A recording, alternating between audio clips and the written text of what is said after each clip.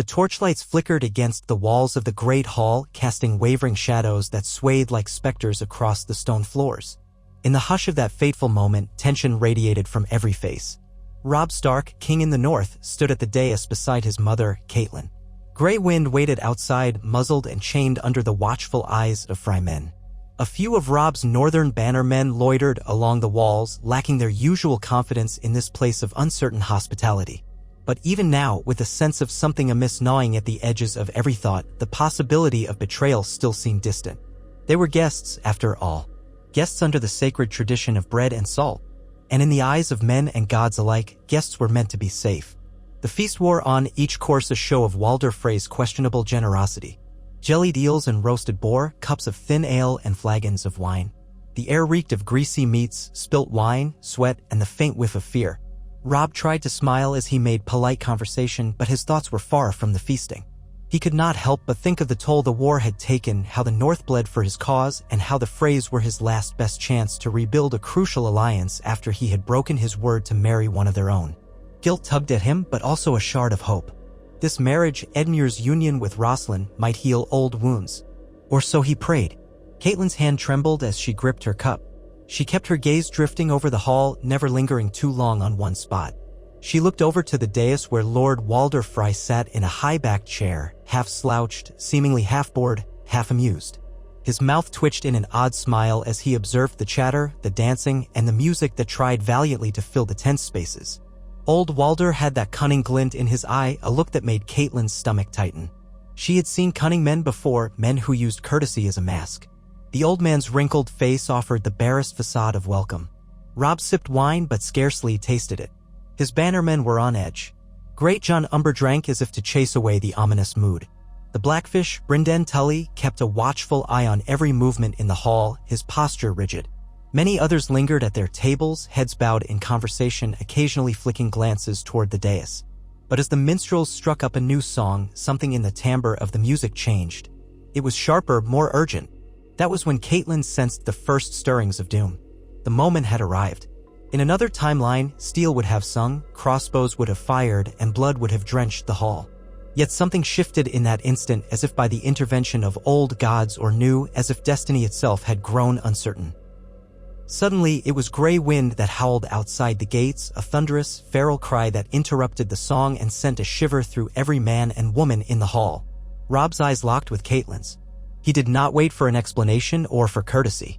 He surged to his feet, overturning his cup. Wine sluiced over the table. Walder Frey stiffened and an uneasy murmuring spread through the gathering.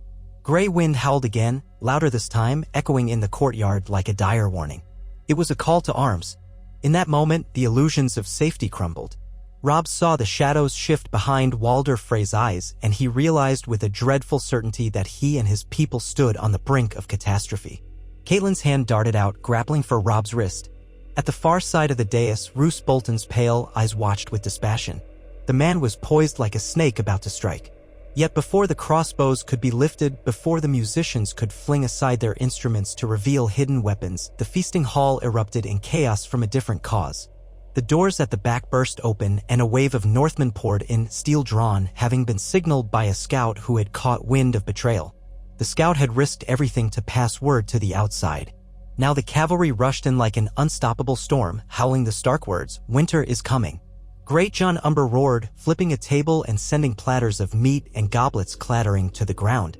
Arrows whistled overhead, but these came not just from Frey guards. Some soared from windows and upper galleries, loosed by hidden men sworn to House Stark or sworn to House Tully, who had come prepared once they suspected a double cross. Walder Frey's wide, roomy eyes blinked in astonishment as he found his meticulously laid trap turned on its head. Grey Wind broke free outside and stormed into the hall, tearing into the nearest Frey men. Screams rang out. The sudden shift was so unexpected, so ferocious, that the Frey soldiers wavered. They had planned an ambush, but the ambushers had themselves been outmaneuvered by the slightest twist of fate.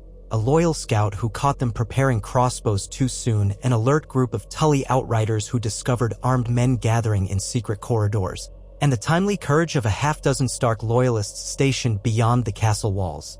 The tide turned in a single heartbeat. Robb seized his sword, unsheathed it, and called for order, "To me. Starks, to me." His voice was iron. Northmen rallied around him, shield to shield, driving into the suddenly confused Frey guards. Bolton men stood uncertain, their weapons half-drawn, their loyalties shifting like leaves in the wind. Some turned on the Freys, others retreated. Roose Bolton himself slipped away in the chaos, his lips pressed in a thin line, leaving Walder Frey to shout curses. The carnage was quick and brutal. Walder Frey's men, though numerous, found themselves attacked from both sides. The Greyjoy's booming war cries reverberated as he cut down those who tried to harm his king. Brynden Tully fought with silent skill, a fish in water amid the swirl of steel. And in the midst of it all, Robb Stark's voice carried above the din, calling for quarter to those who would yield. The king in the north had no desire to slaughter men who threw down their arms. He wanted to prove his honor still mattered. Cailin, trembling with relief and horror, watched as Walder Frey was forcibly disarmed. One of the Northmen pinned the old lord's arms behind his back, careful not to kill him. The lord spat in fury, spluttering out his frustrations, but the momentum was lost. The Red Wedding had failed. Frey's treachery was unveiled before it could be fully unleashed. When the last echoes of battle died away and the moans of the wounded filled the hall, Walder Frey found himself dragged before Robb Stark. The old man's eyes were bloodshot, his face contorted with rage. Robb's features were grim, a trickle of blood on his cheek, though it did not appear to be his own. Grey Wind paced at the edge, panting, muzzle stained red. "You would break guest, right?" Robb's voice was raw, each word resonating with the fury of betrayal. "And butcher your own allies?" Walder Frey spat at Robb's feet. "You broke your vows. You cast aside my daughter for some foreign wench." Spit hung on the old lord's lips. "You gave me cause." Cailin, regaining her composure, stepped forward. "We're guests, and you swore we'd be safe beneath your roof. The crime you intended to commit can never be undone." Frey only hissed, turning his head away. He was trembling now, whether from anger, fear, or the weight of his failure, it was impossible to say. Across the hall, the Frey survivors were disarmed, forced to kneel. A hush blanketed the enormous space, broken only by the quiet sobs of Walder's own kin who looked on in horror and the rattling breath of the dying. Robb, his hands still tight on his sword, addressed the men kneeling there. "Who among you would renounce Walder Frey and swear loyalty to your rightful king?" It was an ultimatum, but also a test. The younger Freys, some cunning, some merely frightened, exchanged uncertain glances. They had just watched their patriarchs plotting unravel in a matter of heartbeats. Some of them had lost everything in that moment. Slowly, one by one, they lowered their gazes and raised their hands to yield. Others bowed their heads in shame, uncertain of their place in this new order. Edmure Tully emerged from behind an overturned table, his tunic torn in the fighting, Rosalind Frey clutching at his arm, her eyes puffy with tears. She had no idea of the betrayal her father had planned. She had been as much a pawn in his schemes as anyone else. Edmure's expression was a mix of relief and disbelief. He led her gently forward, and she fell to her knees before Robb, not out of devotion but in shock, her face streaked with tears. "My lord, my king. I did not know. I beg forgiveness for my family." Cailin glanced at the girl with pity. There was kindness in the Tully side of her that hated to see a young bride used as a tool in her father's treachery. Robb nodded, silent for a moment, and then he sheathed his sword. The clank of steel against scabbard echoed. "The wedding is done," he said, breath quivering with emotion. "Edmure is my uncle by marriage. You are my kin in a sense. You shall not be harmed provided you had no part in this plot." Rosalind shook her head vehemently. Edmure put a protective arm around her. Robb's expression softened. He raised his voice for all to hear. "Let it be known that House Stark does not punish the innocent. Any Frey who had no hand in this betrayal and who will swear loyalty now may stand." A few hesitant figures rose, among them Rosalind's brothers and sisters, some too young to fight, some too frightened to have fought at all. "The rest," Robb said gravely, "will face justice for their crimes." Beside them, Walder Frey let out a hacking cough that might have been laughter. "Justice? You northern fool. You don't even know the game you're playing. You think stopping me changes everything? Roose Bolton is out there. The Lannisters, Tywin, and his precious children, they are not so easily undone." Robb's jaw clenched, but he showed no sign of backing down. Cailin could see the tension in his posture, the strain in his eyes. He was young, but war had aged him. "We shall face whatever comes," Robb said, "but we will not be cowed by such threats. Certainly not from the likes of you." The great John growled, stepping forward with a savage grin. "Just say the word, your grace, and I'll lop off his head and stick it on a spike for the crows." Robb lifted a restraining hand. "No, we are not butchers. We will hold him, and the realm will know what nearly transpired here. Let men decide what becomes of those who break the oldest laws of gods and men." He turned, scanning the wounded. "See that our owner tended. Send word to Lord Bolton if he can be found that if he stands by his vows, he shall rejoin us or else stand aside. I have no wish to begin more bloodshed than necessary." And so the Red Wedding ended before it truly began, though the horrors of what might have been lingered in every mind. Blood stained the floors and many men had died. But House Stark lived, its king standing unbroken, the North's banner still flying free. In the days that followed, the fortress rumbled with uneasy tension. Some whispered that the old gods themselves had intervened, that gray wind's howl had been an omen. Others said it was pure luck or the cunning of a handful of watchful men. Whatever the reason, Robb Stark and his forces secured the twins, holding Lord Walder Frey and his direct co-conspirators captive, while those deemed innocent or at least not actively complicit remained as unwilling guests. Rosalind Frey became an uncertain bridge to her father's house, with Edmure Tully by her side. Robb knew that victory in that hall was but the first step in a larger war. Word would spread fast. Tywin Lannister would surely hear of Walder Frey's failure. Roose Bolton, if he had not already fled, might be lingering nearby, uncertain whether to slink back into the king in the North's good graces or declare openly for the Lannisters. The alliances that had once seemed lost might be reforged with Frey hostages in hand. Yet Robb could not forget that he had broken his promise to marry a Frey daughter. Even if he had survived this betrayal, the rift caused by that broken vow would be hard to mend. Late one evening, in one of the smaller solar chambers of the twins, Robb and Cailin conferred with their key advisors. Brynden Tully, grim-faced, his hair more salt than pepper, stood by the window, gazing into the courtyard below. The Great John paced near the door, restless. Rickard Karstark's absence was felt. His anger at the Lannisters had led him to commit grave misdeeds, and Robb, in an act of justice, had executed him not long ago. The memory still weighed heavily on the young king. "We can't remain here forever," said Brynden quietly. "We've pinned the Freys in and the castle is secure, but Tywin Lannister won't sit idly by." Cailin folded her arms. "I agree. The longer we linger, the more time our enemies have to prepare. Word will travel to King's Landing that Walder Frey's plot has failed. If Lord Tywin was counting on a decisive end to us, he'll move swiftly in another way." The Great John let out a grunt. "Let him move. The North remembers. We'll have a proper fight soon enough." He paused, his mood darkening. "We need to see to those Bolton men, though. If they are traitors, best we find out soon. If not, we need their strength." Robb nodded. The old alliances were in tatters, but some might yet be salvaged. "We march in 3 days. The Freys who remain loyal can march with us or stay behind under a new appointed lord who pledges fealty. Walder will be our prisoner, perhaps as a bargaining chip if the need arises." The Blackfish turned from the window. "And Edmure and Rosalind?" A flicker of regret crossed Robb's face. "They will ride with us. I can't leave my uncle or my new aunt here. The risk is too great. I will not see them used as pawns again." Cailin studied her son, pride and worry mingling in her. He was learning the brutal lessons of leadership swiftly, forced by circumstance and betrayal. At last, she spoke quietly. "You are the king in the North. But never forget that you are still a Stark. Our name carries honor, but the realm is full of those who value power above all else. Keep your wits." Robb bowed his head slightly. "I won't forget, Mother. This time we move with caution. No more blind trust. We do not sacrifice our honor, but neither do we walk willingly into traps." Outside, the moon slipped behind passing clouds, casting the fortress into deeper gloom. The night was strangely silent after the turmoil of the wedding feast. Within those thick walls, the seeds of a new plan were sprouting, one that would see the North rise from the ashes of near disaster. The days moved quickly.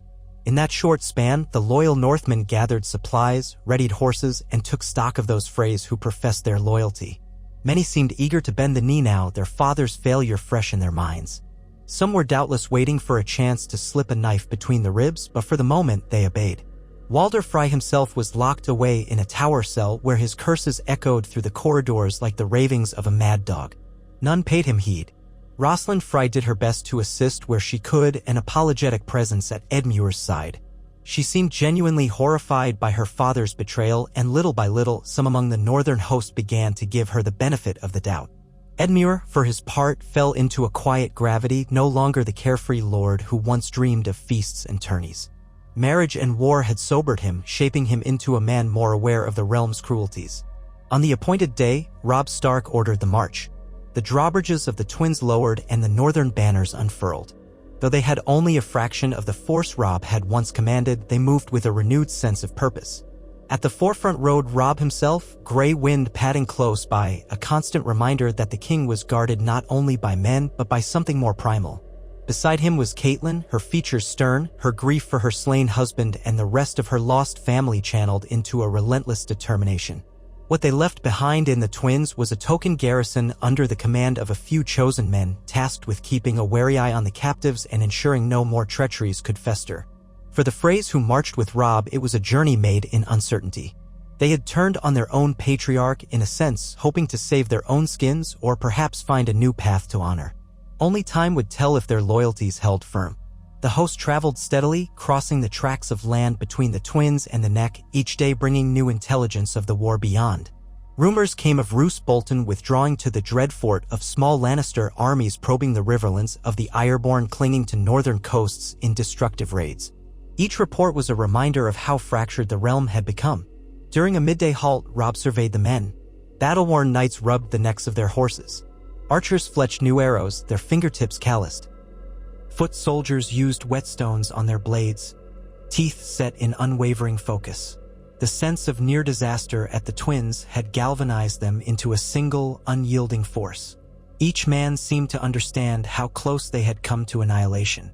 Now they would fight with the fervor of those who had cheated death. Cailin stood beside Robb as he gazed across the camp. "We must look to the future," she said, her voice low. "The North remains threatened by the Ironborn. We also risk Tywin Lannister's cunning in the south. Where do we strike first?" Robb exhaled. "We secure the Riverlands. My uncle Edmure's seat at Riverrun is more than symbolic. It's a strategic heart. If we can push out the Lannister forces, we'll have a base from which to negotiate alliances or plan further campaigns. Then we'll deal with the Boltons if they stand against us. Finally, we'll turn our attention to the Ironborn in the north. One step at a time." Cailin nodded. It was as good a plan as any, given the disarray of the realm. "And do you still wish to see if we can strike peace with King's Landing? Or has that chance passed?" He paused. "If peace were possible on fair terms, I would take it. But I doubt the Lannisters will offer anything that respects our sovereignty. Not after this. They counted on our demise at the twins. Tywin Lannister won't forgive us for surviving." Quietly, in the hush of the midday heat, they reflected on the path ahead. For a moment, Robb allowed himself to remember Winterfell as it had been. A place of warmth even in the cold, where his father's stern wisdom and his mother's love shaped him into the man he was. He recalled the crackle of hearth fires, the faint smell of pine, the distant howls of wolves in the dark. So much had changed since that simpler time. Gray wind let out a rumbling growl at a passing group of Frey men, reminding Robb that the tension between old enemies was only half buried. He reached down to calm the direwolf. The men gave the beast a wide berth, eyes flickering with fear. That night, the sky opened and rain poured in unrelenting sheets, turning the road into thick mud. Soldiers huddled under makeshift awnings, trying to keep their armor and weapons dry. Lightning flashed, illuminating the camp in stark relief. In the flicker of that white radiance, Robb thought again of how precarious their situation remained. A single stroke of fate had saved them from slaughter, but war still raged. Late in the stormy night, Cailin sat alone in her tent, listening to the drum of rain on canvas. Her thoughts roamed to her lost daughters in King's Landing, to Bran and Rickon rumored dead, though she had heard fleeting mentions they might be alive. She prayed the rumors were true, and she prayed that somehow, in this sea of bloodshed, her family would endure. The next day, as the weather cleared, they continued onward. Scouts ranged far ahead, ensuring no ambushes waited. When they approached the outskirts of Riverrun's domain, relief washed over many. The Tully seat had been embattled before, but it stood as a symbol of resilience. At first sight of the castle's banners, Edmure's spirits visibly rose, though the knowledge of what had almost befallen him could not be wiped away so quickly. They were greeted with cautious optimism by the defenders. The gates opened, and the men of the North and the Riverlands streamed inside. Edmure embraced his remaining loyal bannermen. Robb met with the castle's steward, hearing of the skirmishes that had flared in the surrounding lands. Small Lannister detachments had withdrawn, hearing the king in the north still lived and marched this way. Yet the threat was far from gone. Within Riverrun's walls, for the first time in what felt like ages, some measure of normalcy greeted them. Warmth from hearths, the smell of cooking bread, the presence of common folk unbloodied by the war. Children gaped at the soldiers from behind stone archways, curiosity mixed with fear. The arrival of Grey Wind caused hushed excitement. Many whispered that the direwolf was a sign the old gods walked with Robb Stark. That evening, Robb held council in the Great Hall. Men of rank and name circled around the table, among them the Blackfish, Edmure, the Great John, several other lords of the Riverlands, and a few Freys who had rallied to Robb's cause. Outside, twilight deepened. Torches and braziers lit the hall with dancing light. They spoke of unifying the Riverlands fully under the Stark Tully banner once more. Many local lords who had previously wavered, frightened by the might of the Lannisters, now saw hope in Robb's survival. He commanded respect. They planned to send ravens to each holdfast, calling men to arms, forging the alliance anew with the promise of swift retribution against Lannister aggression. Brynden Tully tapped a parchment with a scarred forefinger. Roose Bolton's position remains unclear, he said, frowning. If he truly aimed to betray us, he'll be licking his wounds after Walder's failure. It might be wise to move on the Dreadfort once we secure these lands. But if Roose claims he had no part in this betrayal, we might not want to weaken ourselves with another fight. The Boltons have men we could use in the north. Robb's eyes hardened. I don't trust him. He left too quickly. Still, we have bigger threats at the moment. Tywin Lannister is the key. If we can force the Lannisters to bend or break, then the rest will follow. They went on late into the night, voices rising and falling, mapping out contingencies. A fresh sense of determination bound them.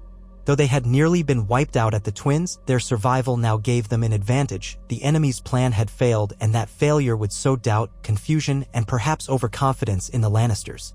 Tywin might rush to rectify the situation before the Starks and Tullis could regroup.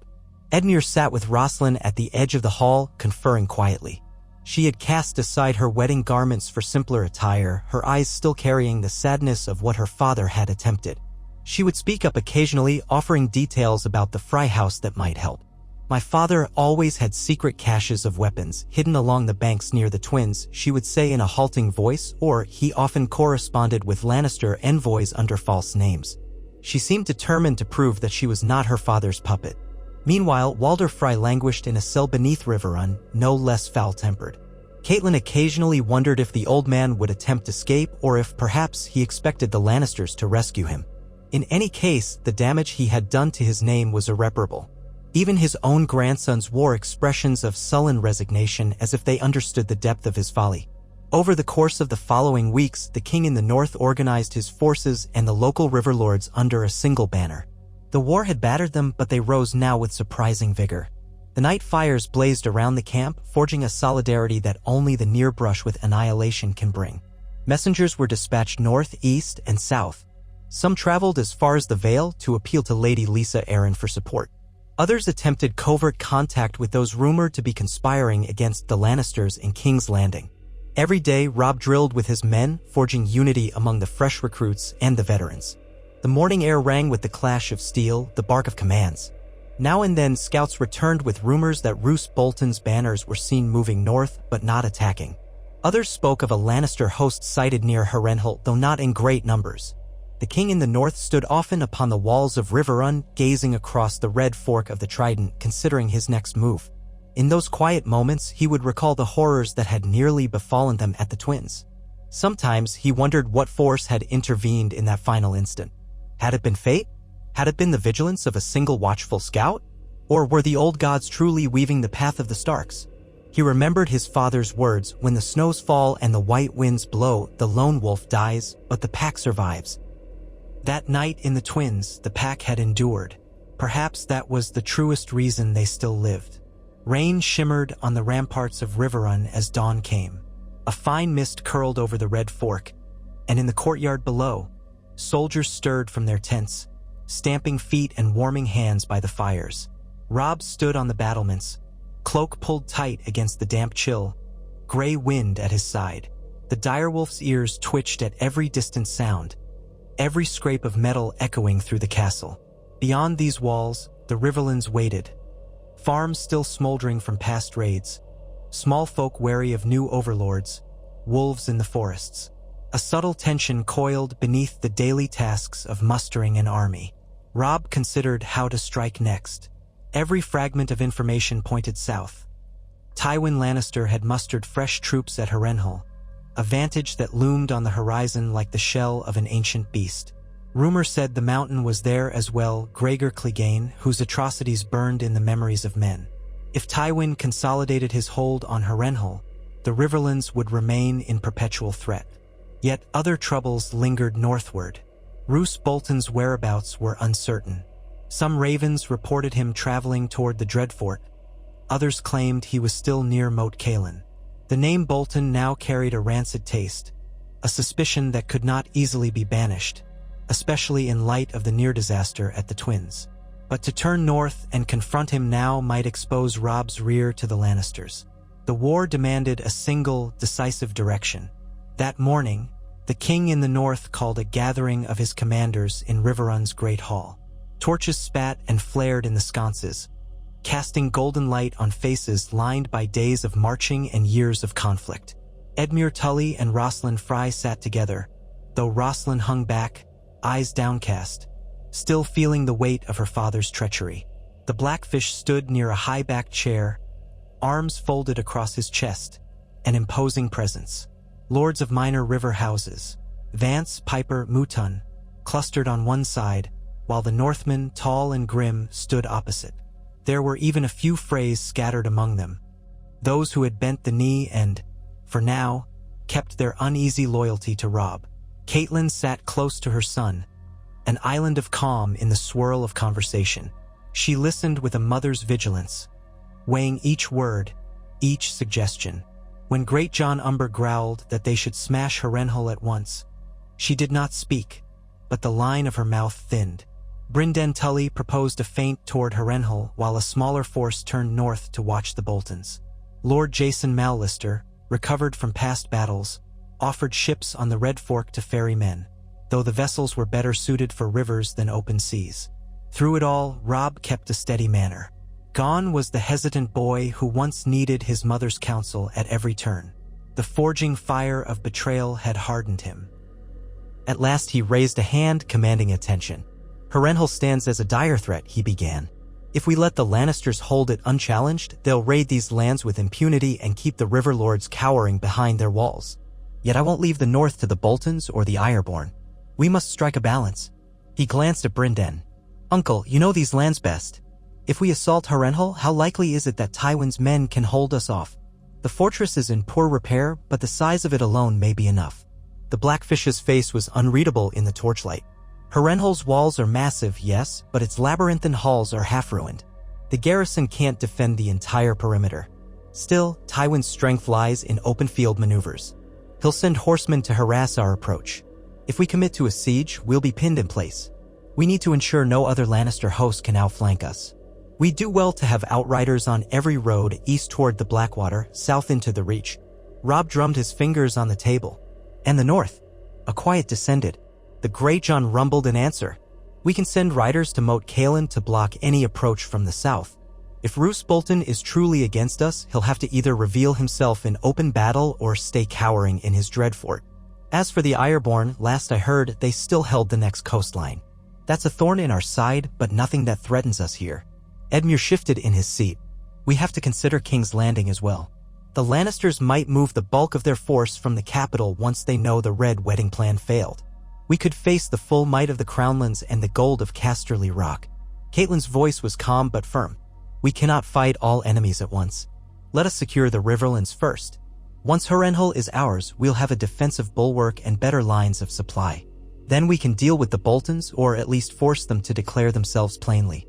As for the Ironborn, if we can rally more northern lords, Mandoli of White Harbor, Serwyn, Tallheart, they might root out the raiders. Robb nodded, gaze passing over each face. Yes, we'll march on Harrenhal. Lord Vance and Lord Piper, I want your men to guard against any Lannister outriders west of the fortress. The Great John will take a portion of our cavalry up toward the Green Fork to ward off any sneaking flank attacks. The rest of us will move in. With luck, Tywin has not yet reinforced the castle in great numbers. If the mountain is there, we'll bring him to heel." He paused, letting the plan sink in. "Be ready in 3 days. We strike swiftly. The king in the north will not cower behind walls." A ripple of agreement went around the chamber. Even those who had concerns kept them to themselves, trusting in Robb's leadership or at least in the strength of the assembled host. Outside, the wind pressed against the tall windows of Riverrun, a reminder that autumn crept ever closer. And with autumn came the threat of a deeper cold. That night, Robb lingered in Riverrun's Godwood. Its weirwood tree was a smaller one, not so ancient as the great heart trees of the north, but still carved with a solemn face that bled sap as red as old wounds. In the gloom, he knelt, pressing one hand to the trunk. Grey Wind stood behind him, silent. Robb's thoughts drifted to Ned Stark's memory, to the father who had taught him the meaning of justice, who had always reminded him that a lord's duty was to protect and to serve. He wished, not for the first time, that Ned were here to guide him. But Ned was gone, lost to the Lannisters' treachery. A quiet footstep alerted him to Caitlyn's presence. She approached gently, not wishing to intrude on his reverence. After a time, she rested a hand on his shoulder. "Your father would be proud," she said softly. Robb closed his eyes. "I hope so. Sometimes I wonder if I do the right thing, making war. But I see no other way." "There may not be another way," she said. "But remember that the strength of House Stark lies in unity. Don't carry the burden alone. Your men follow you because they believe in you." He rose, turning to face her. "I know, and I'll give them every reason not to doubt. We'll restore the North, Mother. We'll see the Riverlands whole again. And if the Lannisters come for us, we'll show them what it means to face wolves in their own den." She gave him a faint, sad smile, and for a moment, the weight of their losses, of Bran and Rickon's rumored deaths, of Sansa's captivity weighed on them both. Then, in unspoken accord, they left the Godwood and returned to the castle's warmth, hearts set on the battles to come. On the second day of preparations, an unexpected company arrived at Riverrun's gates.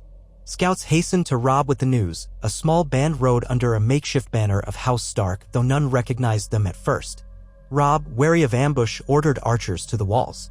But when the gates parted, the riders approached peacefully, among them a sullen man in patched armor, a girl with short-cropped hair, and a handful of others. Caitlin came running when word spread like wildfire. A girl with a Stark face. Might it be Arya? The name alone caused hearts to skip. Robb bounded down the steps to the courtyard, flanked by Grey Wind.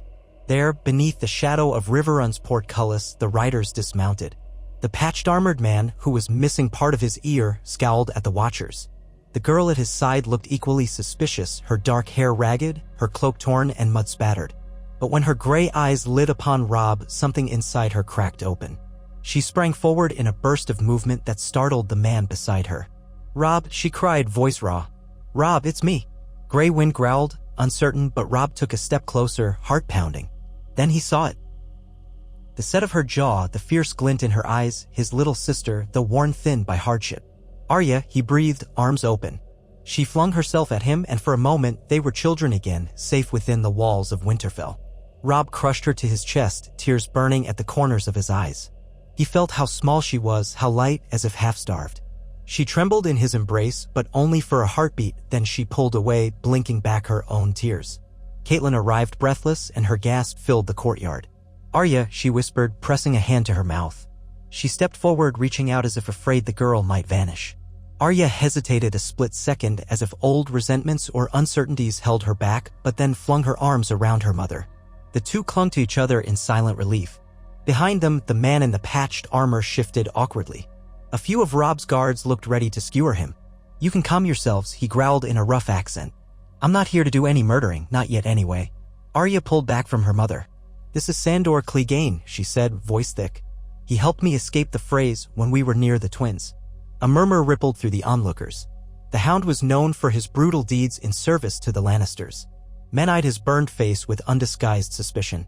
Robb narrowed his gaze. "And what brings you here?" Sandor spat on the cobblestones. "I'm no Lannister dog now. I brought your sister here to collect my reward, silver, gold, whatever will get me on the road again. I've no love for your family, Stark, but I owed the girl." Arya glanced between them. "He saved me from the Red Wedding. He knew something was wrong. When we got there, we saw the fighting break out. Your men overcame the Freys. We ran before we were caught in the aftermath. A brief hush followed as they all considered the near miss. Arya had almost walked into that slaughter. Robb's blood chilled to think of it. He forced his voice steady. "You have my thanks for protecting her. If you expect payment." I do," Sandor cut in. "And then I'll be off." Robb studied the man's scarred features. The hound was dangerous, skilled, but also one who'd turned his back on Joffrey. "Very well. You'll have gold enough to see you well supplied." He flicked a hand and a guard stepped forward. "First, you relinquish your weapons and remain as our guest until we sort out details." Sandor snorted but unbuckled his sword belt. "Fine, but be quick about it. I'm no crow pecking at corpses. I don't fancy a war camp." Arya looked uneasy, but her face softened when Robb gently placed a hand on her shoulder. "We'll talk more later," he promised, voice thick with emotion. "Right now, Mother will see you fed, clothed, and rested." Even as the reunion filled them with joy, they felt a deeper ache for the others lost, Sansa in King's Landing, Bran and Rickon rumored dead, though no one had found their bodies. Still, in that moment, hope flickered anew. One more Stark was home. In the following days, Arya prowled Riverrun like a restless cat, reacquainting herself with some semblance of safety. She sparred with wooden swords, outpacing boys taller and stronger than her. She ate with a ferocious hunger and regaled her mother and brother with pieces of her story, though she kept many details locked inside. She asked after their father, and Cailin had to relive the pain of explaining Ned's death. Arya swallowed that grief in her own way, turning it into a quiet steel in her eyes. Robb felt a swell of protectiveness for his little sister. He found time to sit with her in the castle's yard, letting her hold Grey Wind's leash while the direwolf sniffed at her, slowly warming to her presence. They reminisced about Winterfell, the lessons Master-at-Arms Roderick Castle had given them, the feasts in the Great Hall. Yet the conversation inevitably turned to war. Arya asked if they planned to rescue Sansa. Robb hesitated, admitting that he had no clear path to King's Landing yet. That stung Arya, but she said little, only clenching her fists and glaring at the training dummies. Cailin, meanwhile, remained quietly overwhelmed by her daughter's return. She hovered near Arya when she could, offering small comforts, a brush for her tangled hair, new boots to replace threadbare ones. But she saw that Arya's spirit had changed, shaped by hardships that few children should endure. There was a feral streak in her now, a readiness for violence. Late at night, by candlelight in a private chamber, Cailin confided in Robb that Arya sometimes muttered names under her breath in her sleep, as if reciting a litany of the condemned. Robb listened, troubled, but had no easy answers. They had all changed. Within Riverrun's dungeons, Walder Frey remained sullen, cursing anyone who came near. Edmure wanted to drag him before a tribunal of Riverlords, but Robb thought better of it, insisting they might still. Elle used Lord Walder as a bargaining chip should the Lannisters or Boltons attempt to strike deals. Some of Walder's brood roamed the castle, stripped of power but free to move under watch. Their sullen faces reminded everyone of the near disaster that had been narrowly averted. At last, the day to march on Harrenhal arrived. Drums pounded at dawn, sending a thrumming pulse through the cold air. Horns sounded along Riverrun's walls, calling men to assemble. Horses whickered in the yard, breath steaming in the chill. Banners of the direwolf and the Tully Trout snapped in the wind side by side, joined by lesser sigils: House Mallister's eagle, House Vance's torch, House Piper's red bending flail. Fewer men than in the early days of Robb's campaign, but perhaps more determined, more seasoned. Arya insisted on riding with the host, refusing to be left behind. Cailin argued for her to stay, but Arya would not relent. At last, Robb agreed to let her come, provided she remain with the baggage train under guard. The girl promised, though with a glint in her eye that suggested she might find her way to the front lines if the mood struck her. Sandor Clegane took his golden horse, but lingered at the rear of the camp, half unwilling to leave. Perhaps some instinct told him he was safer under Stark protection than out in the war-ravaged countryside. Or perhaps the memory of Joffrey's cruelty still echoed in his dreams. Either way, he rode not far from Arya, keeping silent watch as though uncertain of his own motives. Robb left a garrison at Riverrun, commanded by Ser Desmond Grell and a contingent of reliable riverlords. He could not risk the castle's capture if the Lannisters slipped behind them. With the fortress secure, the main force moved east, following the Red Fork's winding course toward Harrenhal. The land bore scars of conflict: burnt farmsteads, ravaged fields, scattered bones by the roadside. Now and again, they passed groups of small folk, gaunt-faced, eyes brimming with suspicion. Robb ordered his men to share what rations they could spare, to behave with honor. The king in the north would not pillage his own people. When at last they came within sight of Harrenhal's colossal towers, their spirits wavered. Even in ruin, the fortress was impossibly vast. Its melted stone battlements rose like grasping claws against the sky. Smoke rose from within the walls, hinting at cook fires or perhaps smoldering remains. In the distance, they glimpsed Lannister banners hanging limply in the still air. Scouts returned with word that Tywin had not yet arrived in full force. Only a portion of his men, led by the Mountain, held the castle. But any comfort was overshadowed by the knowledge that Gregor Clegane commanded a savage garrison. Robb gave the order to encircle Harrenhal, setting up lines of siege. The Great John took command of a flanking maneuver, ensuring no riders slipped out to summon reinforcements. The approach to the walls was treacherous. Moats turned foul, stakes bristled with sharpened points, and rumor told of hidden ways in and out. Brynden Tully led the vanguard, carefully probing the perimeter for weaknesses. Archers strung their bows, knights readied lances, and foot soldiers hammered sharpened stakes into the ground to guard against charges. On the second morning of their siege, a unit of Harrenhal's defenders attempted a sortie at dawn, hoping to catch the Northmen off guard.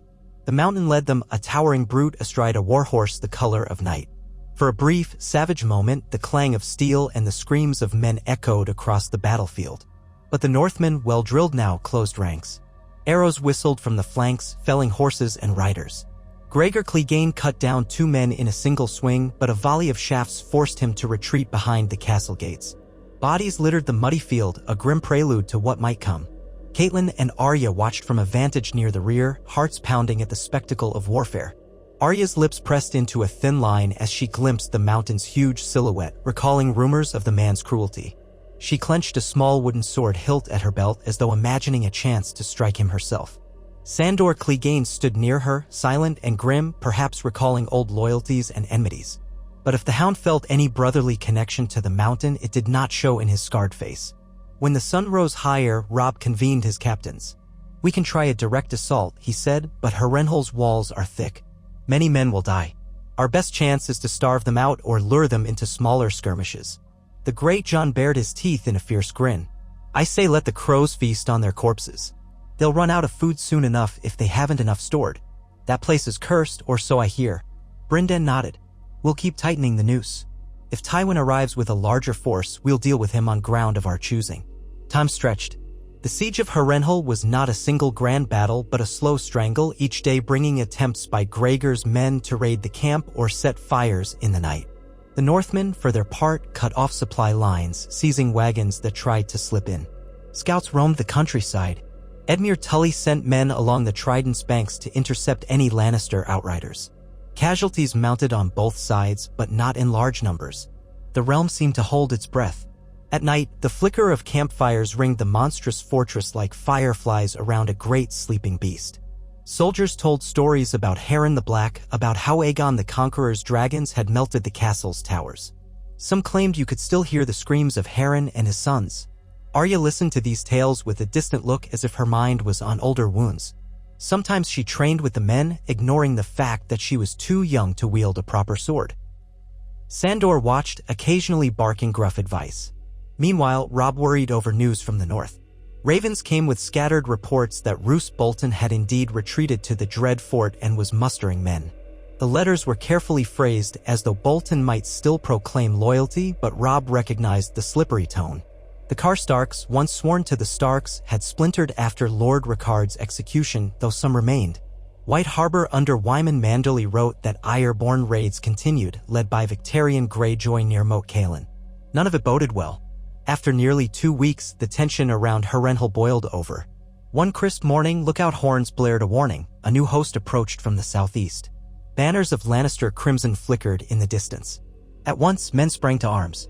The king in the north ordered his cavalry to mount, foot soldiers to form ranks. Had Tywin himself come at last?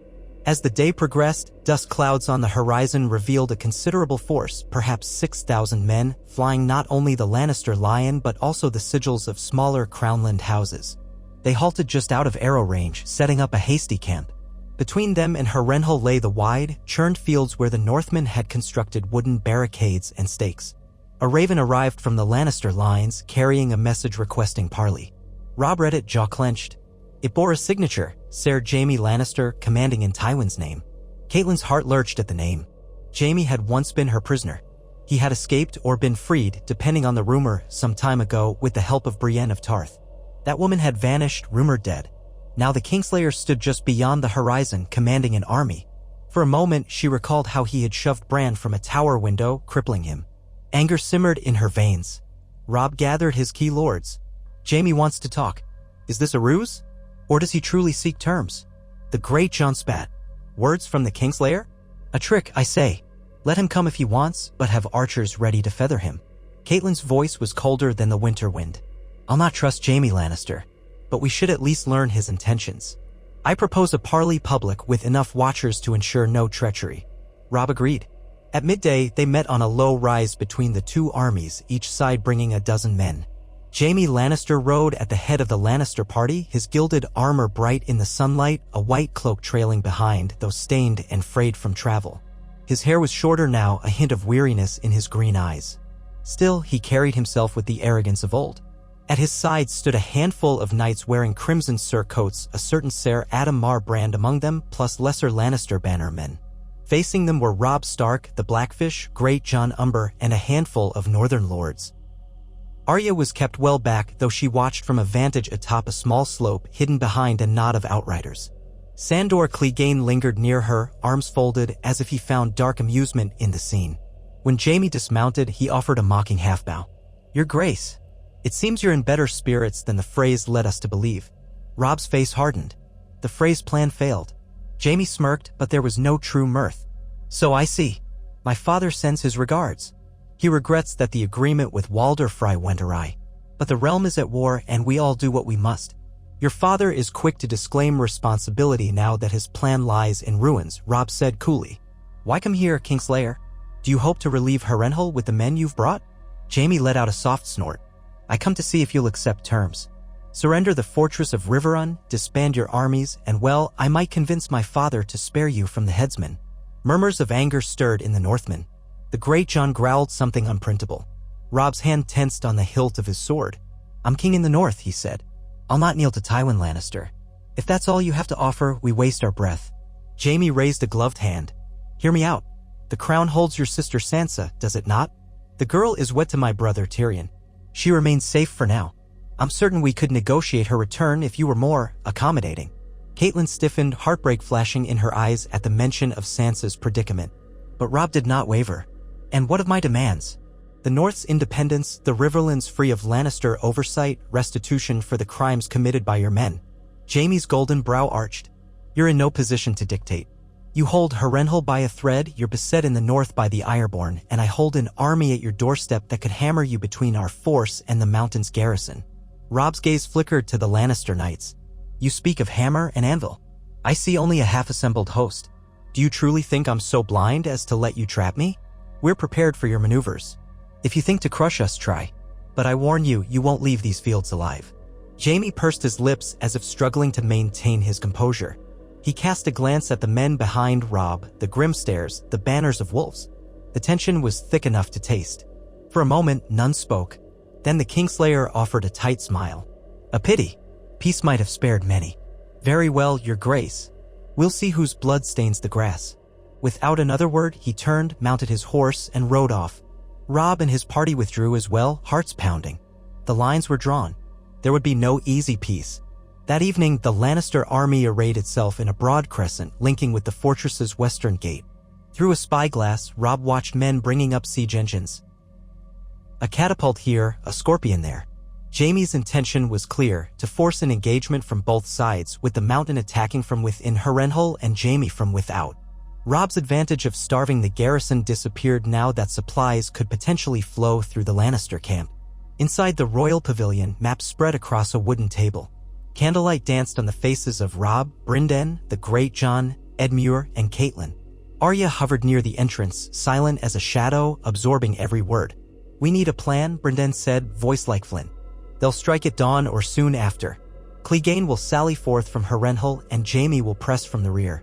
We'll be pinned." The Greatjon grunted. "Let them come. We'll meet them head-on. Form shield walls to the front, cavalry on the flanks, crush them in the mud." Edmure's face reflected unease. "We risk being caught between hammer and anvil, just as Jaime said. Harrenhal's walls, no matter their condition, give them cover to retreat and strike again. We must be cunning." Robb's eyes flicked over the map, tracing lines of approach. "A direct fight on two fronts is dangerous. But if we can lure the mountain out in force, then seal him off from returning to the castle, we might handle Jaime's cavalry separately." A hush fell. At length, Brynden nodded. "Divide and conquer." Cailin added, "We could feign a weakness in our lines near the fortress gates. Draw the mountain out. If we close a pike wall behind him, he won't be able to retreat. Meanwhile, our main strength can wheel and face Jaime." Robb tapped the table, forming the shape of his plan. "Yes. We'll need perfect timing. The Greatjon, with a strong vanguard, can provoke the mountain. Once he's out, a second force under Lord Vance or Lord Piper moves in to block the gates. The rest of us pivot to the Lannisters outside. If we break Jaime's line fast enough, we can turn back and deal with the mountain stuck in the field." The plan was risky, relying on coordination, discipline, and a fair portion of luck. But war left few guarantees. The men discussed final details, assigned units, and then parted to see preparations through. Outside the pavilion, the camp was hushed except for the distant bray of a mule, the low talk of sentries.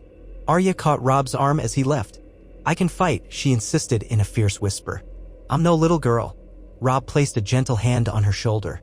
"You're a Stark of Winterfell," he said. "But tomorrow's battle will be chaos. Stay near Mother and the baggage lines. If anything goes wrong, you run." Her face twisted with frustration. "I can do more than run." He gave her a tight smile, so reminiscent of their father that it made her chest hurt. "I know.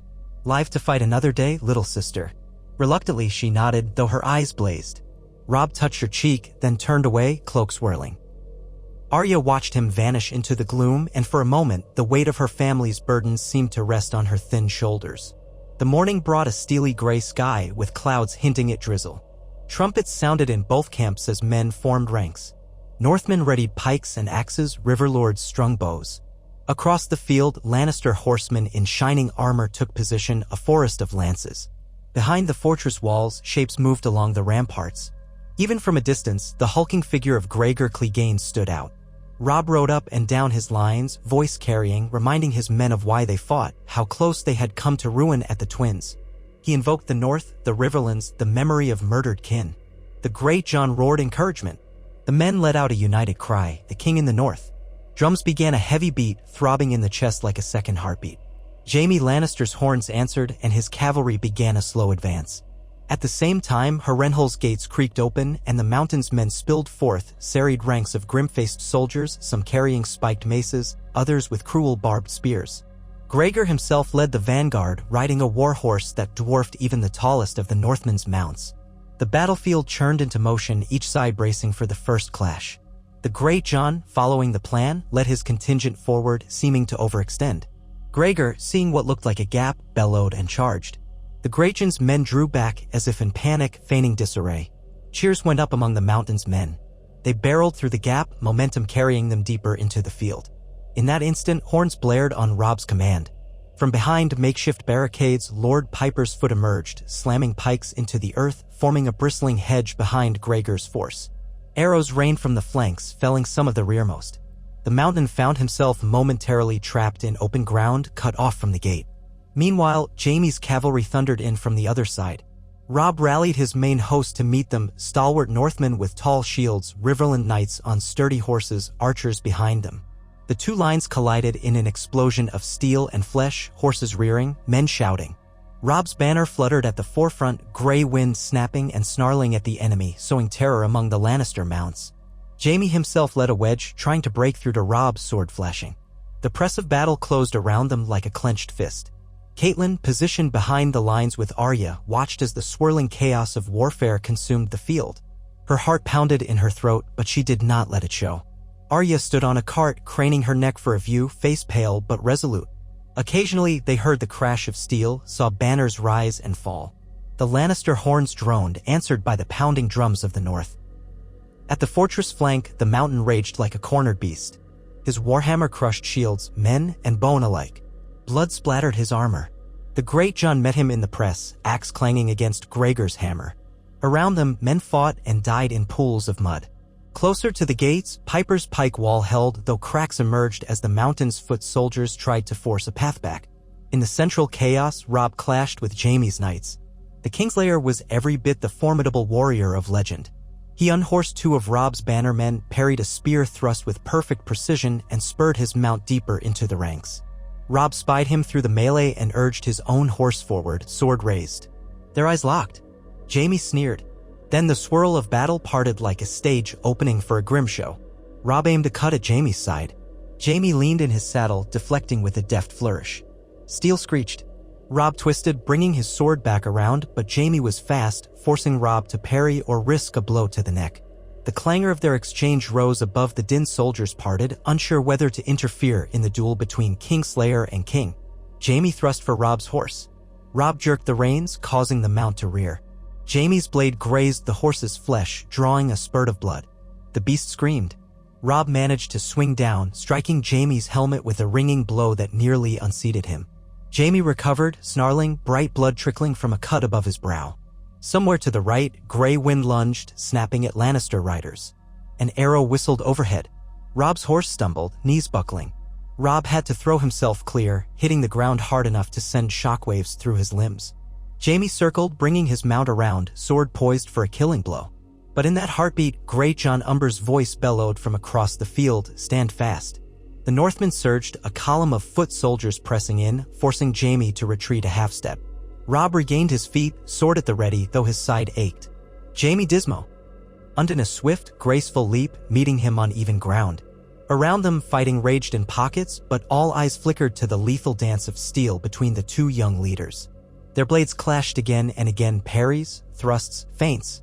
Jaime was older, more experienced, but Robb had the agility of youth, the sharpened reflexes honed by countless battles since the war began. Sparks flew from each impact. The ground was slick with mud and blood, making footwork treacherous. Jaime tested Robb's defenses with cunning arcs, and Robb responded, using the harsh lessons he had learned at Whispering Wood, Oxcross, and other conflicts. A savage grin twisted the Kingslayer's lips. "You fight well for a pup. Your father." Robb cut him off with a fierce onslaught, slashing at Jaime's side. Jaime swore, stepping back, and for a moment Robb almost broke through. But Jaime angled his blade, turning aside Robb's strike. "I killed men far greater than you," Jaime hissed, pressing forward. "You're just—" He never finished the sentence. An arrow, loosed from some unknown bow in the press, found a gap in Jaime's armor, striking just above his left hip. Jaime staggered, eyes going wide. Robb seized the moment, smashing the pommel of his sword against Jaime's helm. Jaime collapsed to one knee, breath hissing between clenched teeth. His sword arm sagged, and Lannister men began shouting in alarm. Blood seeped through the Kingslayer's armor, and Robb pressed the tip of his sword to Jaime's throat. The battlefield seemed to freeze, as if the old gods themselves had paused to watch. Jaime looked up, fury and pain contorting his features. Robb's chest heaved, every muscle trembling. A roar of fighting continued on other parts of the field, but in this ring of churned mud, the king in the north faced the Kingslayer, blade at his jugular. For a heartbeat, it seemed Robb might end it then and there, avenging all the Starks had lost. Jaime's eyes fluttered as if expecting the final blow. But Robb spoke, voice harsh. "Yield." For a long moment, Jaime said nothing, panting, blood trickling at his side. At last, with what remained of his pride, he spat, "I yield." A wave of shock passed through the onlooking men. Jaime Lannister had yielded on the battlefield, pinned by the king in the north. Robb lowered his sword, but only just, keeping it near Jaime's neck. "Call off your men," he commanded. "Order them to stand down, or I finish this." Jaime's lips thinned in anger, but he managed a nod, croaking an order to a nearby knight. "Stand down." The knight relayed the command, voice cracking with urgency. Slowly, uncertainly, Lannister horns sounded retreat. The lines began to waver. Some continued fighting, confused or too far to hear. Robb's men, likewise, hesitated. But as word spread that the Kingslayer was captured, the tide of battle broke. On the other flank, the mountain still raged. But with Jaime's men pulling back, many of Gregor's soldiers lost heart. knowing the day might be lost. Robb barked commands, urging archers and pike units to close the trap on the mountain if he would not yield. Gregor, seeing his allies retreat, hurled curses. He attempted to force his way back to Harrenhal's gate, but found it barred by the ring of spears. The Great John, bruised and bleeding, bellowed a challenge. A flight of arrows fell around Gregor, striking men and horses. The mountain roared, fighting on, heedless of the odds. Yet even the monstrous strength of Gregor Clegane could not hold against an entire host. Within minutes, he was surrounded, battered from all sides. Finally, a spear found the joint of his armor near his thigh, toppling him from his horse in a spray of blood. He collapsed heavily into the mud, still swinging in an animal fury. Another spear pierced his side. Another sank into the gap of his visor. Gregor let out a hideous gargle, limbs twitching. Then he lay still, a giant felled at last. A hush fell, broken only by the ragged breathing of the survivors. Harrenhal's gates were slammed shut from within by whatever defenders remained, but they were leaderless now, sealed away from relief. Outside, the Lannister lines dissolved into a chaotic withdrawal. Robb's cavalry harried them, though he soon called them back, not wishing to slaughter needlessly once victory was clear. The day was theirs. Amid the moans of the wounded, Robb kept his blade pressed to Jaime's throat. Guards swarmed around them, disarming Jaime's knights, binding Jaime's hands in chains. The Kingslayer grimaced in pain, the arrow in his side dripping red. Robb stared down at him, recalling how he had once held Jaime as a captive in the north, how Lady Cailin had let him go in a desperate bid to exchange him for Sansa and Arya. That had failed. Now, ironically, he was Robb's prisoner once more. Cailin and Arya reached the scene, stepping gingerly among the fallen. Blood smeared the ground, the stench of death heavy in the air. Arya's gaze flicked to Jaime, and in her eyes burned a hatred that made her tremble. For a moment, it looked as though she might try to stab him with her dirk. But Cailin stayed her, voice trembling. "Not here, not now." Robb turned to them. His face was streaked with grime and blood, but his eyes blazed with fierce triumph. "We have Jaime Lannister," he said softly. "The day is ours." Tears welled in Caitlin's eyes, not purely of joy. Too much sorrow and loss had led to this moment, but there was relief all the same. Arya stared, breath quivering. Men around them dropped to their knees, praising the old gods and the new for the victory. Harrenhal lay partially in their grasp, the Lannister host scattered, the mountain slain, and the Kingslayer captured. It was a triumph beyond what many had hoped for. Yet as the crows began to circle, as the wounded cried for help, the full cost of victory set in. Bodies of Northmen and Riverlanders lay among the fallen foes. Blood slicked the field. The sun that emerged from the clouds shone on a scene of carnage, gilding the broken. Robb lowered his gaze, sheathing his sword with a heavy sigh. War granted no joy without pain. They would have to tend the wounded, bury the dead, secure Harrenhal fully, and decide the fate of the Kingslayer. Word of this victory would rocket through the realm, shaking alliances. Tywin Lannister would seethe. King's Landing might tremble at the news. House Stark, nearly destroyed at the Twins, had risen anew, capturing the Lannisters' most renowned knight and scattering their forces. Somewhere in the swirl of that triumphant gloom, a whisper of hope stirred. Perhaps, after all the betrayal and bloodshed, the North would see a new dawn. The battered wolf had escaped the snare, teeth bared, and the lion lay wounded in its jaws. Only time would tell if that was enough to change the fate of the Seven Kingdoms, or if greater darkness still loomed beyond the horizon. In the meantime, the Starks could claim, at least for a moment, that they had done the impossible. They had survived the Red Wedding, seized victory at Harrenhal, and rekindled the fight for the North's freedom. For the first time in months, Robb Stark dared to believe they might truly have a chance to set things right. They gave Jaime Lannister medical attention, if only to keep him from dying of the arrow wound. He lay pale on a cot within a captured pavilion, wrists bound to iron rings set in the earth. A maester among Robb's host cleaned and stitched his wound, applying salves to prevent infection. Jaime was not grateful. Through gritted teeth, he cursed them all, demanded release. None heeded him, except to ensure he did not bleed out. Robb kept watch from a distance, arms folded. Part of him wanted to simply end the Kingslayer, avenge his father, his house, the childhood he'd lost. But another part remembered Sansa, a hostage in King's Landing. Jaime might yet be a bargaining chip. Moreover, killing a prisoner, even Jaime Lannister, had a taste of dishonor that Ned Stark would not have condoned. War demanded cruelty, but some lines could still be upheld. Beyond the pavilion, Harrenhal loomed in a sullen hush. With the mountain's men scattered, the defenders within faced a grim choice: hold out or yield. Robb ordered small assault teams to probe the gates, but found them barricaded. Rather than waste lives in a direct storming, he waited. Hungry men behind thick walls often saw sense sooner rather than later. The battered remains of Jaime's force had fled east, heading toward the Blackwater or the Gold Road, presumably to regroup with Tywin's larger host. Robb sent outriders to shadow them. It was too risky to chase them far with Harrenhal unclaimed. A sense of uneasy triumph settled over the camp. They had won a great victory, but the war was far from over. That evening, Arya found Sandor Clegane near a cookfire, gnawing on a piece of roasted meat. The hound eyed her approach warily, as if expecting a confrontation. Arya said nothing for a moment, her dark eyes reflecting the flicker of flames. At last, she spoke in a quiet tone. "You fought today. I saw you cut down more than a few men." Sandor shrugged. "Fight or die, girl. That's war." She watched him a moment longer. "Are you leaving now that you've been paid? You've had your fill of gold, haven't you?"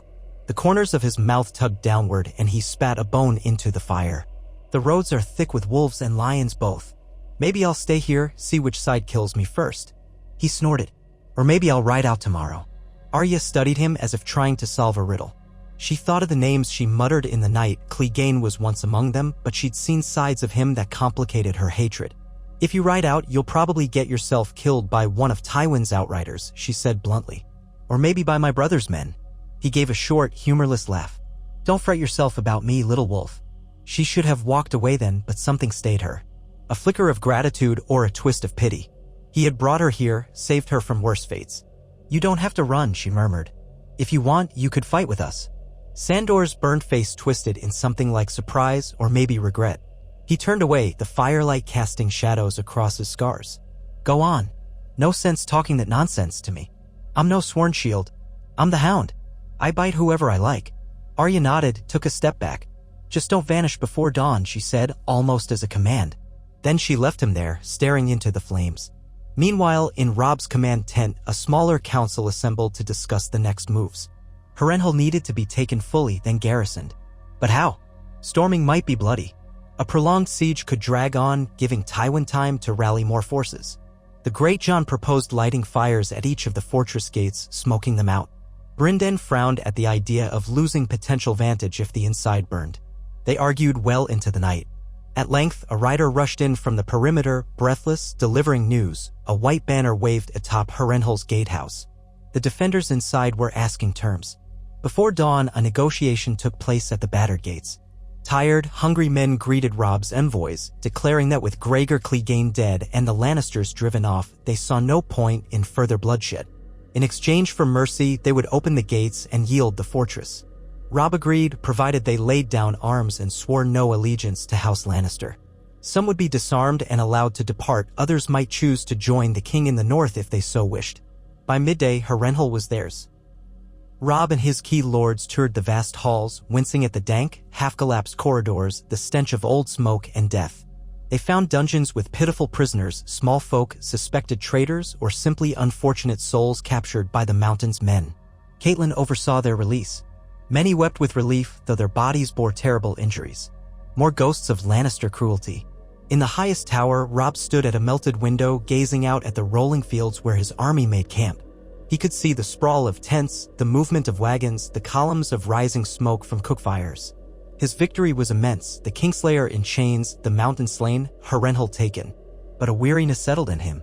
This fortress was a cursed place, a ruin left by the dragons centuries ago, haunted by cruelty and pain.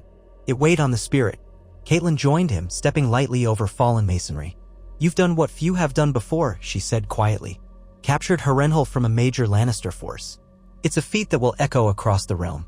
He exhaled. It won't bring father back, nor Bran and Rickon if they truly are gone. His gaze drifted. Nor free Sansa as long as the Lannisters hold King's Landing. There's so much left. She laid a hand on his forearm. Yet you've protected the Riverlands. And you've shown the North that you are worthy to lead. One step at a time, Robb.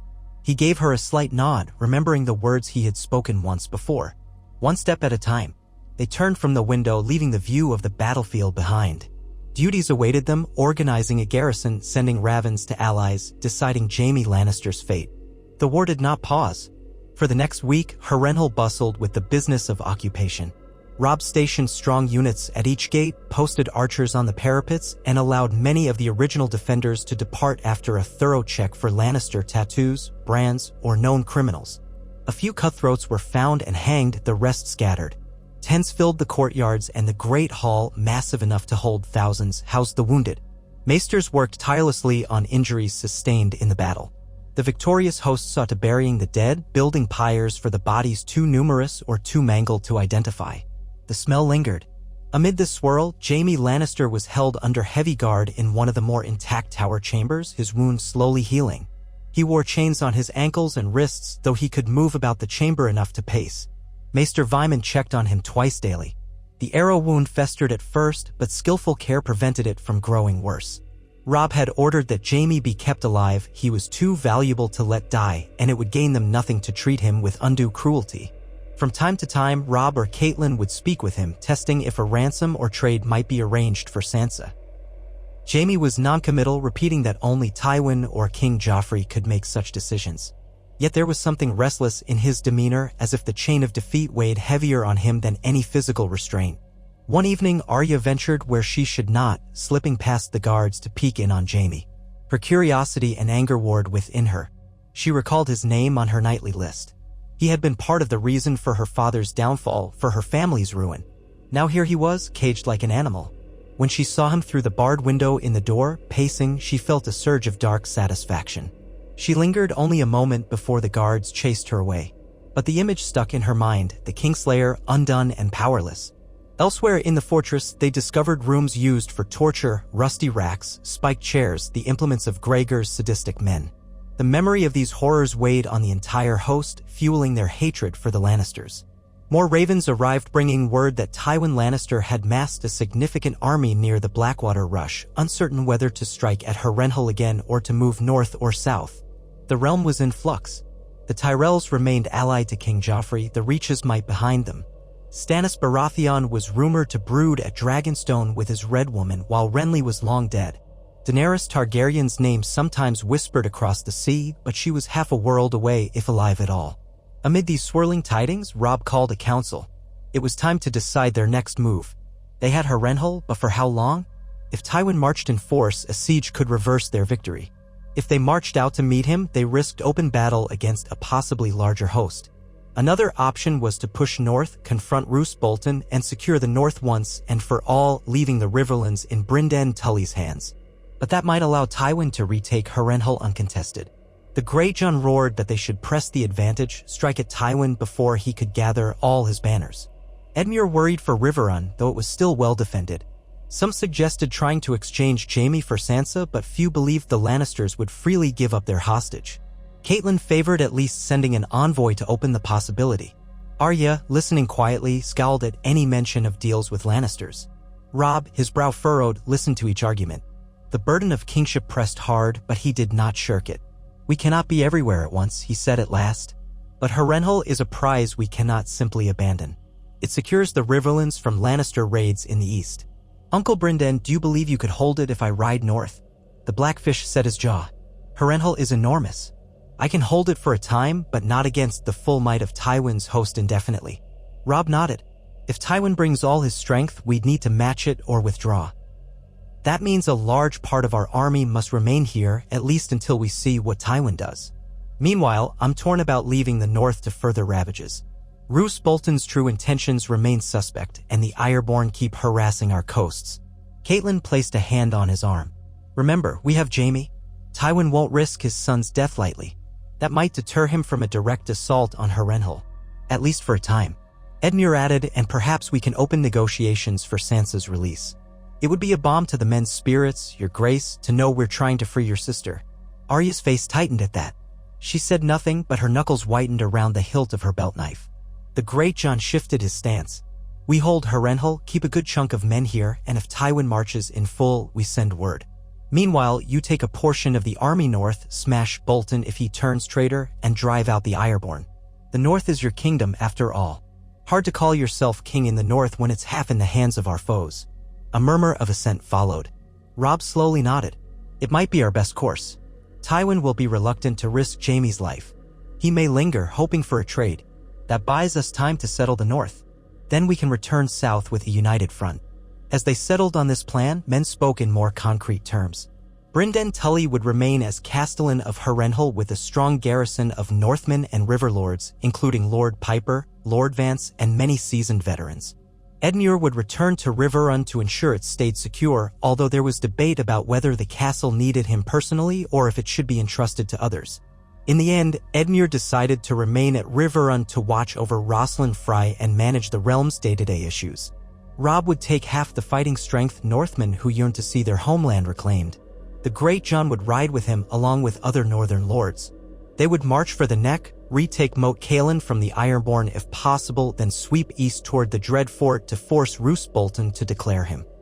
Self-openly, Jaime Lannister would remain at Harrenhal for the time being, his fate uncertain but always in reach of Robb's sword if Tywin pressed too hard. That night, preparations began in earnest. Those assigned to stay set about fortifying the fortress's gates, storing provisions. Those chosen to depart packed gear, readied horses, mended armor. The mood was tense but resolute. They had tasted victory, now they had to make it count. Arya argued once more to go with Robb to fight for the north, but Catelyn insisted she remain behind, safer under the Blackfish's protection. You've come too far, endured too much, her mother said, voice trembling. I won't risk losing you again. Arya's face burned with frustration. She tried to plead with Robb, but he agreed with their mother. Once the north is secure, I'll send for you, he promised. And maybe we'll have Sansa back by then. Sandor Clegane, overhearing, snorted that the girl had more fight in her than half the lords. Arya glowered at him, but in the end she could not sway them. She was still considered a child in their eyes, no matter the edges life had carved in her. She might have tried to slip away as she had done before, but the memory of near-death experiences and the longing to stay with her mother for once tempered her rebellious streak, at least for now. At dawn, the departing army lined up in Harrenhal's massive courtyard. Horses champed at bits, men checked their sword belts. Catelyn stood by Robb, though tears glistened on her lashes. She would stay in Harrenhal a while longer, help Brynden manage things, then possibly rejoin Edmure at Riverrun. Mother and son clasped hands. Be safe, she whispered. The gods watch over you. Robb bent to kiss her cheek. I will return. Send word if Tywin marches. With that, he swung onto his warhorse, Grey Wind loping by his side. The Great John hoisted his axe and let out a battle cry. Horns sounded across the courtyard. The gates groaned open and the king in the north rode out at the head of his column, banners of the direwolf snapping in the wind. Soldiers followed in orderly ranks, their faces set with determination. The thunder of hooves and the tramp of boots reverberated off Harrenhal's blackened walls. From a balcony, Arya watched them go, fists clenched on the stone railing. She could just make out Robb's dark hair, the glint of his armor, the graceful stride of his horse as he led the line away. Beyond the fortress, the road curved north through fields once ravaged by war. Already, new banners waved in the breeze, proclaiming that House Stark had survived, that the Wolf King was not so easily broken.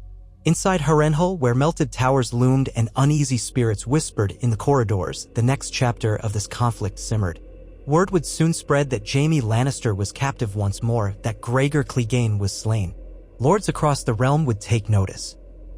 Alliances might shift, the balance of power quaking under the blow House Stark had struck.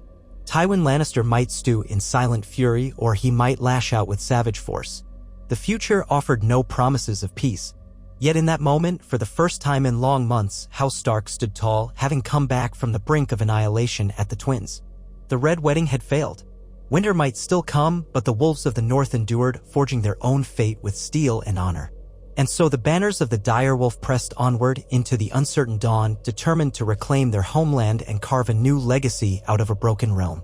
They rode for days, crossing the scorched riverlands, skirting old battlefields where crows circled over bleached bones. The watchers on the roads recognized the Stark banners, some cheering, others cowering in fear of further war. But none dared challenge the king in the north. Robb sent scouts ahead, ensuring no ambush waited. Occasionally, they clashed with stray Lannister or brigand bands, quickly scattering them. Word of their approach swept ahead like a gust of wind over tall grass. At the edge of the neck, the terrain changed, turning damp and boggy. Stunted trees and thick reeds replaced open fields.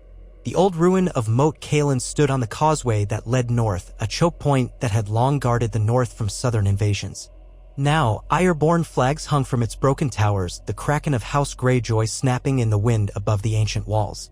Robb surveyed it from a distance, perched on a low rise dotted with gnarled trees. The moat below was a quagmire, half-swamp, half-brackish water. He could see iron-born reavers patrolling the crumbling battlements, watchful for any sign of trouble. A drizzle fell, painting the sky a dull gray. The Great John spat into the mud. "We'll have to pry them out stone by stone. The iron-born fight like devils in close quarters." A scout, dripping wet, reported, "They have maybe 300 men inside. We outnumber them, but that choke point is vicious." Robb nodded gravely. Moat Cailin was a fortress by nature, even in partial ruin. The approach was narrow, forcing attackers into a bottleneck. A handful of determined defenders could hold off an army. But the Ironborn were also far from their ships, cut off by the wetlands. If they tried to escape, they'd have to abandon the fortress and plunge into the bogs where the crannogmen loyal to House Reed might lurk. Robb decided on a two-pronged strategy: negotiations first, offering the Ironborn a chance to yield and depart, hoping to spare northern lives. If that failed, they would assault with archers and siege. The Great John rumbled disagreement at Parley, but Robb insisted. He would rather save his men for the battles ahead if the Ironborn could be persuaded to go. Under a white flag, a small party rode close enough to hail the defenders. Robb himself stayed back, sending a trusted captain to deliver terms. A harsh wind tugged at the man's cloak as he shouted, "The king in the north offers you leave to depart if you lay down arms, hand over the fortress, and swear never to raid these lands again." Up on the walls, a tall Ironborn with a black beard barked a laugh. "You think we fear your boy king? Balon Greyjoy is king of the Isles. We hold this fortress and we won't bend the knee." The parley ended quickly. Robb's messenger returned with a scowl. The Great John cracked his knuckles. "So be it. We'll take their heads off one by one." Robb arranged his men carefully. Archers took positions on patches of higher ground while pike and shield units formed a line along the causeway. He hoped to use ranged fire to thin the defenders before any direct assault. The Ironborn responded with crossbows and throwing axes, picking off a few unfortunate Northmen who ventured too close. The swampy terrain hampered movement, and the drizzle turned into a steady rain, making footing precarious. For 2 days, they probed for weaknesses, exchanging arrow volleys with the Ironborn. Bodies of the fallen sank slowly into the muck or lay across the stones.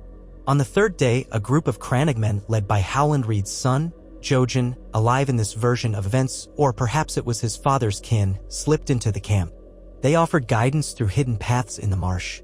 Robb seized the opportunity, sending a stealth force around to attack Moat Cailin from the rear while the main host kept the defenders pinned. That night, while rain battered the walls, the crannogmen guided a few hundred silent Northmen through reed-choked passages, coming up behind the fortress's battered gatehouse. Near dawn, they launched a sudden attack. The Ironborn, focused on the front, scrambled to respond, but confusion reigned. Their lines wavered, giving Robb's main force the chance to charge up the causeway. The gates, battered from both sides, collapsed under the combined onslaught. A vicious melee erupted in the courtyard. Ironborn reavers were fierce, brandishing axes and cutlasses, chanting, "What is dead may never die." But they were outnumbered and weary. The Great John led the charge, cleaving through defenders like a man possessed. The Northmen, fighting on home soil, unleashed months of pent-up wrath. When the sun broke through tattered clouds, Moat Cailin was reclaimed, though at the cost of dozens of lives. Ironborn corpses littered the ancient stones. The surviving reavers, battered and cornered, offered a tardy surrender. Robb showed them more mercy than they had likely given the northern folk. He allowed the handful of survivors to depart on foot, no ships in sight, after they yielded weapons and pledged never to return. Their hollow eyes suggested they wouldn't last long in the bogs without a guide. Robb stood in the courtyard, breathing hard, gray wind at his side. The banner of the Kraken was torn down and replaced with the direwolf. Men cheered, though their voices were ragged from battle. Some fell to their knees in relief. A few smaller northern lords emerged from hiding in the area, expressing thanks that their rightful king had come at last. The days after saw the Northmen fortify Moat Cailin as best they could, re-establishing it as the gateway to the north. Robb split his forces. Some would remain under a loyal captain to hold it. The bulk moved on, heading deeper into northern lands. Reports from travelers suggested the Ironborn still held segments of the coast, including Torrens Square. The Dreadfort under Roose Bolton remained an ominous question mark. As the North reclaimed each mile of land, the small folk greeted Robb with hope or fear, depending on their experiences under the Ironborn or memories of Bolton's soldiers. Towns showed the scars of raids, burned barns, blackened fields. Children stared at Robb with wide eyes as he passed, clutching mother's skirts. He dismounted often to speak with them, promising protection, offering what meager supplies they could spare. The king in the north was no distant legend here. He was flesh and blood, waging war on their behalf. In the hill country beyond the Barrows, a cold wind swept down from the mountains. Scouts brought a new rumor. The Boltons had not remained idle. Ramsay Snow, the bastard of Bolton, led bands of men who burned villages and took captives. Fear clung to the land wherever the flayed man banner was raised. No outright clash had occurred yet, but the tension mounted. Eventually, Robb's host reached a crossroad leading to the Dreadfort. Smoke stained the horizon. The Great John scouted ahead, returning with grim news. An entire hamlet lay in ashes, with corpses left rotting in the wind. Bolton men had done this, or so the survivors claimed. Not Ironborn, not Lannisters. Robb's fury mounted. He called for ravens to be sent to Roose Bolton, demanding he answer for these atrocities, to declare his loyalty or face the wrath of the king in the north. Days crawled by with no reply. Men grew restless. The gloom of late autumn settled on them, cold and damp. At last, a single messenger arrived under a pale banner, Bolton's sigil of the flayed man, ironically used now as a flag of Parley. He brought a sealed letter addressed to Robb. The letter's wording was slippery, full of half-truths. Roose Bolton claimed these were outlaws using his name, not under his direct command. He professed continued loyalty, yet offered no invitation to the Dreadfort. Instead, he urged Robb to return south, to leave the defense of the north to the Warden of the North, as if that were Roose's rightful title. The letter ended with a statement that Robb should not believe baseless rumors. Every line reeked of deceit. Robb's brow furrowed as he read. The Great John openly called it treason. Many Northmen demanded immediate vengeance. Robb, though enraged, thought carefully. Bolton's men outnumbered the handful of outriders they'd encountered. The Dreadfort was not easily taken. Still, the king in the north could not let such betrayal stand. He marched onward, ignoring the letter's veiled threats. At each village, men flocked to his banner, cursing Bolton's name. Rumors spread that Ramsay Snow led a private war of terror. Some said he held Theon Greyjoy prisoner, perhaps at the Dreadfort, though no one knew for sure if Theon still lived after sacking Winterfell. The mention of Winterfell tightened Robb's throat. He had not been home since the war began. If rumors were true that Theon once took Winterfell, there might be nothing left but a charred shell. Another wave of anger warred with guilt. Theon had been like a brother for years, yet had betrayed them. Now he, too, was rumored to be a captive of Bolton, an enemy of an enemy. The lines blurred. When Robb's vanguard finally crested a ridge overlooking the Dreadfort's valley, they saw the castle's imposing walls rising from fog, thick towers with flayed man banners. No sign of an open gate, no welcoming party. Just a grim silence broken by the distant caw of ravens. The Northmen pitched camp, waiting for Roose Bolton to show himself. Robb sent another demand for Parley, giving Bolton one last chance to prove his loyalty.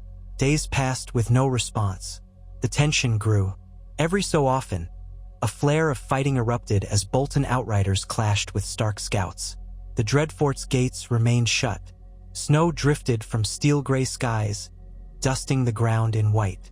Men shivered in their cloaks, eyeing the distant walls. Winter threatened to arrive in earnest. At last, one raw morning, a troop of Bolton men rode out bearing a red flayed man banner. Leading them was Ramsay Snow, a pale young man with unsettling eyes and a predatory smile. He came within hailing distance of Robb's lines, ignoring the archers who pointed arrows at him. His voice carried over the frosty air. The Lord of the Dreadfort wishes safe passage for Parley. Do you grant it, your grace? Robb, flanked by the Great John and other Northmen, eyed the pale bastard with open distaste. "I grant it, provided you come unarmed and with no more than 5 men." Ramsay's grin widened. "Then we shall come at midday." He wheeled his horse and galloped back, as though the entire scenario amused him. The hours ticked by slowly. Men muttered, suspecting a trap. Yet Robb could not ignore a chance to avoid a bloody siege. When midday arrived, Roose Bolton and Ramsay approached, accompanied by 3 riders. They wore thick furs over pale armor. Ramsay's gaze flicked hungrily over the stark camp. Roose Bolton's expression was as calm and cold as a winter lake, his eyes pale and unreadable. They dismounted and entered Robb's command tent, where the king in the north awaited with a circle of loyal bannermen. The tension was palpable. Grey Wind, crouched near Robb, bared his teeth at Bolton's approach. A low growl rumbled in the direwolf's throat, making the tent guards shift uncomfortably. Bolton offered a curt bow. "Your Grace, it has been too long." Robb's tone was icy. "Long enough for me to hear disturbing stories of your men raiding our own folk. I expected better from the man I named Warden of the North in my absence." Roose Bolton's face was impassive. "I too have heard tales. Some may be exaggerated. We're Spawn's bandits wearing stolen sigils." The Great John snorted. "You're calling your own banner stolen?" Bolton's gaze flicked to him. "I merely suggest caution with accusations. My house has fought for House Stark since the days of the Kings of Winter. I had no hand in Frey treachery, nor do I condone the acts attributed to rogue elements." Robb's anger simmered. "Then why did you not answer my summons? Why do your men skulk around the Dreadfort, refusing to open the gates?" Bolton's voice was smooth. "There have been uncertain tidings. I feared infiltration by foes. One cannot be too careful. My bastard son's outriders have confronted outlaws in the region, perhaps mistaken for your scouts." Ramsay offered a smirking bow as if the explanation were a jest. Robb fought the urge to grab the man by the throat. "And Theon Greyjoy, do you hold him captive?" Ramsay's eyes gleamed. "Aye, we do. I took him when he fled Winterfell. He's quite broken now, if you'd like him returned." A flick of his tongue across his lips betrayed some twisted pleasure.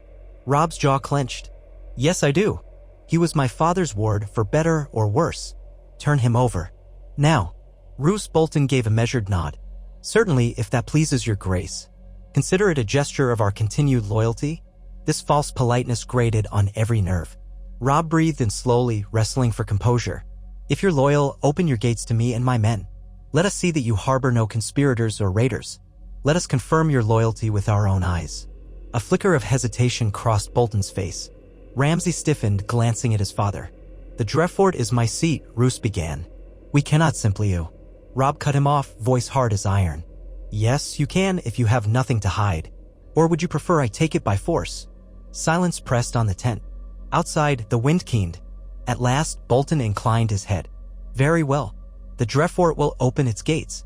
My men will stand aside for yours to inspect and quell any trouble. You shall see I remain your loyal man, your grace." Ramsay looked as though he might protest, but one glance from his father hushed him. The agreement was made. They left soon after.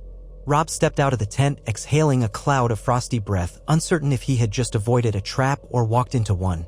The Great John rumbled, "Bolton's a snake. We'd best be ready for his bite." By evening, the king in the north led a contingent of his finest men, along with the Great John, Lord Serwyn, and other loyal lords toward the Dreadfort's gates. Torches flared atop the walls, and true to Bolton's word, they swung open. Soldiers wearing the flayed man stood aside, their faces carefully blank. Robb's men filed in, swords at the ready. They fanned out through the courtyard, corridors, and towers, searching for sign of hidden troops or prisoners. Grey Wind padded beside Robb, hackles raised, lips curled, as if the very stones reeked of menace. Roose Bolton guided Robb personally, showing storerooms, barracks, the main hall. He insisted that those rumored atrocities were the work of outlaws. Ramsay followed, silent but for the occasional smirk. The tension ratcheted higher with every step. At last, they came to an iron door in a lower tower, beyond which the stench of filth assaulted them. Bolton paused. "Theon Greyjoy is in here." Robb nodded to his men. They pried the door open, torchlight revealing a cramped, damp cell. A hunched figure lay curled on straw. The stench of waste and rot was overwhelming. One guard stepped in, rolling the figure over. Theon's face, or what was left of it, emerged from the shadows, hollow cheeks, missing teeth, bruises. He squinted at the torchlight, half mad, half terrified. Robb's heart twisted.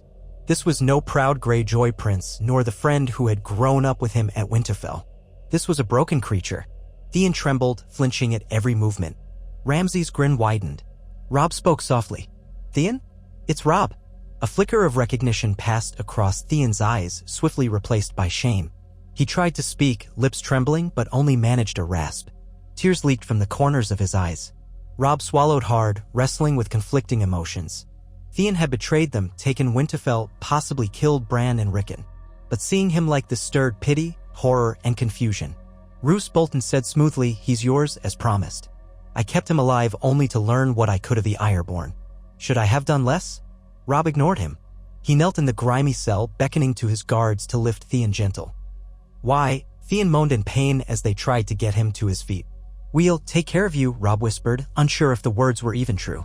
Grey Wind sniffed warily, issuing a low growl at Ramsay. They left the cell, tensions bristling. The king in the north had reclaimed a lost friend turned traitor turned captive, and the cost of that was carved all over Theon's ravaged body. If Bolton could do this to Theon, what more was he capable of? They returned to the main courtyard. Many of Robb's men looked uneasy, the shadows under torchlight revealing suspicious glances aimed at Bolton's soldiers. Yet so far, no open conflict flared. Roose Bolton turned to Robb. "Your Grace, you've seen all. Shall we speak further on how we might unite to defend the north from other threats? The Ironborn, the Lannisters." Before he could finish, Grey Wind snarled, bounding forward. Robb barely managed to grab the direwolf's scruff. Ramsay stepped back, hand on his dagger, an eager glint in his eye. The tension snapped taut. The courtyard filled with a hush that begged for blood. Robb managed to calm Grey Wind enough to keep him from lunging. He glared at Bolton. "We will remain here tonight, see that Theon is tended to. Then we'll decide how best to proceed. Any further treachery, and I swear I'll see the Dreadfort in flames." Roose Bolton bowed, face unreadable. "As you command." Night fell, uneasy and cold, over the grim fortress of House Bolton. Robb stationed his own guards throughout, posted watchers on the gates. Bolton's men were ordered to keep to certain quarters or risk confrontation. Maesters tried to tend Theon, though his body was a map of torment. He babbled half-coherent confessions, moaning for mercy. The whispered rumor among the northern soldiers was that Ramsay was the one who had personally flayed parts of Theon's skin, that he reveled in torture as a pastime. Within a private chamber offered to Robb, the king in the north conferred with his lords. They discussed whether to arrest Roose Bolton outright for his suspected crimes, but Bolton had many men loyal to him. A pitched fight within these walls would be slaughter on both sides. Moreover, Bolton was cunning. If he had quietly prepared for betrayal, the cost to root him out might be staggering. Yet letting him remain free was equally dangerous. The Great John advocated for cutting off the head, but Robb was reluctant to start open war inside the fortress. At last, Robb decided on a measured approach. He would demand Bolton's men yield their weapons into Stark custody for the time being, placing the Dreadfort fully under Robb's control. Bolton would remain under close watch. If he refused, that would be proof of treason. War would be inevitable. Preparations were made to deliver this ultimatum at dawn. But dawn came with bloodshed regardless. In the pre-dawn gloom, horns echoed through the halls. Robb jolted awake to frantic shouts, the clamor of steel. The corridor outside filled with men running in confusion. Bolts of crossbow fire whizzed past. The Great John barged into Robb's chamber, half-dressed in armor, roaring treachery. "Bolton's bastard is on the rampage." Robb seized his sword and shield, adrenaline surging. "Where's Bolton himself?" "No sign, but men wearing his colors are attacking ours in the courtyard." The Great John's eyes shone with fury. "We have to fight our way out or take the fortress room by room." Outside, the corridor was chaos. Stark soldiers hustled to form a defensive line. Bolton men struck from the shadows, brandishing wicked blades. Some hallways were smeared with fresh blood. Robb, Grey Wind at his side, led a push toward the courtyard. He wanted to find Roose Bolton to end this madness with a single blow if he could. They emerged into open space where a swirling melee churned.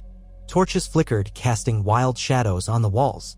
Ramsay Snow was there, black hair plastered to his forehead, grin stretched in a maniacal rictus as he slashed at a wounded Stark soldier.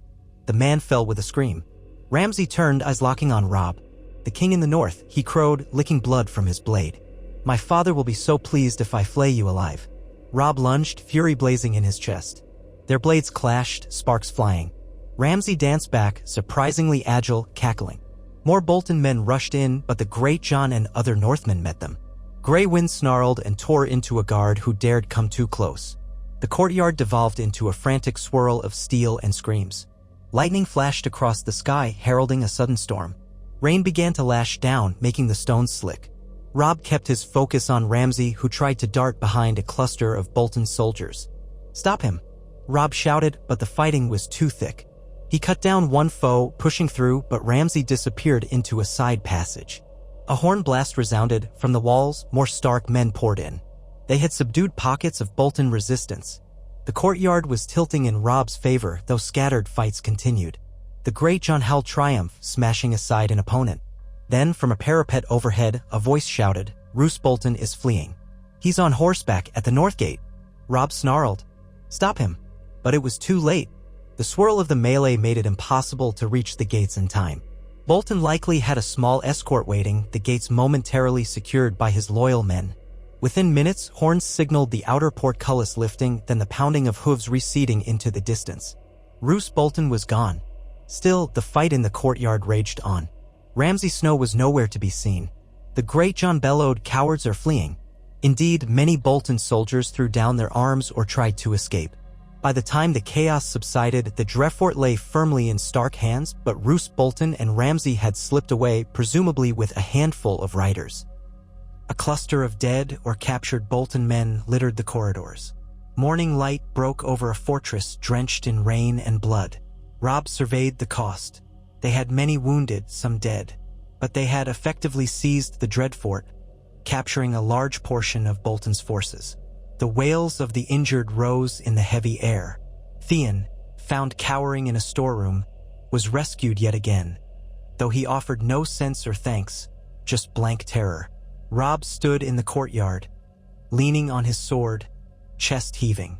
The Great John approached, his beard matted with rain and gore. "He's gone, the flayed bastard. So what now, your grace?" Robb gazed at the battered fortress. The north was not yet whole. Roose Bolton remained at large, a traitor. The whereabouts of Ramsay were unknown. He might lurk in the countryside, stirring more horror. And beyond that, the Ironborn still plagued the coasts, and Tywin Lannister loomed far in the south. Yet in this brutal dawn, one truth stood out. The Starks held the Dreadfort. Moat Cailin was theirs. Riverrun remained free. Harrenhal and Jaime Lannister were in Stark hands. Walder Frey rotted in a prison cell. The Red Wedding had failed, and House Stark had not only survived but now rebounded into a major force. Robb lifted his sword high, letting the morning light catch the steel. Soldiers in the courtyard cheered, though the sound was laced with exhaustion. Grey Wind lifted his muzzle and howled, the sound echoing across the ramparts, chilling the spine of every witness. That eerie cry seemed to declare a single unwavering truth. The wolves were far from done. In the days that followed, the king in the north consolidated his hold on the Dreadfort.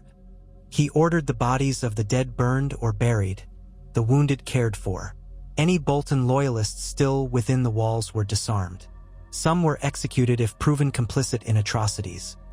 Others, who claimed to have been forced or misled, were placed under guard until a thorough accounting could be made. Robb found no pleasure in these grim tasks, but necessity drove him forward. Theon Greyjoy remained a broken shell, babbling about not killing Bran and Rickon, insisting he hadn't. Robb did not know whether to believe him, but a shred of hope took root in his heart. If Theon spoke true, maybe his brothers still lived somewhere. Such a thought drove him onward, fueled him with a renewed sense of purpose. He dispatched ravens to White Harbor, to Deepwood Moat, to every corner of the north, proclaiming that House Stark had reclaimed the Dreadfort from traitors, that King Robb called upon all true northerners to rally behind him. He offered pardon to any who would forsake Roose Bolton. Those who clung to treason would find no mercy. Men answered the call. Little by little, the north awakened, like a great bear stirring from hibernation. Small folk, lords, crannogmen, woodsmen, they came united by a single cause, the restoration of Stark rule. The war was not over, not by far. But the direwolf banners spread across the Northlands once more, announcing that the bleak future of House Stark had turned into something else, something defiant and unbroken. Across the realm, Rumor and Raven carried the tale. The Red Wedding had failed. The king in the north had captured Jaime Lannister, slain the Mountain, taken Harrenhal, reclaimed Moat Cailin, and seized the Dreadfort from Bolton traitors. The battered wolves refused to die. Lords in distant corners of Westeros whispered that maybe, just maybe, the tide was turning. Perhaps the Lannisters, for all their wealth and cunning, had underestimated the iron in the North's backbone. In King's Landing, Sansa Stark prayed for her family's safety, hearing scraps of conflicting news that her brother yet lived, that he had tamed the twins. Tyrion, her forced husband, pondered how best to handle the king in the North's growing power, mindful of Tywin's wrath. Cersei, Joffrey, and the court seethed with fear and indignation. Plots whispered in the Red Keep's corridors as the Iron Throne's hold on the realm seemed not as absolute as it once was. And far beyond, the old gods watched with silent carved faces, weirwood eyes weeping red sap in hidden groves. Winter was still coming, but the Starks, battered and tested, stood tall. Honor warred with necessity, forging a new age for the North. From the near catastrophe of a wedding drenched in blood, they had risen, improbable and fierce, to write a new chapter in the legend of the Seven Kingdoms. Whether the chapter ended in ultimate victory or a darker doom remained unwritten, but for now, in the hush between storms, the wolves howled their triumph to the cold skies, refusing to be silenced by any foe, near or far. The torchlights in the great hall of the twins danced along cold stone walls, flickering across faces tense with a dread no one could fully place. In that moment, King Robb Stark stood beside his mother, Catelyn, at the head of the main table. They had come to the twins for a wedding meant to mend broken promises and rebuild alliances. Edmure Tully, Robb's uncle, was to wed Rosalind Frey, a match arranged to heal the rift created when Robb broke his vow to marry one of Lord Walder Frey's daughters. Music played, food was served, and wine poured seemingly without end, but unease lingered in the air. The old man himself, Walder Frey, sprawled in his high seat, half smiling through drooping lids. There was something disquieting in his expression, a watchfulness behind a guise of mocking courtesy. Robb tried to join the merriment, forcing a smile whenever his bannermen looked his way, but he felt it too, that prickle at the back of the neck. Grey Wind, his dire wolf, was locked outside, muzzled by Frey men in deference to the wedding feast. More than once, Robb had glanced at the doors, wishing his loyal beast was beside him. The rest of the Northmen seemed on edge as well. The great John Umber drank heavily as if to bolster his courage against a subtle threat, while Brynden Tully, the Blackfish, watched from the fringes, his seasoned gaze scanning every corner of the hall. Men ate roasted boar and jellied eels, but no one could ignore the sour undertone in Lord Walder's long-toothed smile. At last, the bride and groom were presented, vows spoken amid a perfunctory ceremony. People cheered, though the applause felt muted, like a hollow echo. Walder Frey offered an off-kilter toast, his daughters simpering at his elbow, and for a heartbeat, all seemed to settle into a semblance of normalcy. Then the minstrels struck a different chord, sharper than before, a sour note that jarred the senses. At the same moment, thunderous howling rent the night air from outside the walls. Grey Wind's cry was loud enough to reverberate through the very stones. A hush fell in the hall as the music faltered. Robb rose abruptly, knocking over his cup. A spatter of wine darkened the tablecloth in a bloom of red. Catelyn's eyes flicked from the door to her son. She placed her hand on his wrist, voice a barely contained whisper. "Robb," she said, "something is very wrong." Before Walder Frey could snap his fingers or signal his men, a rush of feet and clatter of steel broke the thin veneer of peace. The far doors flew open.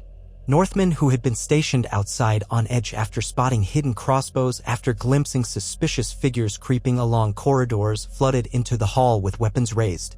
Their leader, battered and breathless, shouted that Walder's men had tried to disarm them under false pretenses.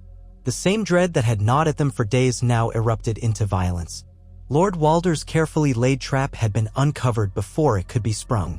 Crossbow bolts whistled from the shadows, but the Northmen were ready, diving behind overturned tables and returning fire with arrows of their own. The Greyjohn roared, knocking aside a Frey soldier and seizing a fallen spear. One of Walder Frey's sons tried to draw a hidden dagger, only to be tackled by a furious Tully guardsman. Screams of horror mixed with war cries. Blood splattered on the rushes. Robb flung aside his chair and drew his sword. Catelyn seized a fallen shield, pressing herself behind it. For a moment, everything was chaos. A cacophony of growls signaled Grey Wind bursting in from outside, having fought free of his captors. Men scrambled away from the enraged dire wolf as he tore into any Frey soldier within reach. The beast's eyes glowed with savage fury, jaws dripping crimson. In the swirl of motion, Walder Frey's rancid calm snapped into fury. He shrieked curses at his men, urging them to keep firing, keep killing, but their advantage was lost. The watchers hidden in the gallery above had been spotted too early, forced to shoot before the guests were fully disarmed. The well-planned slaughter had become a pitched fight. Robb cut down a man trying to strike Cailin, then pivoted in time to see Roose Bolton slip away, gliding through a side door. His armor gleamed pale in the torchlight. A chill ran through Robb at the sight of that Leech Lord. He suspected in that heartbeat that Bolton had also played a part in this betrayal. But there was no time to chase him. More Frey men barred the way, brandishing swords and halberds. Across the hall, Edmure Tully shielded his new wife Rosalind, who crouched terrified behind him, stunned by the depths of her father's treachery. Moments later, men loyal to the Starks and Tullis overwhelmed the disorganized Frey soldiers.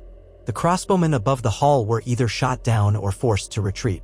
Great John Umber, soaked in gore, brought Lord Walder Frey forward at the tip of a bloody sword, the old man's eyes bulging with hatred. The floor reeked of spilled wine, blood, and the tang of terror. Through ragged panting, Robb stared at the trembling figure of Lord Walder, the man who had so nearly slaughtered them all under sacred guest right. "You would do this?" Robb spat. "Break every law of gods and men?" Walder Frey bared his teeth in a near snarl. "You broke your vow to marry my daughter," he hissed. "I had a right to revenge. I had the chance, Tywin Lannister supported it." Caitlin snatched a dagger from a fallen soldier's belt. "You have damned yourself," she said, voice shaking. "Killing guests beneath your roof, this is an abomination." The old man only stared, spittle on his lips. Men behind him knelt, disarmed, many wide-eyed with horror at the betrayal they had witnessed. They had believed House Frey might use cunning or threats, not a wholesale butchery. Or perhaps some knew exactly what they were doing but never expected the plan to fail. Now they awaited Walder's command or else stared at the floor, too afraid to speak. Robb's gaze swept across the carnage. Dozens of bodies lay still, including a handful of Northmen who had not survived the initial ambush. But most of his key bannermen, including Great John Umber and Bran Tully, still stood, battered but alive. Grey Wind's muzzle dripped red. Robb's chest rose and fell as he fought to keep fury from consuming him. "Secure the prisoners," he ordered at last. "Bind Walder Frey in chains. Let every man of his who lays down arms live for now. Anyone who resists shall die." A surge of relief and confusion rippled through the hall. Some younger Freys surrendered on the spot, tearful or shell-shocked. Walder Frey was yanked away, screaming insults at the Starks, raving that they would all regret this once Tywin Lannister heard. Robb said nothing to the old man in return. His men dragged Walder off, planning to lock him in his own dungeons. Edmure Tully managed to calm Rosalind, who sobbed hysterically, begging that she had not known of her father's plot. When dawn broke over the water-soaked fields outside the Twins, the fortress belonged to the king in the north. Thousands of armed Northmen and Tully bannermen controlled the walls, turrets, and gatehouses while Walder Frey's co-conspirators huddled in cells below. Outside, the bodies of the dead were gathered for burning or burial. Lamentations of the wounded mingled with the stench of gore. In the courtyard, Grey Wind prowled, a reminder that the hour of the Frey's dominance was ended. Within a small solar that smelled of damp stone, Robb met with his advisors Caitlin, the Blackfish, Great John Umber, a few others battered from the fight. Rosalind Frey hovered near Edmure, a pale wraith of a bride still in her torn wedding gown. None paid any courtesy to the wedding customs that should have been. They discussed how to hold the Twins, how to ensure a new lord or castellan replaced Walder Frey's tyranny, and whether to march onward immediately or consolidate their hold. Caitlin pressed the need for swift movement. Tywin Lannister's retribution would come fast, especially once word of the failed ambush spread. "We can't linger here," she said, voice tight with urgency. "We've undone Walder's treachery, but Tywin will know soon enough. If Roose Bolton conspired in this, he may flee to the Dreadfort or attempt to strike a new bargain with the Lannisters." Robb had not slept for half a night, but he stood as though carved from the cold northern stone. "True. We must maintain a garrison here to keep Walder's brood under watch. With them as hostages, we might stay the hand of any other potential betrayers. Then we march south again or regroup at Riverrun to plan our next step. We can't assume all is lost in the Riverlands." Many of those present looked relieved. The notion of marching onward felt better than cowering at the Twins waiting for Lannister armies to arrive. They agreed on who would remain behind, a mix of loyal Northmen and Tully men. Grey Wind's presence helped ensure compliance among the captive Freys, who cowered at the sight of the direwolf. Within days, the king in the north led his main force away from the Twins. Those Freys who swore allegiance or who had not participated in the treachery marched under close supervision, uncertain of their future. Walder Frey himself languished in a tower cell, his curses echoing through the stone halls. On the road, morale among the Northmen soared higher than it had in weeks. They had survived what might have been a total massacre. With the taste of near disaster lingering, they rallied around Robb Stark, the young king who had defied death. As they traveled toward Riverrun, scouts fanned out, ensuring no hidden foe lurked. They heard scattered news of battles in the Riverlands, small Lannister detachments harrying local lords. Rumor held that Roose Bolton was withdrawing north, though no one could confirm whether he carried out further betrayals along the way. The weight of war pressed on every mile they covered. Burnt fields, looted farmsteads, the stench of death. It was a grim tapestry of the realm's suffering. When at last they reached Riverrun, the castle gates swung open to welcome them. Relief flickered across every face. Edmure Tully clasped hands with his castellan, grateful to see his seat still standing. Robb convened a council in the Great Hall. Torches spluttered in iron sconces, revealing battle-weary men who took stock of their newfound advantage. They had numbers, if not as many as in the earliest days of the war, and they had a king who had narrowly evaded the worst betrayal in living memory. Brynden Tully leaned forward, elbows on the table. "We must decide where to strike next, Your Grace. Tywin Lannister has men near Harrenhal, from the last I heard. That fortress looms over the Riverlands like a curse. If we do nothing, the Lannisters will keep raiding these lands, or assemble an even larger force. Meanwhile, the Ironborn remain in the north, pillaging the coasts, and the Boltons stand in murky shadow." Great John Umber growled at the mention of Roose Bolton. "We can handle the Boltons in good time, but let's crush the Lannisters first. Show them the wolf still has teeth." Robb nodded slowly, grim lines etched in his face. "Harrenhal is our immediate concern. If it falls fully under Tywin's control, we'll never have peace in the Riverlands. He can launch raids anywhere or starve us out. We need a firm handhold to negotiate from strength. Harrenhal could become that handhold if we take it." They discussed a plan: rally more riverlords, tighten supply routes, and move on Harrenhal. Edmure Tully insisted on summoning every loyal banner left, determined to push back against the Lannisters' presence. The next morning, ravens flew across the Riverlands, calling men to join the king in the north in a decisive strike. A few days later, as preparations reached a fever pitch, an unexpected arrival shook everyone's assumptions. A small band approached Riverrun's gates under a Stark banner, but was not immediately recognized. Guards reported a man with a burned face and a young girl with dark hair, ragged from travel. Cailin rushed forward when she heard rumors that the girl resembled her daughter Arya. Her pulse raced as she ran, every footstep a hammer to her heart. Robb arrived just as the group passed through the Barbican. The man in patched armor was Sandor Clegane, the Hound, once Joffrey's sworn dog. At his side stood a child who had grown lean and feral.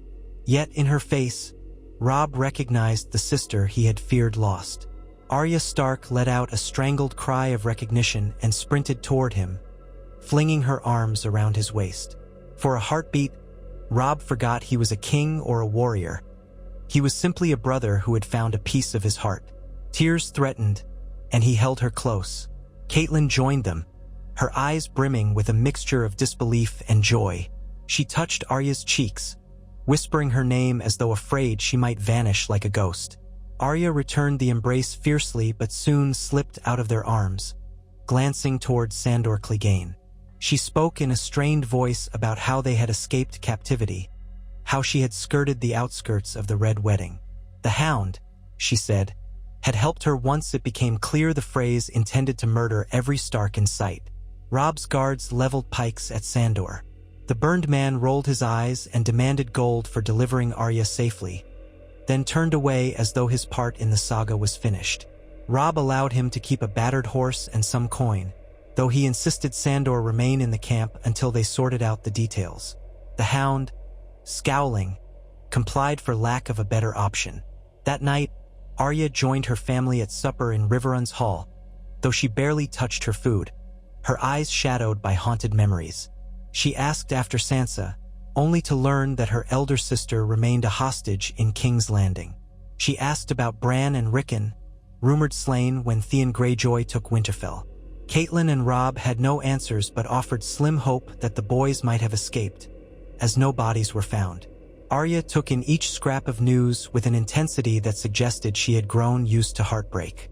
When dawn broke the next day, Robb led his merged northern and Riverland host east, marching on Harrenhal. Arya begged to accompany them, refusing to be left behind again. In the end, Robb compromised. She could come with the baggage train under guard so long as she stayed clear of the front lines. Catelyn struggled between protecting her daughter and acknowledging that Arya's spirit had hardened, that she would never again be the carefree child who once chased cats around Winterfell's courtyards. Their army snaked across the Riverlands, passing scorched farms and deserted villages. Men carried the direwolf banner at the head, but the Tully Trout banner also rippled alongside it, proclaiming unity. Scouts returned with word that Tywin Lannister had stationed a contingent at Harrenhal under Gregor Clegane, the Mountain. Tywin himself lurked somewhere further east, mustering forces. If they could capture Harrenhal quickly, they might hold it against any Lannister counterattack. At last, the colossal shape of Harrenhal loomed on the horizon, its twisted towers and melted ramparts a testament to Aegon's conquest centuries before. Plumes of smoke rose within, marking cooking fires or perhaps the aftermath of some grim event. Robb established his camp beyond arrow range, ordering trenches dug, barricades built. Archers set up lines to prevent Gregor's men from raiding. For days, the two sides exchanged arrows and minor skirmishes. The siege threatened to become a long, grinding endeavor. One dawn, Gregor led a sally forth, hoping to surprise the besieging forces. The Greatjon was ready and met the Mountain's men with a shield wall. Though Gregor cut down several men, the Northmen drove him back inside. Harrenhal's walls were formidable, but the defenders were not numerous enough to defend every gargantuan inch of its perimeter. Robb sought to starve them out or force a decisive fight. Each day, more small bands of river lords arrived to bolster the siege lines, bringing news that Jaime Lannister approached from the southeast with fresh troops. The dreaded moment arrived when horns blared across the fields. Jaime Lannister's army had marched into sight, smaller than Tywin's total host but still formidable. Their crimson banners spread in a crescent, threatening to trap Robb's force against Harrenhal's walls. Ravens flew back and forth, demands and counter-demands, until Jaime requested a parley. Robb agreed, meeting him in a clearing between the two armies, each side accompanied by a small guard. Jaime wore gilded armor and the remnants of a white cloak, scars of captivity etched into his features. Arrogance still colored his every word. He demanded Robb's surrender, offered the return of Sansa if the king in the north bent the knee, and yielded Harrenhal. Robb refused, declaring that Jaime had no authority to dictate terms that would see the Riverlands subjugated. Angered, the Kingslayer rode away, warning Robb that he would regret spurning a chance for peace. At dawn, Jaime attacked from outside while Gregor led a charge from within. The trap was set to hammer and anvil the Starks. Robb's plan, however, countered it. He feigned weakness near the main gates, luring Gregor's men into a gap. Then Lord Piper's pike lines closed in behind, cutting the Mountain's soldiers off from returning to Harrenhal. Meanwhile, Robb swung his main strength to meet Jaime's cavalry. The field erupted into blood and thunder, horsemen crashing into infantry, arrows streaking the sky in lethal arcs. At the height of chaos, Robb and Jaime met in personal combat. Steel rang on steel, sparks showering with every clash. Jaime's skill was legendary, but Robb held his own, fueled by righteous fury. Blades whirled, horses screamed, men died around them. A stray arrow took Jaime in the side, forcing him to his knees. In that instant, Robb's sword hovered at the Kingslayer's throat. Jaime yielded, breath rasping, conceding defeat. Shock rippled through the battlefield. Lannister horns sounded a retreat, and Gregor, cut off, found himself surrounded by Northmen. The Mountain raged like a wounded beast, slaying many before spear thrusts brought him down. Thus, by a wild turn of fate, Gregor Clegane perished in the blood-soaked mud outside Harrenhal, and Jaime Lannister fell into Stark hands once again. The fortress itself, leaderless within, hoisted a white banner at dawn the next day, agreeing to open its gates if granted mercy. Robb allowed it, wishing to preserve lives and claim the stronghold intact. Harrenhal was theirs. The men exulted in a victory that felt impossible.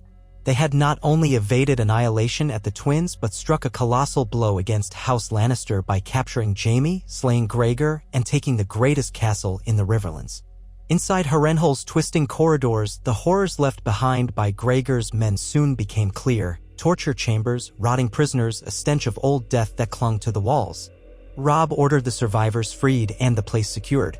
He left the Blackfish, Brynden Tully, to oversee a large garrison in Harrenhal, aware that Tywin might attempt to retake it. The presence of Jaime as a prisoner might deter a reckless assault. Tywin would not want to risk his eldest son's life. In the aftermath, Cailin faced Jaime across iron bars in a makeshift cell. She remembered how he had once been her prisoner, how she had let him go in hopes of trading him for her daughters. That had failed. Now here he was once more, wounded but alive. He sneered at her concern, claiming that only King Joffrey or Tywin could negotiate Sansa's release. Cailin wished she could kill him for the ruin he had brought upon her family, but she stayed her hand, knowing he might be their only leverage. Arya, prowling through Harrenhal's courtyard, glanced at Jaime in passing. Hatred flared in her gray eyes. Robb insisted she keep her distance. She had seen enough cruelty for one life, but she was not the child he remembered. Some nights, Cailin heard her muttering names in her sleep, a list of those who had wronged her family. Whatever innocence Arya once possessed had been burned away by war. Robb called a war council to decide the next step. The bulk of the Lannister force had retreated, reeling from the loss, but Tywin was still a threat in the south. Meanwhile, the Ironborn clung to the north's coasts, and Roose Bolton was rumored to have returned to the Dreadfort under suspicious circumstances. The plan emerged. Leave a strong force at Harrenhal under the Blackfish, garrison Riverrun with Edmure Tully, and ride north with the largest portion of the Stark army to reclaim their homeland, root out the Ironborn, and confront Bolton if he was truly in league with the enemy. Cailin and Arya would remain behind for safety, at least for a time, but Arya's pleas and the shortage of guards to watch her closely brought compromise. Reluctantly, Robb agreed to let Arya stay in Harrenhal under her mother's eye. The girl fumed, but she trusted Robb enough not to vanish in the night again. Sandor Clegane hovered at the edges, claiming he might depart once he had more gold, yet he lingered, as if tethered by some unspoken bond with Arya or a twisted sense of safety under Stark banners. When the day came, Robb led his Northmen out of Harrenhal's gates. They rode under gray skies, the Great John at his side. Horns blared farewell. Cailin watched from the battlements, tears gleaming on her lashes. The newly raised Stark banners over Harrenhal fluttered in a sharp wind. House Stark had turned disaster into a stunning resurgence, from the brink of annihilation at the twins to capturing Jaime Lannister, holding Harrenhal, and defying the Lion's might. Crossing the Riverlands again, the king in the north set his sights on the neck. The Ironborn had seized Moat Cailin, a critical stronghold guarding the causeway into the north. Rumors said the Greyjoys refused to yield. Armed with fresh confidence, Robb pressed on. When they reached Moat Cailin, they found the Kraken banners flying above ancient battlements. The fortress, though ruinous, was a near-impregnable choke point. Ironborn reavers jeered from the walls, hurling insults at the northern lines. Robb preferred negotiation to a costly assault. He offered the Ironborn safe passage if they abandoned the stronghold, but a black-bearded captain spat from the walls that the Greyjoys bowed to no Wolf King. The Greatjon growled a vow to take the fortress stone by stone. For days, the armies exchanged arrows, waiting for an opening. Eventually, Crannogmen loyal to House Reed arrived, whisper quiet in the swamps, revealing hidden paths behind the fortress. Under cover of night, they led a band of Northmen in a flanking maneuver. At dawn, Moat Cailin was attacked from front and rear. The Ironborn, fierce but outnumbered, fought savagely until their defenses collapsed. Some died in place, chanting their drowned god's prayer. A few surrendered, disarmed, and were permitted to slink away through the bogs on foot, effectively doomed. The Wolf Banner replaced the Kraken. Moat Cailin was reclaimed, and Robb's men cheered, hearts ablaze with triumph. Once again, the king in the north had done what many doubted, driven the Ironborn from a critical stronghold. He left a garrison behind, then pushed deeper into the north, hearing dark rumors of burned villages, of flayed corpses left as grim warnings. These atrocities were blamed not on the Ironborn but on men bearing the sigil of House Bolton. Roose Bolton had neither confirmed nor denied them, sending only slippery letters about local outlaws and misinformation. Riding north under lowering autumn skies, Robb found devastation in many hamlets. Ashes marked homes, bodies hung from trees, horror etched in the land's wounds. Survivors whispered that a pale bastard, Ramsay Snow, led these raids, raking the countryside with sadistic glee. Anger simmered in every northern heart. They wanted vengeance and justice. They wanted to know whether Roose Bolton himself condoned such cruelty or had lost control to his bastard son. When Robb's army reached the outskirts of the Dreadfort, they beheld a grim castle perched on a rise, its walls draped in banners of the flayed man. Scouts returned to report that the gates were barred, the parapets manned by archers. Robb sent a final demand: let Roose Bolton come forth, yield his seat, and prove his loyalty before the king in the north. Days passed with no reply. Tension soared. His men spoke openly of storming the fortress. At last, a Parley invitation arrived from Ramsay Snow promising safe passage. Few believed it was offered in good faith, but Robb had no choice but to attempt a bloodless resolution. At midday, Roose Bolton rode out in black armor, flanked by his bastard and a handful of men. They entered Robb's command tent. Grey wind snarled, the hair along his spine bristling in the presence of the Boltons. Bolton's voice was measured, glacial in its calm. He insisted the atrocities were rogue acts by brigands wearing stolen Bolton livery. Ramsay hovered behind him, eyes glittering with malicious amusement. Robb demanded Theon Greyjoy if they still held him, demanded Bolton open his gates to be searched. He threatened that if Bolton refused, the king in the north would take the Dreadfort by force. After a moment's hesitation, Bolton acquiesced, vowing to prove his loyalty. Ramsay clenched his jaw, but father and son yielded. That night, Robb and a contingent of armed men entered the Dreadfort to verify Bolton's claims. The halls felt suffocating as though centuries of cruelty seeped from the stone. They found Theon Greyjoy in a filthy cell below, tortured nearly beyond recognition. He whimpered at the torchlight, half-mad, flesh-scarred from the flaying knife. Robb's stomach twisted. This was the boy who once called him friend and brother, though he had betrayed House Stark. Now he was a broken relic of Ramsay's sadism. Bolton handed Theon over, remarking that they had gleaned information about the Ironborn from him. Robb stared with cold fury, suspecting the worst. Still, he had Theon removed to a safe room where a maester could tend him. As they inspected the fortress, men glancing into storehouses and armories, dawn neared. Then horns shrieked through the corridors. Bolton men attacked. Some archers fired from hidden galleries. Others emerged from side passages. Ramsay himself led a squad that rampaged through the courtyard. In the frantic fight that followed, Robb's outraged Northmen managed to rally. Grey wind shredded any foe who crossed his path. The Great John cleaved a path toward the front gates. Amid the chaos, Roose Bolton and Ramsay slipped out with a handful of men, fleeing into the pre-dawn darkness. When the sun rose, the Dreadfort lay in Stark hands, but Bolton was gone, carrying treason with him. The cost was bloody. Bodies littered the courtyard. The captured Bolton soldiers who survived claimed they had only followed their lord's orders. In fury, Robb executed those proven guilty of war crimes. Others who swore ignorance and cast aside weapons he detained. The king in the north had no time for leniency but could not kill them all without proof. With the Dreadfort seized, he placed loyal men in charge. Yet the question remained, where had Bolton fled and how much damage could he still do? Despite this fresh betrayal, Robb had reclaimed his ancestral homeland. Moat Cailin was secure, the Dreadfort subdued, the Ironborn scattered. Messages arrived from White Harbor and other northern houses, pledging renewed support. The memory of Ned Stark's honor lingered still. A wave of relief and hope rippled across the battered north. The rightful king in the north was restoring order, punishing traitors, and defending his people from both Lannister aggression and Bolton treachery. Meanwhile, ravens flew between north and south, bearing the extraordinary news. The Red Wedding had failed, Walder Frey was imprisoned, Jaime Lannister was once again a captive of the wolves, Gregor Clegane was dead, Harrenhal had fallen to the Starks. And now the Dreadfort likewise bowed beneath the dire wolf banner. The realm reeled with shock.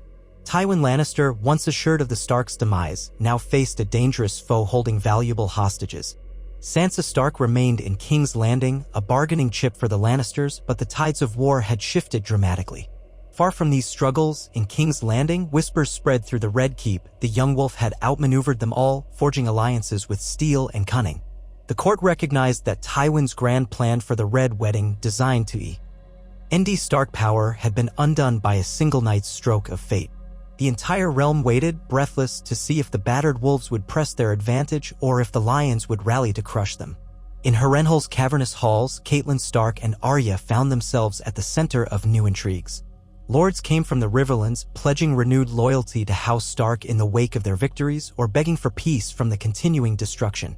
Jaime Lannister lay confined to an upper tower, tended by a maester to keep him alive. Cailin weighed whether she should send him to Robb in the north or try again to trade him for Sansa. Arya demanded a harsher fate for the Kingslayer, a thirst for vengeance burning in her. Cailin counseled patience, though her own heart seethed with rage for all Jaime had done. In time, the ravens bore messages from Robb confirming that he had stabilized the Dreadfort and was hunting for any trace of Roose Bolton. He wrote that Theon Greyjoy was near death, delirious with guilt, claiming that Bran and Rickon still lived. Caitlin clutched that hope like a talisman, longing to see her younger sons alive if the gods willed it. She prayed by Harrenhal's small Godwood each night, the face in the weirwood tree a melted mask but still a conduit to the old gods. Arya stood with her sometimes, though the girl's eyes held more anger than faith. Weeks passed and House Stark's improbable resurgence solidified. Smaller lords who once trembled at the Lannisters' approach now rallied behind the direwolf. With Jaime in captivity, the Lannisters could not risk killing Sansa. They needed her as leverage, which gave Robb precious time to strengthen his hold on the north. In the Riverlands, Brynden Tully coordinated with Edmure at Riverrun to drive out stray Lannister forces. The Freys, shamed and broken, watched their patriarch rot in a cell, powerless to undo the damage he had wrought. Roose Bolton, on the run, became an outlaw in his own homeland, despised by the common folk for his atrocities. Behind all these events loomed the approach of winter, the shortened days and lengthening nights. Supplies would be vital. Armies in the field might starve if not adequately provisioned. Robb moved quickly to gather harvests from the more fertile eastern valleys, ensuring his men would not freeze or starve. The North's resilience showed in the number of volunteers who joined his forces, men and women determined to see House Stark endure. Rumors drifted about the fate of King's Landing. Some said Tywin had demanded the city's gates be further fortified, others whispered of new alliances forming among the lords of the Reach and the Stormlands, uncertain whether to side fully with the Iron Throne. Stannis Baratheon was rumored to brood on Dragonstone, still harnessing the power of his Red Priestess. Across the narrow sea, Daenerys Targaryen's name surfaced in hushed talk, though she remained far away in Slaver's Bay. Westeros stood on the brink of an even broader conflict, with the king in the north established as a surprising force that refused to bow or break. Yet for Robb Stark, each dawn simply meant another day of struggle, forging alliances, ensuring the Bolton threat did not reemerge, deciding what to do about King's Landing and his captive Jaime Lannister. He corresponded with his mother, carefully planning a next move that might free Sansa or confirm the fates of Bran and Rickon.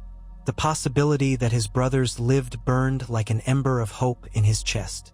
He thought of Arya, too, how close he had come to losing her forever at the Twins. That near disaster drove him onward, a relentless resolve in his every decision. High in the snow-dusted ramparts of the Dreadfort, he sometimes gazed out at the northern landscape, remembering a simpler time at Winterfell. He recalled the courtyard where he, Jon, and Theon once sparred under their father's watchful eye, the warmth of the great hearths, the smell of pine in the courtyard. Though Theon had betrayed him, that bond had shaped them both. Now Theon lay mutilated, a cautionary tale of twisted loyalties. Winterfell itself remained in ruin, though stray reports hinted that wildlings or unknown travelers might have found shelter in the half-burned holdfast. He vowed that one day soon he would restore it, or avenge it if nothing could be saved. Beyond the physical war, a subtler battle played out in hearts and minds. The Starks' miraculous survival at the Red Wedding and subsequent victories had sparked a surge of faith in the old gods among some in the north, who claimed the direwolves were chosen guardians. Others simply saw it as a testament to Robb's leadership and cunning. Either way, the momentum that had once threatened to crush House Stark was now reversed, though precariously. Tywin Lannister's wrath would be terrible, and war had a habit of turning on a single stroke of fate. Still, for this moment, the battered wolves howled their triumph to the sky, proud and unbroken. The twins, Harrenhal, Moat, Cailin, and the Dreadfort, each place told a chapter of the same story. That House Stark would not die easily, that the North remembered every betrayal and repaid it in kind. If Tywin or the Freys had any illusions left of a swift end to the wolf's reign, those illusions lay in the ashes of a failed plot. Far away, in the Red Keep's gloom, Sansa Stark prayed for her family, clinging to fragments of Stark power had been undone by a single night's stroke of fate. The entire realm waited, breathless, to see if the battered wolves would press their advantage or if the lions would rally to crush them. In Harrenhal's cavernous halls, Catelyn Stark and Arya found themselves at the center of new intrigues. Lords came from the Riverlands, pledging renewed loyalty to House Stark in the wake of their victories or begging for peace from the continuing destruction. Jaime Lannister lay confined to an upper tower, tended by a maester to keep him alive. Catelyn weighed whether she should send him to Robb in the north or try again to trade him for Sansa. Arya demanded a harsher fate for the Kingslayer, a thirst for vengeance burning in her. Catelyn counseled patience, though her own heart seethed with rage for all Jaime had done. In time, the Ravens bore messages from Robb confirming that he had stabilized the Dreadfort and was hunting for any trace of Roose Bolton. He wrote that Theon Greyjoy was near death, delirious with guilt, claiming that Bran and Rickon still lived. Catelyn clutched that hope like a talisman, longing to see her younger sons alive if the gods willed it. She prayed by Harrenhal's small Godwood each night, the face in the weirwood tree a melted mask but still a conduit to the old gods. Arya stood with her sometimes, though the girl's eyes held more anger than faith. Weeks passed and House Stark's improbable resurgence solidified. Smaller lords who once trembled at the Lannisters' approach now rallied behind the direwolf. With Jaime in captivity, the Lannisters could not risk killing Sansa. They needed her as leverage, which gave Robb precious time to strengthen his hold on the north. In the Riverlands, Brynden Tully coordinated with Edmure at Riverrun to drive out stray Lannister forces.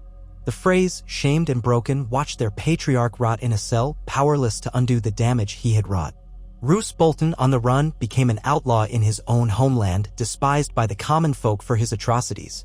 Behind all these events loomed the approach of winter, the shortened days and lengthening nights. Supplies would be vital. Armies in the field might starve if not adequately provisioned. Robb moved quickly to gather harvests from the more fertile eastern valleys, ensuring his men would not freeze or starve.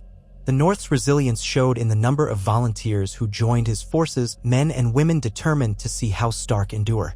Rumors drifted about the fate of King's Landing. Some said Tywin had demanded the city's gates be further fortified, others whispered of new alliances forming among the lords of the Reach and the Stormlands, uncertain whether to side fully with the Iron Throne. Stannis Baratheon was rumored to brood on Dragonstone, still harnessing the power of his Red Priestess. Across the narrow sea, Daenerys Targaryen's name surfaced in hushed talk, though she remained far away in Slaver's Bay.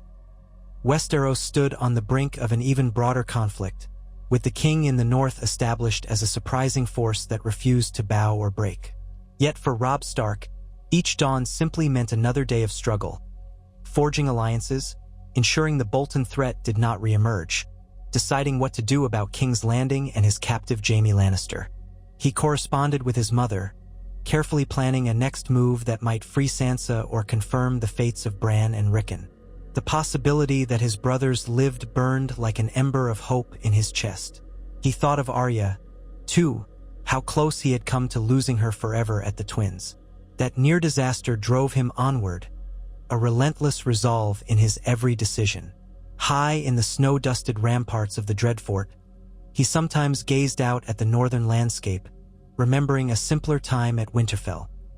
He recalled the courtyard where he, Jon, and Theon once sparred under their father's watchful eye, the warmth of the great hearths, the smell of pine in the courtyard. Though Theon had betrayed him, that bond had shaped them both.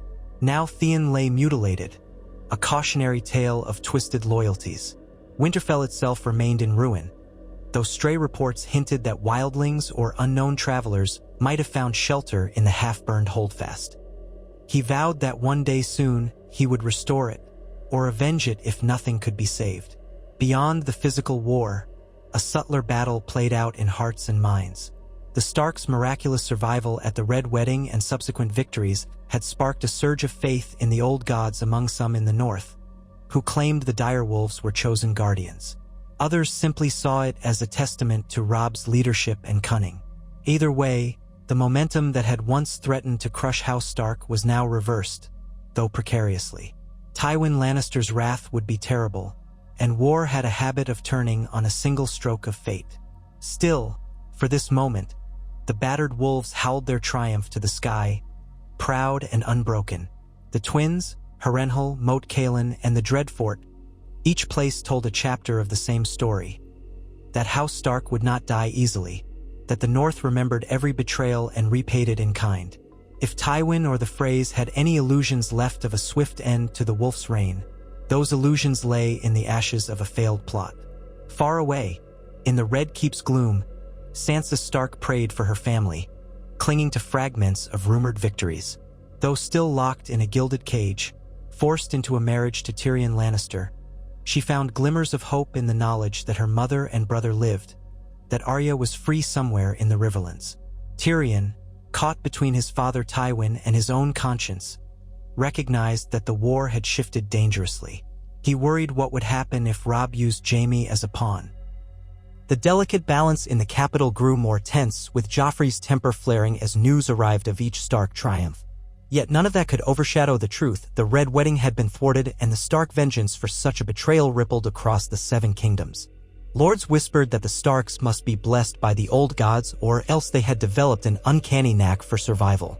Nights grew long, and autumn's chill crept toward winter, but the king in the north stood as a living defiance of those who would have destroyed him. In the gloom of Harrenhal's Godwood, beneath a stunted weirwood carved with a sorrowful face, Catelyn Stark knelt one evening, shoulders trembling as she prayed for the safety of her children scattered across the realm. Soft footfalls approached. Arya stepped under the drooping branches, silent, watchful. The white bark was riddled with old scars from ancient conflagrations. Catelyn raised her head, tears still glistening, and Arya sat beside her, neither speaking for a time. A hush settled around them, broken only by the distant cries of ravens and the drip of water along the cracked walls.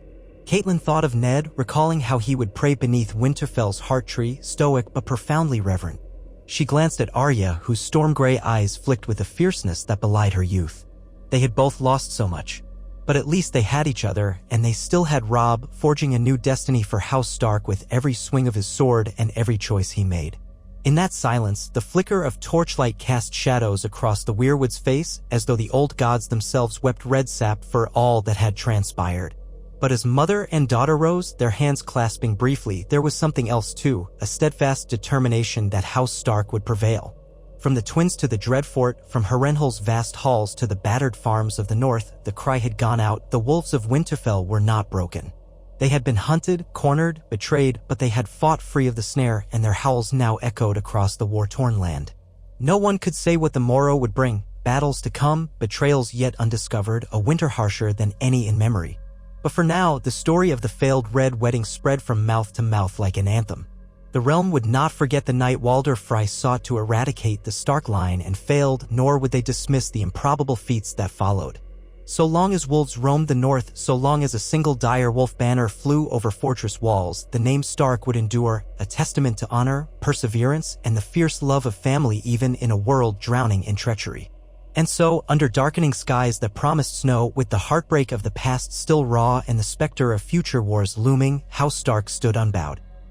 They had carved a new path in blood and resolve, forging alliances, punishing betrayers, and reclaiming their birthright step by step.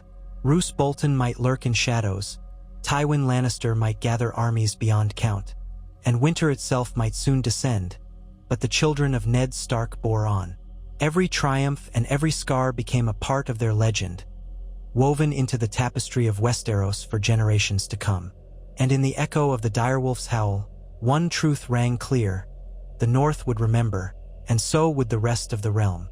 Robb Stark, king in the North, had an uneasy feeling from the moment he and his retinue entered the Twins. The fortress loomed on either side of the green fork of the Trident, connected by high-arched stone bridges, and under Lord Walder Frey's purview it stood as both gateway and trap. Robb had come here to mend a broken alliance. His uncle Edmure Tully was to wed Rosalind Frey, a younger daughter of Walder's brood, to atone for Robb's own slight in breaking a marriage pact with the Freys. Yet as he rode between the gates and heard them slam shut behind him, some deep instinct whispered that he'd led his people into a wolf's den. Still, tradition demanded courtesy. Northern banners fluttered among the Frey heraldry as the wedding feast began. Roasted boar, jellied eels, honeyed wine. Lord Frey had spared no expense to show generosity, though many questioned if it was all for show. The main hall bustled with uneasy revelers. Catelyn Stark, seated with her son at the dais, caught Walder Frey's roomy gaze straying toward Robb's bride. Talisa, this so-called foreigner who had replaced the Frey daughter Robb was supposed to marry. Walder's mouth twitched in a way that reminded Cailin of a weasel baring its fangs.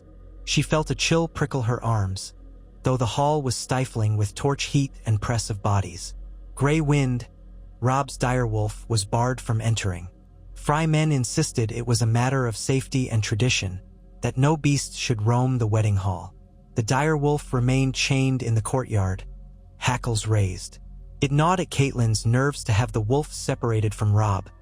Her son's fortune seemed entwined with that creature. The evening progressed.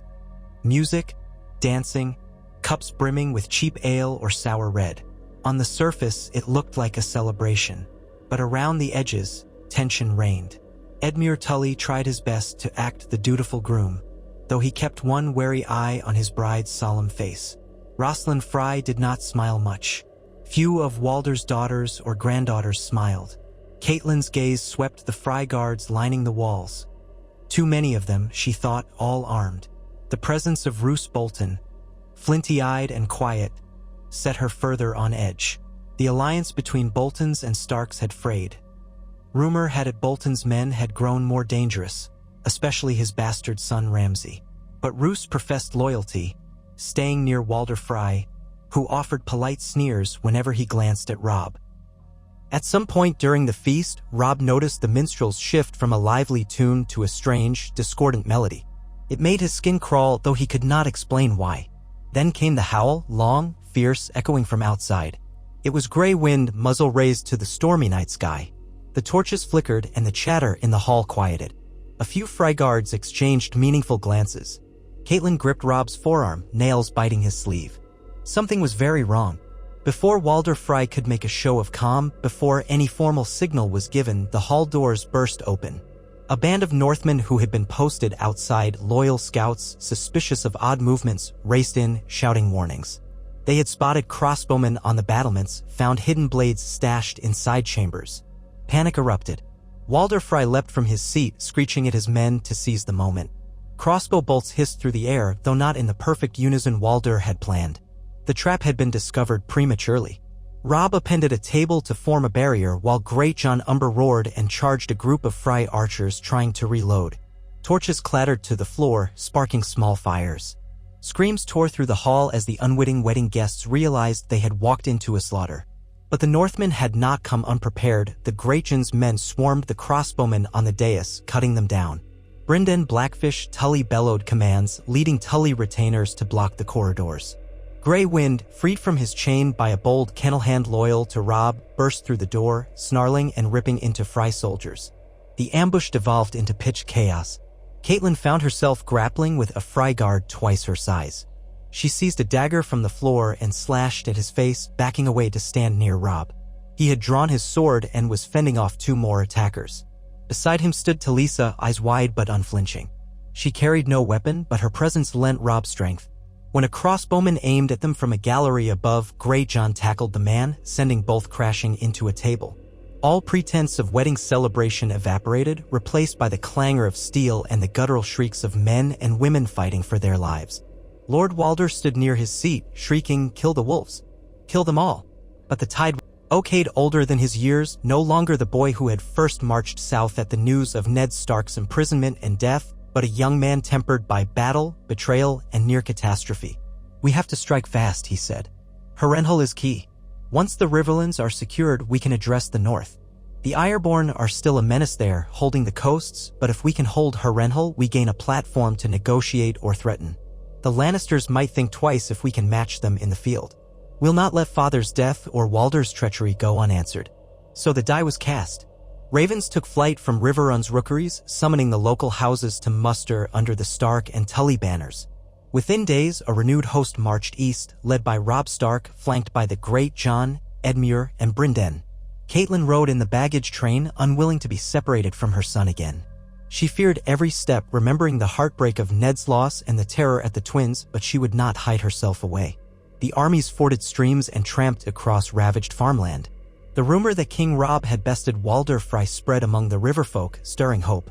Small folk emerged from hovels to watch the columns of troops pass, some cheering quietly, others hollow-eyed with war weariness. Word soon arrived that Harrenhal was indeed garrisoned by Gregor Clegane's men. Some reported Jaime Lannister might be there as well, though that was unconfirmed. Tywin himself was said to remain near the Blackwater Rush, uncertain how to respond. The Red Wedding had been meant to solve his northern problem in a single stroke. Now that plan lay in ruins, forcing Tywin to reconsider.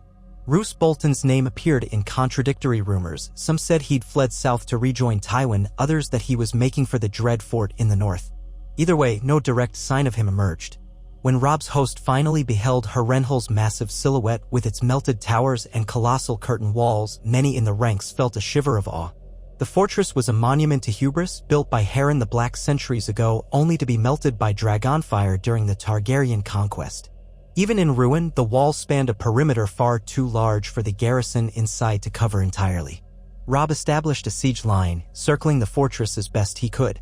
Archers watched the ramparts, catapults were constructed from nearby timber, and outriders patrolled for any sign of a Lannister relief force. Gregor Clegane, the Mountain, did not wait passively. On the second night, he led a sortie, attempting to torch Robb's siege engines. But the Great John, sleepless and wary, rallied the northern foot to repel the attack. Gregor retreated inside, leaving charred bodies in his wake. The next day, a flurry of ravens arrived from Robb's scouts. Jaime Lannister was riding up from the southeast with a sizable force. If Harrenhal's defenders sallied out to meet Robb at the same time Jaime attacked from behind, the king in the north could be crushed between hammer and anvil. Robb prepared. He reorganized his lines, instructing the Great John to feint weakness near Harrenhal's main gate, hoping to lure Gregor out. Meanwhile, he stationed swift cavalry on the flanks to intercept Jaime's approach. They didn't wait long. Jaime Lannister's banners appeared at the horizon 2 mornings later, golden lions on crimson fields, a column of horse and foot approaching in battle array. From the fortress ramparts, Harrenhal's defenders waved signals back. The dreaded pincer was underway. At midday, the Mountain charged out, leading hundreds of men in a savage push. The Great John retreated by design, letting them surge farther into open ground. At Robb's signal, pikemen swung in from the sides, forming a bristling hedge that cut the Mountain's force off from returning to the gates.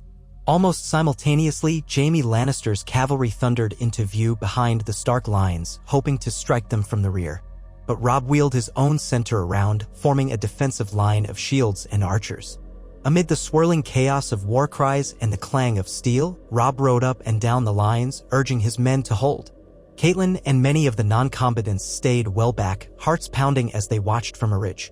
Arrow volleys darkened the sky. Horses screamed, men bellowed, horns blared. Gregor Clegane tore into the pikemen, sending corpses flying. Yet the Northmen pressed in relentlessly, refusing to yield ground. Grey Wind's ferocious presence spooked many foes. The direwolf lunged at men on horseback, toppling them into the mud. In the main clash, Robb's cavalry slammed into Jaime's flank. The Kingslayer himself, riding a golden stallion, slashed a path through Robb's outriders until he spied the king in the north. The two leaders met in a furious exchange of blows, steel ringing across the battlefield. Jaime's skill was legendary, but Robb held his own. Sparks flew as their blades clashed. Eventually, the swirl of men and horses separated them, though not before Jaime came away with a bloodied cut to his brow. A stroke of luck, or perhaps a skillful archer, decided the day. An arrow struck Jaime Lannister in the side, forcing him from the saddle. Dazed, he fell to his knees, and Robb seized the moment. Soldiers closed in around the Kingslayer, swords aimed. The Lannister host began to buckle, especially once word spread that their commander was taken. Meanwhile, the Mountain found himself facing dozens of determined pikemen and archers. Despite his monstrous strength, he was brought down, pierced by a forest of spears. Gregor died roaring curses at the sky. By dusk, Harrenhal's gates were barred by frightened defenders who quickly hoisted a white flag once their lords outside lay slain or captured. Robb's men entered the fortress without further bloodshed. The capture was complete. Some defenders tried to flee, but the Northmen had sealed off any escape routes. With Jaime Lannister in chains, the impetus for further resistance vanished. Harrenhal belonged to the king in the north. In the aftermath, Robb oversaw the grim tasks of burying the dead, tending the wounded, and bringing order to the fortress. Inside, the stench of old torment lingered in its halls. Gregor's men had left dungeons full of starved prisoners, tortured near madness. Cailin aided in their release, her heart heavy with memories of her own captivity in King's Landing. Brynden Tully took charge of organizing a garrison. Robb determined that Harrenhal must not be left lightly. It was too valuable as a strategic foothold, and Tywin Lannister might attempt to reclaim it if left undefended. Jaime Lannister was placed in a tower cell, shackled but tended by a maester who treated his wound. The Kingslayer spat insults at his captors, but the knowledge that Gregor lay rotting in a field outside Harrenhal's walls seemed to dampen his bravado. He demanded release, threatened that Tywin would come with all the might of House Lannister. Robb refused to humor him. The wheel of fate had turned. Jaime had escaped Stark custody once, freed by Cailin in a desperate bid to rescue her daughters. This time, they would not be so careless. In the vast courtyard of Harrenhal, Northmen gathered around a pyre heaped with the bodies of their fallen. Robb stood among them, swords sheathed at his sides, sorrow etched in the lines of his young face. Victory had a cost, measured in friends lost and the weight of tomorrow's battles. Many of his followers, though, felt a surge of pride. They had not only survived the Red Wedding but now taken Jaime Lannister prisoner, slain Gregor Clegane, and seized Harrenhal. House Stark had defied every attempt to break it. Catelyn conferred with Robb about Sansa. If Jaime was once again their hostage, might Tywin be forced to give up Sansa in exchange? The notion churned in Robb's mind, though he knew how cunning Tywin could be. The Lannisters still held King's Landing, had alliances with the Tyrells, and commanded vast gold reserves. No negotiation would be simple. As Harrenhal settled under a new guard, ravens winged in from across the realm. They brought swirling tidings, Tywin massing more troops near the Blackwater, the Ironborn still raiding the northern coasts, and uncertain word about Roose Bolton's movements. Some claimed he had hurried back to the north, forcibly taking smaller castles along the way. Others said he was heading for the Crownlands to offer his service to King Joffrey. No one knew the truth, only that Bolton's treachery was confirmed by his actions at the Twins. Robb recognized that the north itself was still under siege. The Ironborn had never fully withdrawn. The bastard of Bolton, Ramsay Snow, was infamous for terrorizing small folk. White Harbor, Deepwood Moat, and other holds beckoned for aid. With Harrenhal secure behind him, Robb decided the time had come to liberate his homeland fully. He and his bannermen planned a dual strategy. Brynden Tully would command Harrenhal with a stalwart garrison, Edmure would return to Riverrun to guard the Tully seat. And Robb would take the majority of the northern troops back across the neck to drive out the Ironborn and confront Bolton. Catelyn was torn between staying in the Riverlands to help the Blackfish maintain order and following her son north. Ultimately, it was agreed she would remain at Harrenhal for a time, ensuring Jaime stayed captive, then later traveled to Riverrun to support Edmure. Her heart ached to see Robb ride off, but she knew it was the best course. Arya, however, refused to be left behind entirely. She had only just rejoined her mother and brother thanks to the unlikely help of Sandor, the Hound Clegane, and she did not want to lose them again. Yet Robb insisted the war in the north would be brutal, no place for a young girl. Catelyn also worried that Arya's fierce independence might lead her into danger. In the end, Arya stayed at Harrenhal with her mother, though she threatened to slip away if bored or stifled. Robb promised that once the north was safe, he would send for her. For the time being, she scowled but agreed. The Hound, who seemed perplexed by his own reasons for staying, lingered near the courtyard, muttering about collecting gold for the service of returning Arya. For now, Harrenhal was safer than the open road. So the king in the north departed with half his forces, forging northward through the Riverlands, crossing the Twins again, where Walder Frey still rotted in a cell, and pressing into the swampy neck. Here, the remnants of House Reed's Crannogmen aided him, guiding the columns of soldiers through bogs and hidden causeways. At Moat Cailin, the ancient fortress straddling the main route into the north, they found Ironborn banners flapping from the walls. The small garrison inside refused Robb's offer of safe passage, mocking the Boy King. A short but bloody siege followed, with Crannogmen sneaking behind the fortress while Robb's men assaulted the gates. Caught between two fronts, the Ironborn either died or surrendered. The victorious Dire Wolf banner replaced the Kraken atop Moat Cailin's ramparts. After resting, Robb pressed deeper into the Northlands. On every side, they found villages burned, farmlands pillaged. Some of that destruction was wrought by the Ironborn, but older rumors spoke of Bolton men wreaking havoc. The deeper they traveled, the more dreadful tales reached them, flayed corpses strung from trees, survivors muttering about a sadistic bastard leading raids.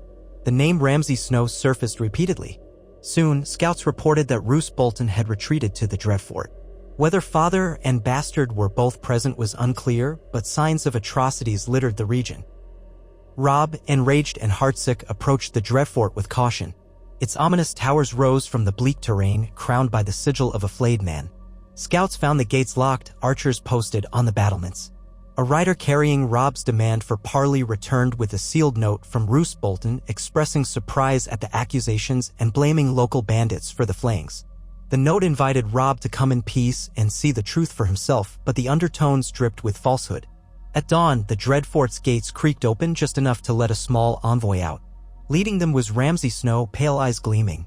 He announced that Lord Bolton would offer safe passage for Robb to inspect the castle. Robb's top commanders bristled, suspecting a trap.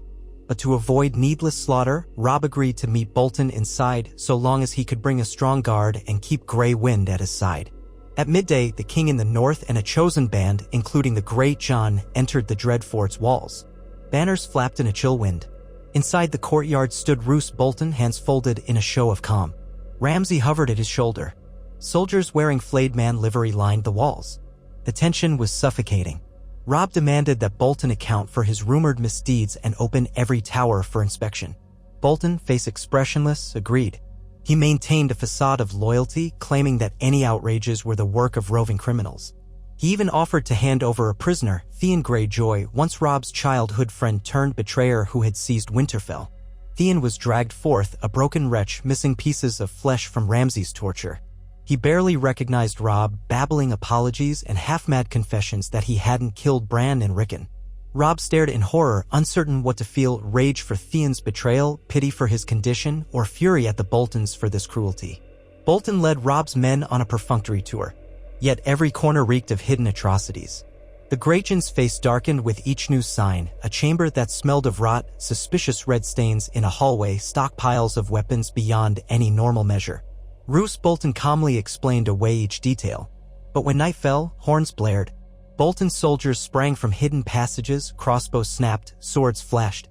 Screams rang through the fortress. Ramsay Snow cackled, slicing at unsuspecting Stark guards. Robb's men fought back savagely. Grey Wind tore into a knot of Bolton guards, scattering them. Through the chaos, Roose Bolton slipped away. By dawn, the Dreadfort was littered with the dead. The surviving Bolton soldiers surrendered or else fled into the wilds. But Roose and Ramsay were gone, vanished into the northern hinterlands. Once more, the king in the north had seized a stronghold from traitors at great cost. Theon Greyjoy, nearly catatonic, was placed under watch, receiving meager comfort from the maesters. Winterfell's fate remained uncertain. Rumor held the castle was largely burned, though no one knew if any of Robb's younger brothers yet lived. The entire north seemed battered by war and betrayal. But the tide was slowly turning. With Moat Cailin retaken, the Dreadfort in Stark hands, and the Ironborn beaten back from most major holdings, Robb's dominion over the north was nearly restored. Amid the gloom of burned villages, a spark of hope ignited. Northmen who had cowered in hidden valleys or joined petty warbands returned to pledge loyalty. House Manderley at White Harbor sent word praising the king's triumph over the Boltons. Smaller houses also wrote that they stood ready to defend their rightful liege. While Roose Bolton remained at large, the sense of unity under House Stark had not been this strong since before Ned Stark's execution. Outside the Dreadfort, a raw wind scoured the land.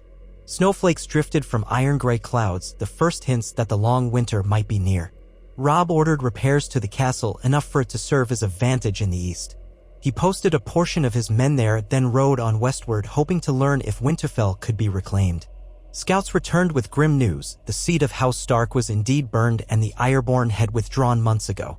No sign of his brothers, though scattered accounts suggested 2 young boys had fled. Robb clung to that rumor, daring to believe that Bran and Rickon still lived somewhere beyond their enemies' reach. In a half-ruined Winterfell, Robb found only blackened timbers and crumbling walls. The place felt haunted, silent, but for wind in the leafless heart tree. Grey Wind padded beside him through ashen corridors. Memories of childhood games with Jon, Sansa, Arya, Bran, and Rickon flooded his mind. He imagined his father's voice carrying from the training yard, cautioning him about overconfidence. A lump swelled in his throat.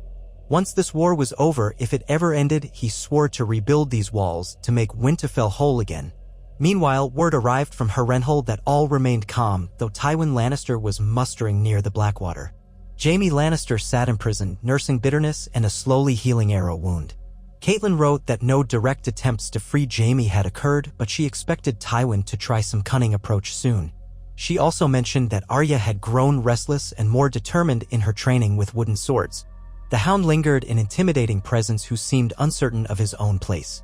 Weeks turned into months as the king in the north consolidated the reclaimed territories.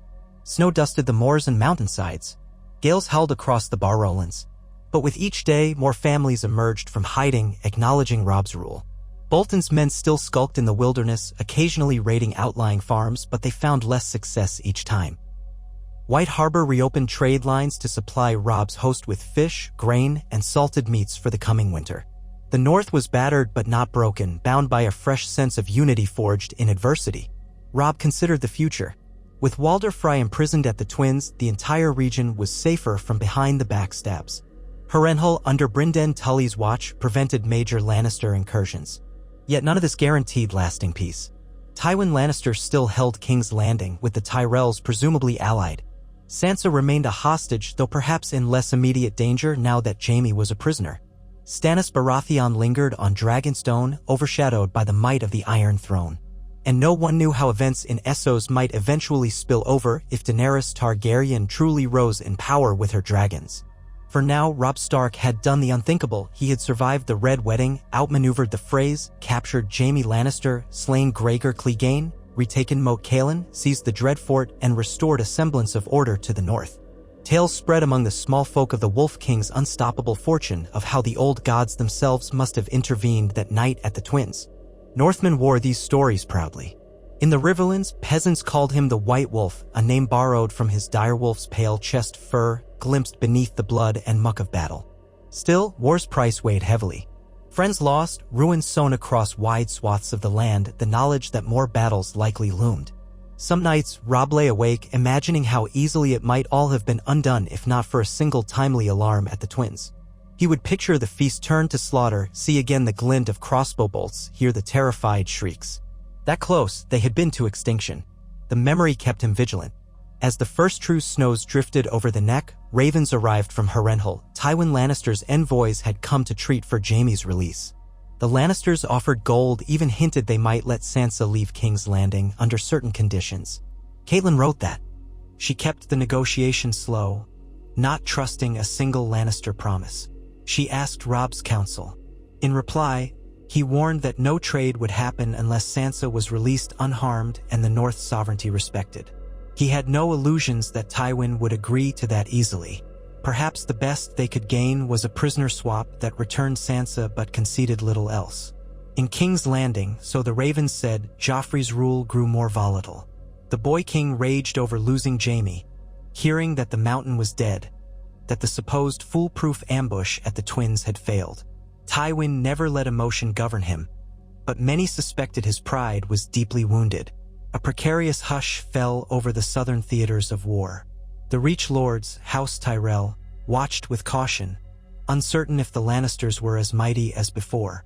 In the Vale, Lysa Arryn mostly stayed hidden in the Eyrie, refusing to commit. Westeros was fracturing, lines being redrawn under each new shift in the conflict. At Winterfell, Robb's battered forces gathered around feeble hearths for a final council before the snows grew too deep. The Great John pressed for a march south in the spring, to challenge Tywin head-on and free Sansa once and for all. Others argued the North needed time to heal, fortify, and replenish. War had raged for too long. Ultimately, Robb decided on a middle path. They would remain vigilant over winter, forging alliances by Raven, sending envoys to White Harbor, to the Vale, even tentatively to Storm's End, seeing if anyone would aid the North in pressuring King's Landing for a genuine settlement. The battered Northmen would build up their defenses. Once the thaw came, if the realm survived so long, they could decide whether to strike or negotiate. News soon reached them that Walder Frey had died in his cell at the Twins. Some said poison, others old age. Robb felt a swirl of relief and regret, wishing he could have delivered a more fitting justice. But at least that venomous old spider would trouble them no more. The Frey heirs squabbled, each vying for the Twins, none able to unify the house effectively. For now, that threat lay dormant. Back at Harrenhal, Catelyn oversaw quiet negotiations with Lannister envoys, passing messages by Raven to her son. Arya lurked in the corridors, half listening to the grown-ups, half practicing with a wooden sword in the courtyard. The Hound seldom left the fortress, as though half suspecting he'd be hunted if he wandered too far. He scowled whenever men whispered about Jaime Lannister's captivity or Tywin's next move. But he kept an eye on Arya with a reluctant protectiveness that no one quite understood. As winter's cold grip tightened, House Stark found itself in a position neither they nor their enemies had expected.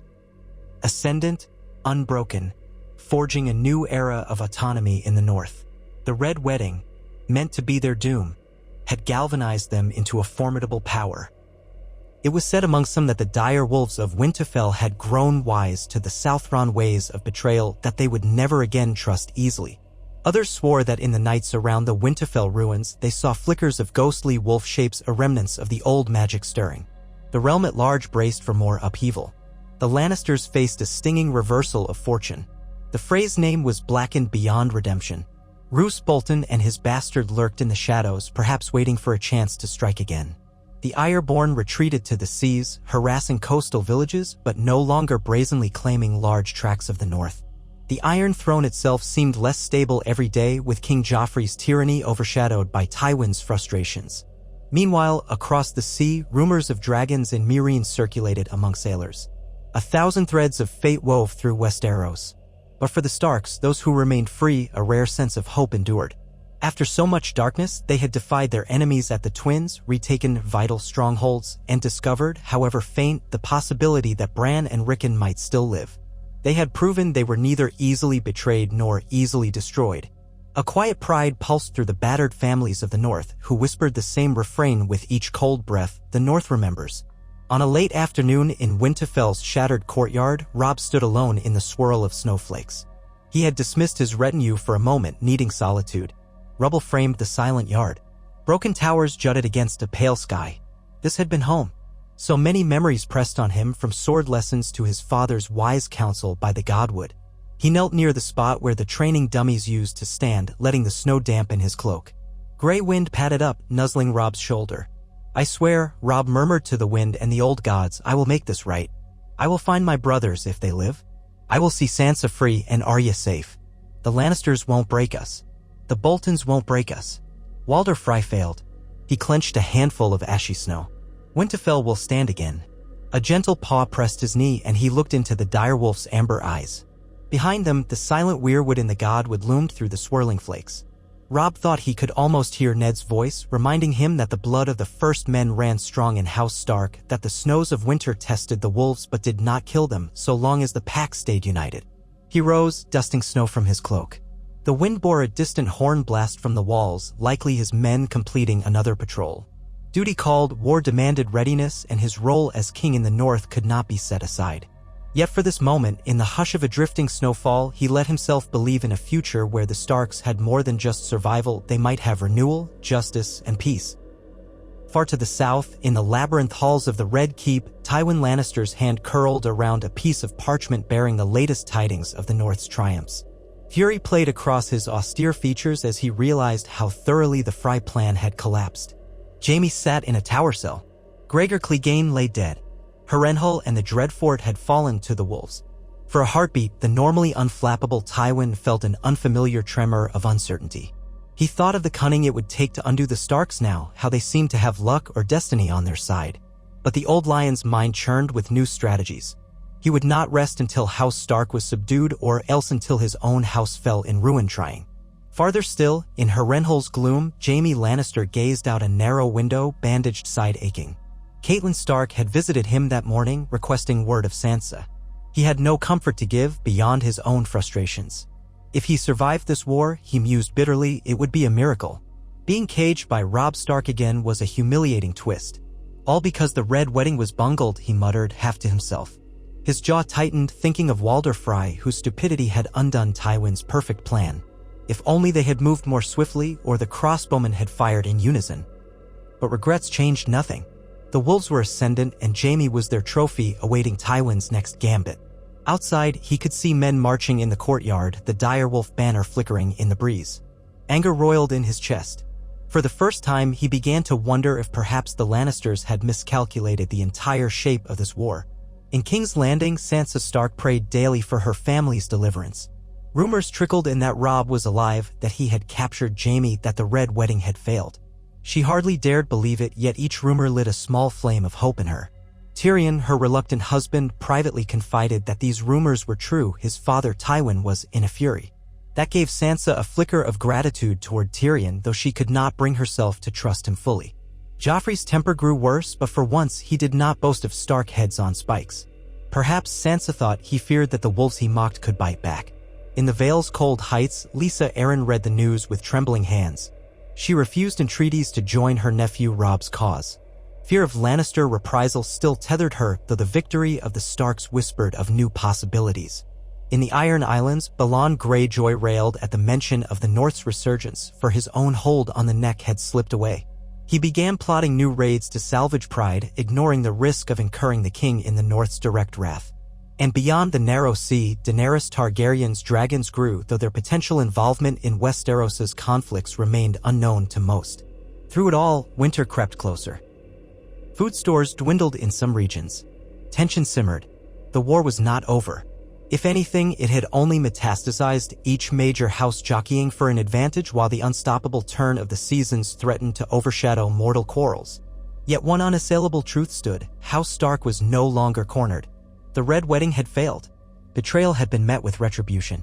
The North was rising from its ruin, forging a new shape of power behind a young king who had learned caution too late for innocence but just in time to survive.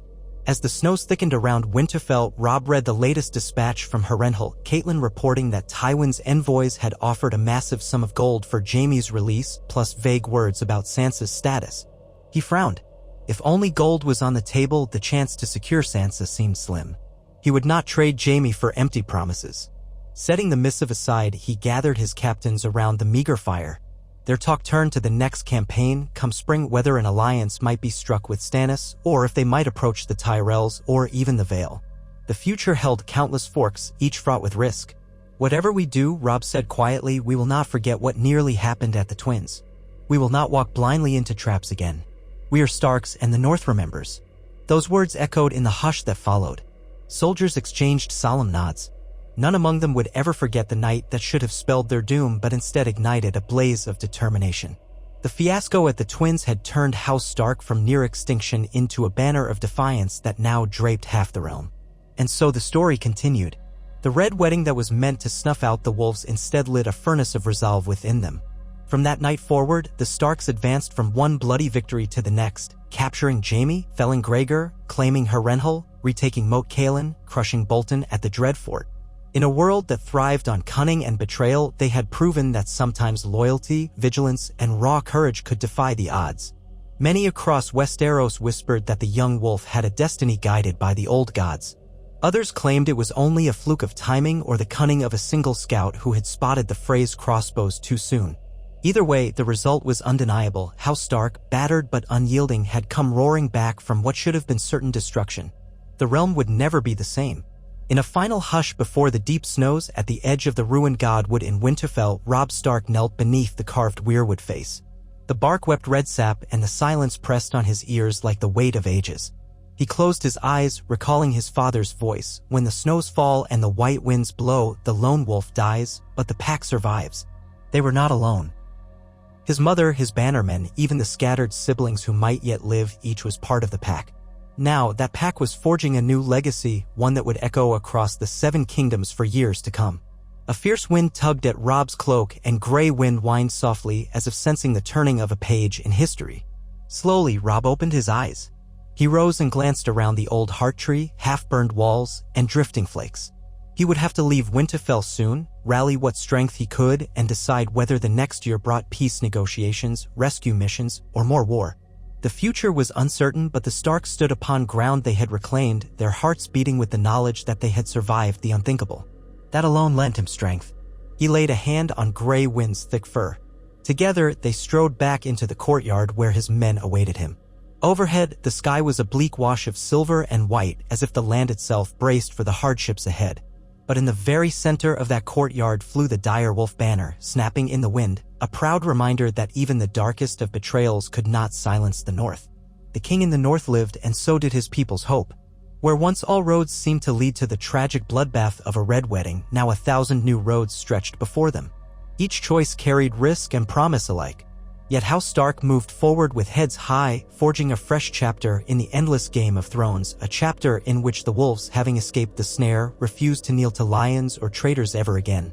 The torches in the twins' great hall flickered against cold stone walls, throwing dancing shadows across the tables where lords, knights, and soldiers from both the North and the Riverlands had gathered to celebrate a marriage meant to bind the Freys to House Stark. Robb Stark, the king in the North, sat at the high table beside his mother, Cailin, both of them wrestling with an unease they could not fully name. Lord Walder Frey, ancient and sharp-eyed, presided over the feast with a crooked grin. He put on a display of courtesy, filling flagons, slicing thick cuts of roast, commanding minstrels to play lively tunes, yet something in his roomy gaze and snide remarks felt more menacing than welcoming. At times, he cast sidelong glances at Robb's bride, Talisa, or at Edmure Tully and his new wife, Rosalind Frey, as though measuring what he stood to gain or lose by honoring this union. Robb tried to ease his worries.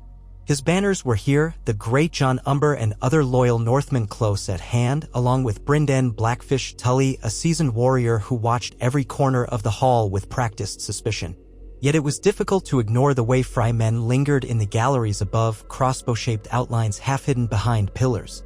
Cailin wore a stern expression. She hated that Grey Wind, Robb's direwolf, was separated from them, chained in the courtyard. Walder Frey had insisted no beast could enter the wedding feast. Although the Starks respected the old custom of courtesy and bread and salt, there was a chill in the air that belied the warmth of the torches and braziers. No matter how often Cailin told herself that Lord Walder was simply a bitter old man, her heart thundered with each passing moment. The night dragged on, a swirl of forced laughter and stilted toasts. Servants hustled about, pouring wine into pewter cups and refilling trenchers with greasy portions of boar, fish, and capons.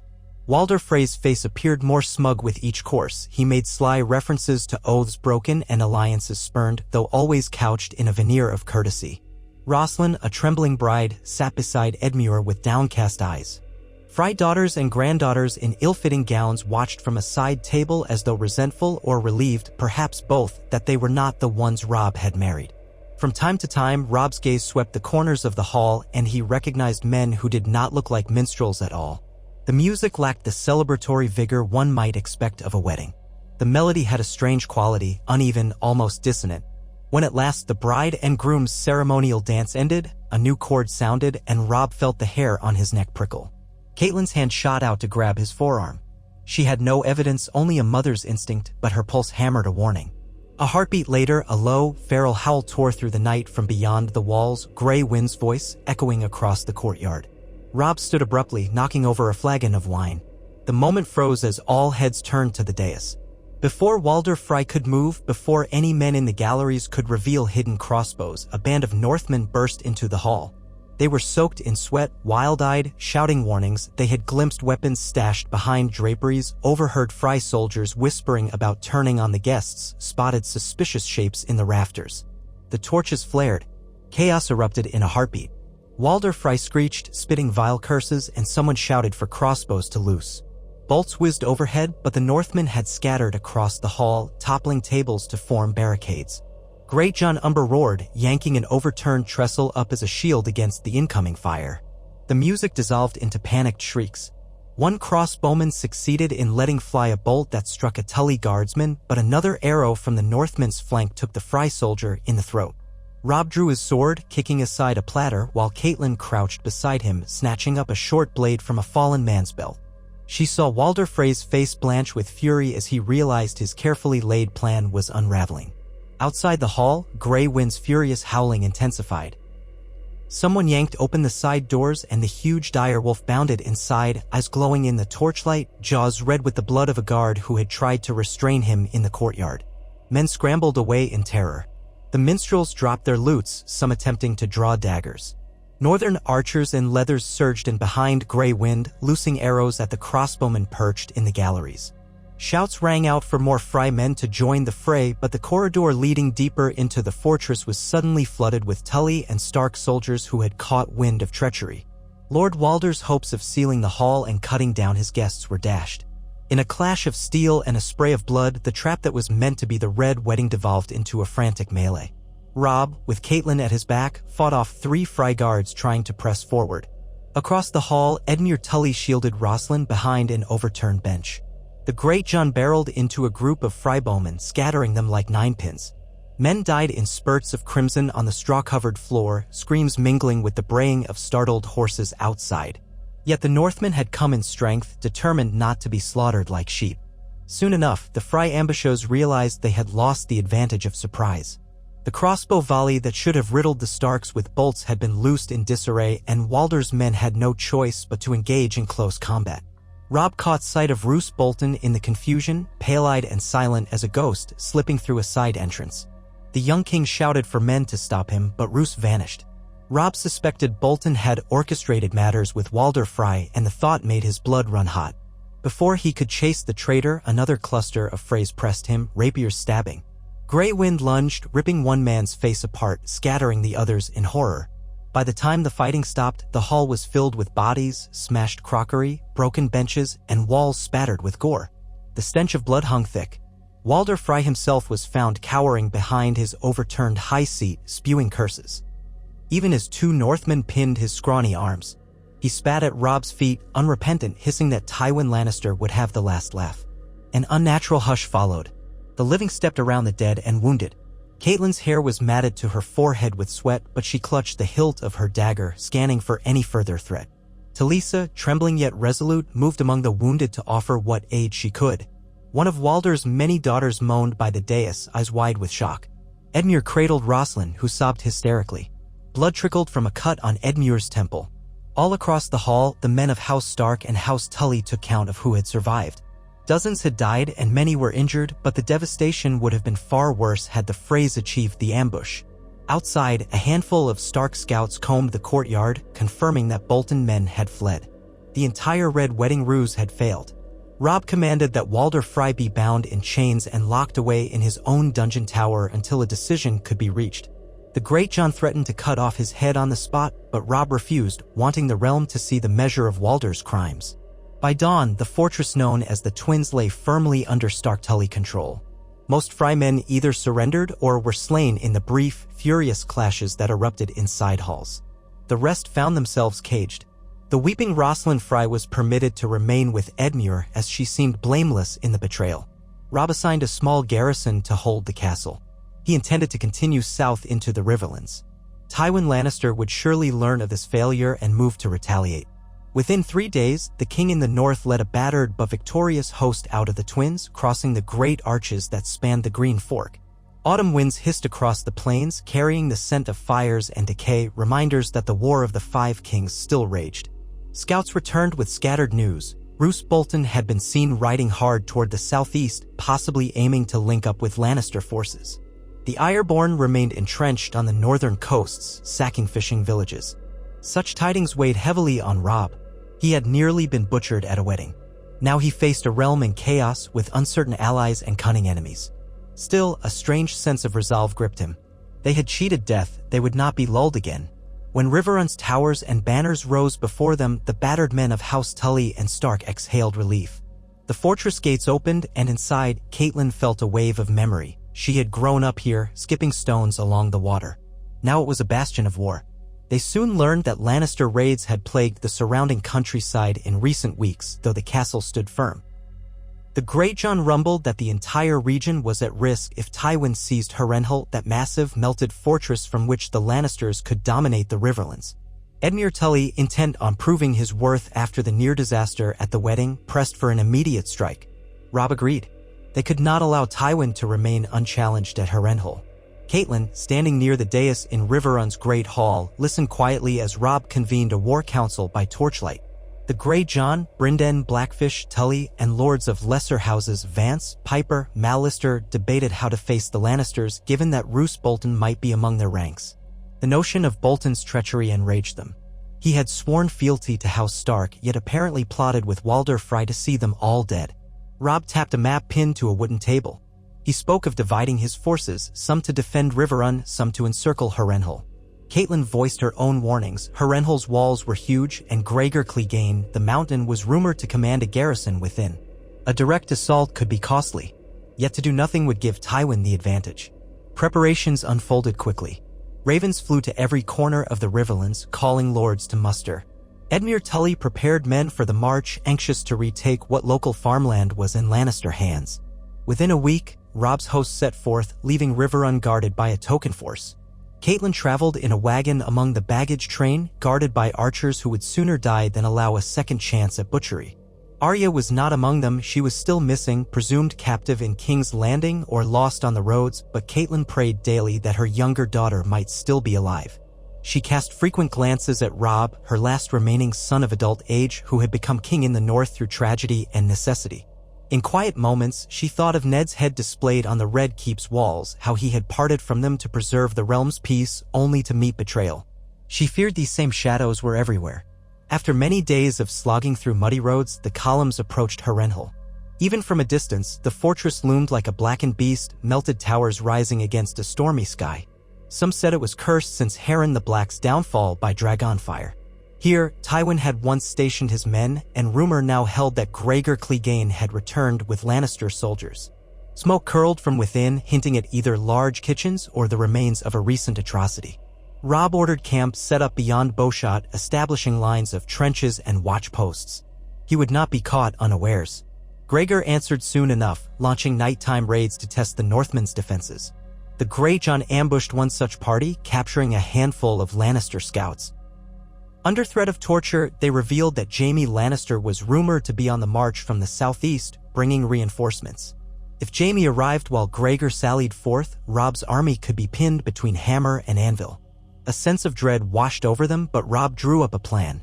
He would appear vulnerable near Harrenhal's main gate, enticing Gregor to charge. Once the mountain was fully engaged, a second force would circle behind and block his retreat. Meanwhile, the bulk of Robb's strength would pivot to face Jaime's approaching cavalry. The morning came cold and damp. Drums sounded as the Northmen put on a show of disarray, leaving a portion of their line near the fortress gates thin. Gregor fell for it. The towering knight thundered out with hundreds of Lannister soldiers, believing the moment ripe for a crushing blow. The Greyjohn feigned panic, pulling back. Gregor's men roared triumph, only to find a ring of pikes closing in from hidden gullies. Trapped in open ground, they fought like cornered beasts. Screams rose as men and horses collided in a flurry of steel. Simultaneously, horns blared from the southern approach. Jaime Lannister's banners came into view, crimson and gold, a sea of lion heads surging up a gentle slope. Robb led his main force to meet them, direwolf banner snapping in a sharp wind. The crash of the two armies echoed across the plain. Lancers speared foot soldiers, swords hissed in the mud.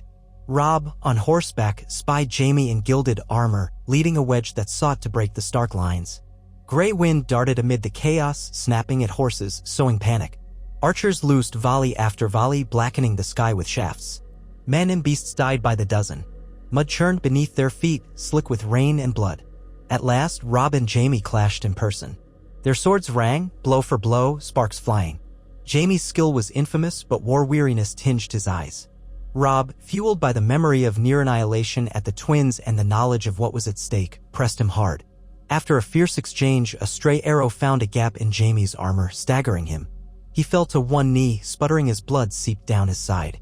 Two Stark banner men rushed to secure him, disarming him of his gilded sword. Around them, the Lannister line faltered, word spreading that their commander was down. On the other side of the field, the mountain raged. But he was isolated in a pocket of pike-wielding Northmen and Tully archers. Gregor roared like a cornered bull, hacking apart shields, but there were too many spears, too many arrows. With a final guttural curse, he toppled from his warhorse, riddled with wounds. His men tried to form a shield wall, only to break under relentless arrow fire. By dusk, Harrenhal's gates slammed shut from within, the defenders refusing to open for the battered forces outside. The king in the north stood victorious. Jaime Lannister was his prisoner, Gregor Clegane lay dead. Come morning, the Harrenhal garrison hoisted a ragged white banner. Harried by starvation and the knowledge their relief force was defeated, they bargained for mercy. Robb allowed them to yield. Tired men in Lannister colors threw down arms, some trembling in fear of Stark retribution. There would be no mass slaughter of prisoners, though Robb demanded they swear never again to serve Tywin's cause. A handful of Gregor's henchmen, known torturers, were seized for trial. With Harrenhal subdued, the entire region was effectively in Stark Tully hands. Scouts soon confirmed Tywin had retreated deeper into the Crownlands, his grand design to finish the Starks undone. Amid the colossal halls of Harrenhal, Robb gazed in horror at the dungeons, the instruments of torment used by Gregor's men. Cailin led a grim procession, freeing half-mad prisoners who mumbled accounts of flayings and questionings. The gloom of the fortress weighed on everyone. Bran and Tully recommended leaving a strong garrison in Harrenhal rather than letting it fall again to the Lannisters. Robb agreed, naming Bran and Castellan. Jaime Lannister, bandaged but alive, was thrown into a sturdy tower cell. A maester tended his wounds to keep him from dying, but he wore chains about his ankles and wrists. Caitlin visited Jaime once, remembering how she had once freed him in a desperate bid to trade him for her daughters, Sansa and Arya. Now, she stared at the man who had nearly killed her child Bran, who had been the cause of so much grief. Jaime sneered, though fear flickered in his green eyes when he realized this time he might not find an easy out. Robb considered executing him, but held off, mindful that Sansa still languished as a hostage in King's Landing. Jaime might yet serve as a bargaining chip. In the courtyard, a cheerless celebration erupted among Robb's men. They had survived a second near disaster, seized a critical fortress, taken the Kingslayer prisoner, and slain the Mountain.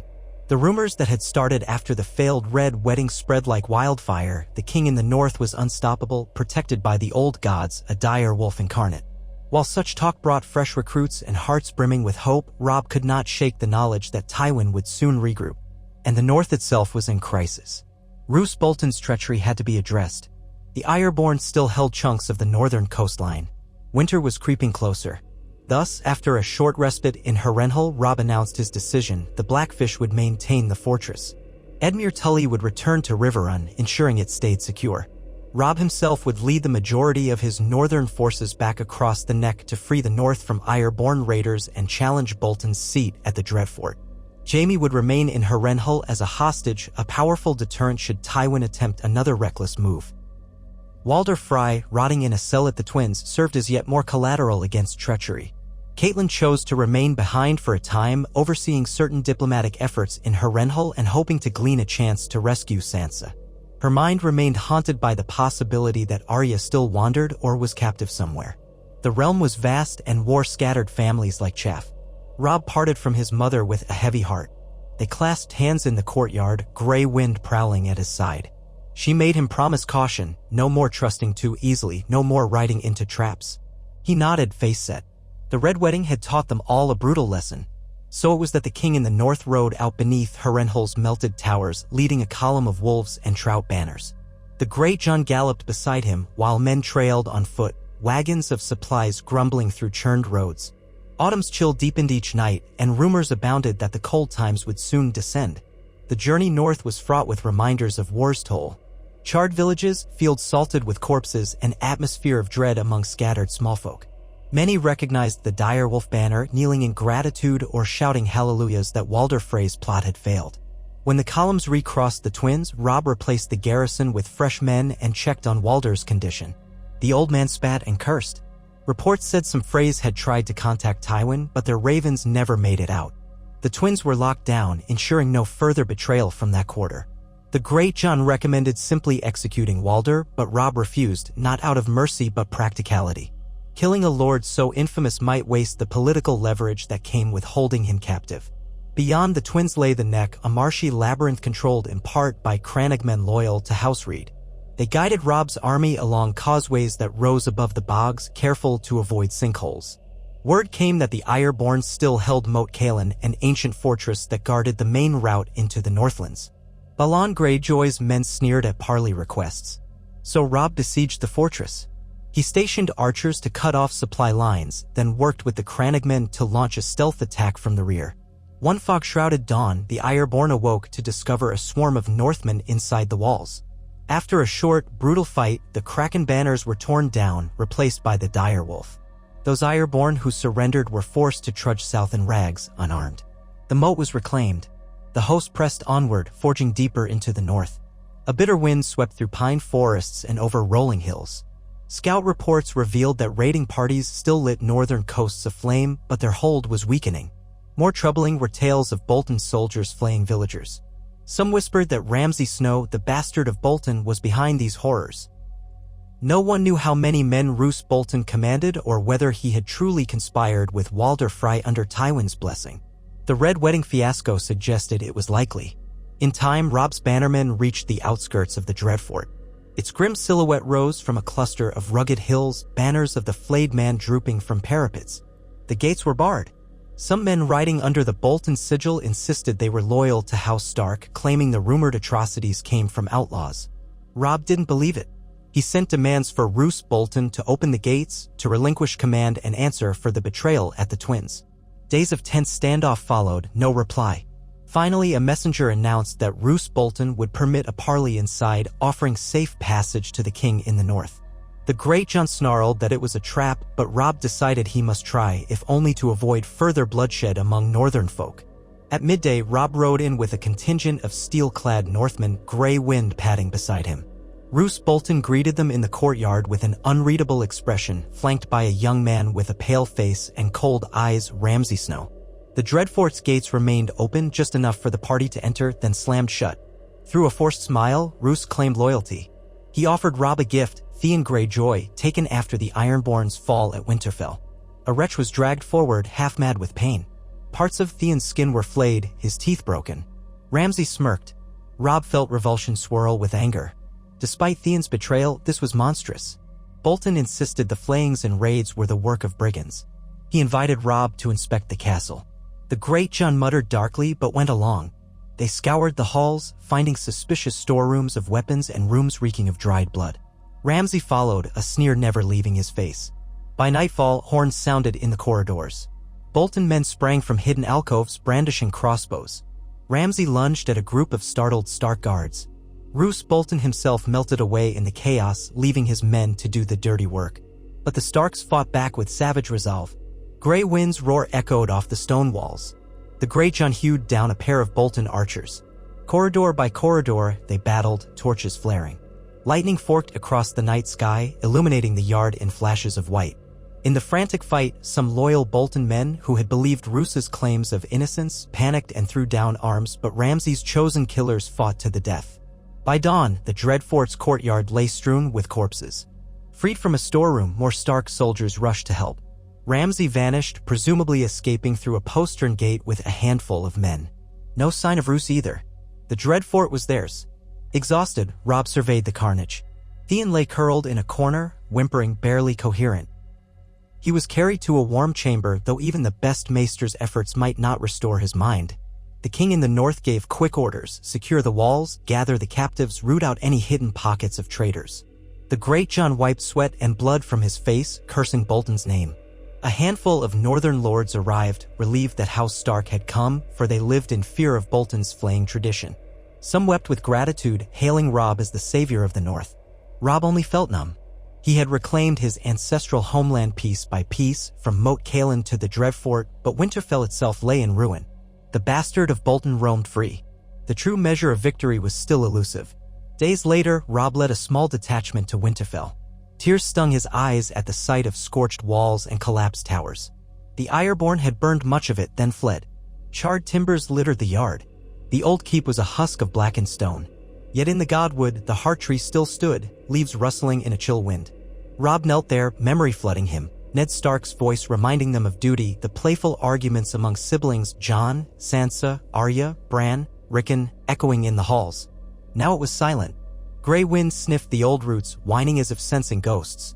Robb wondered if Bran and Rickon were truly dead. Theon's ravings hinted they might have escaped, but no one knew where. Robb took a breath and swore he would rebuild Winterfell or avenge it. No matter how the war ended, House Stark's seat must not remain a ruin. While the snows began to drift over the battered north, word arrived from Harrenhal. Tywin Lannister's envoys had come to treat for Jaime's release. They offered gold along with guarded hints that Sansa might be freed if certain conditions were met.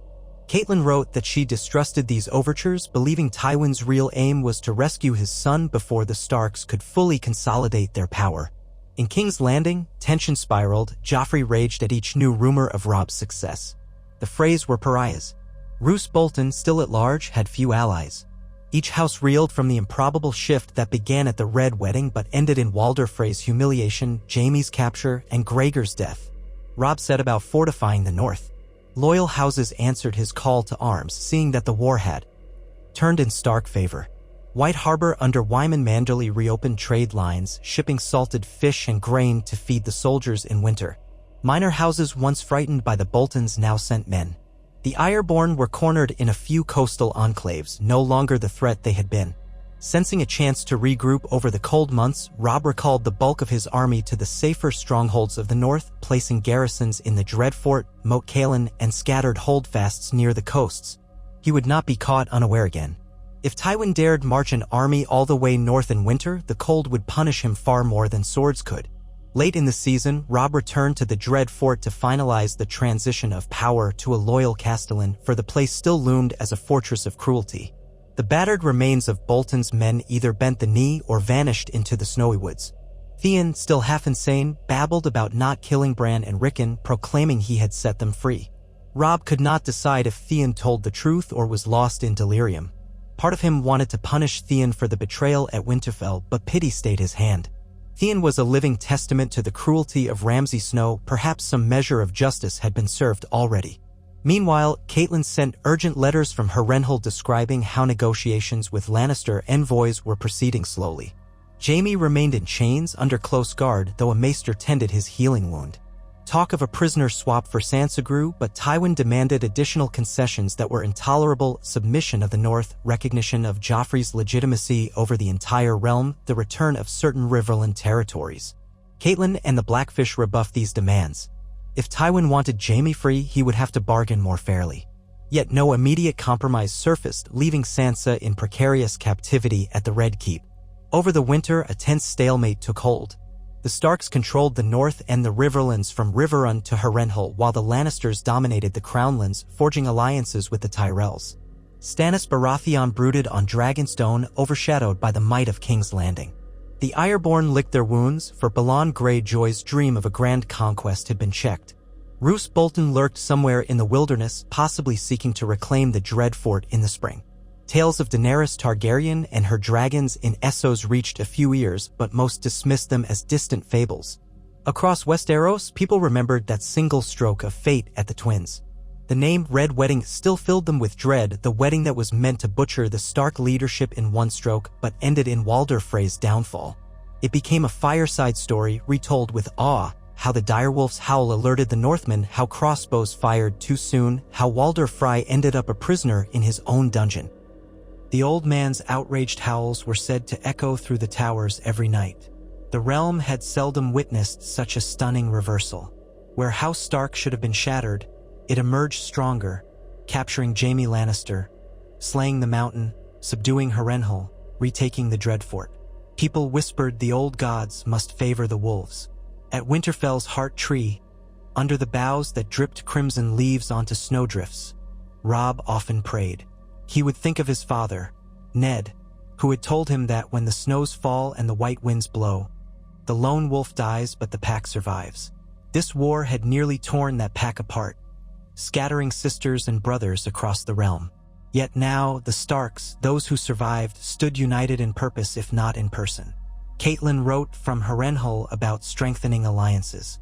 Sansa remained a bargaining piece in King's Landing. Arya's fate was unknown, though rumors placed her perhaps near the Trident, perhaps with outlaws.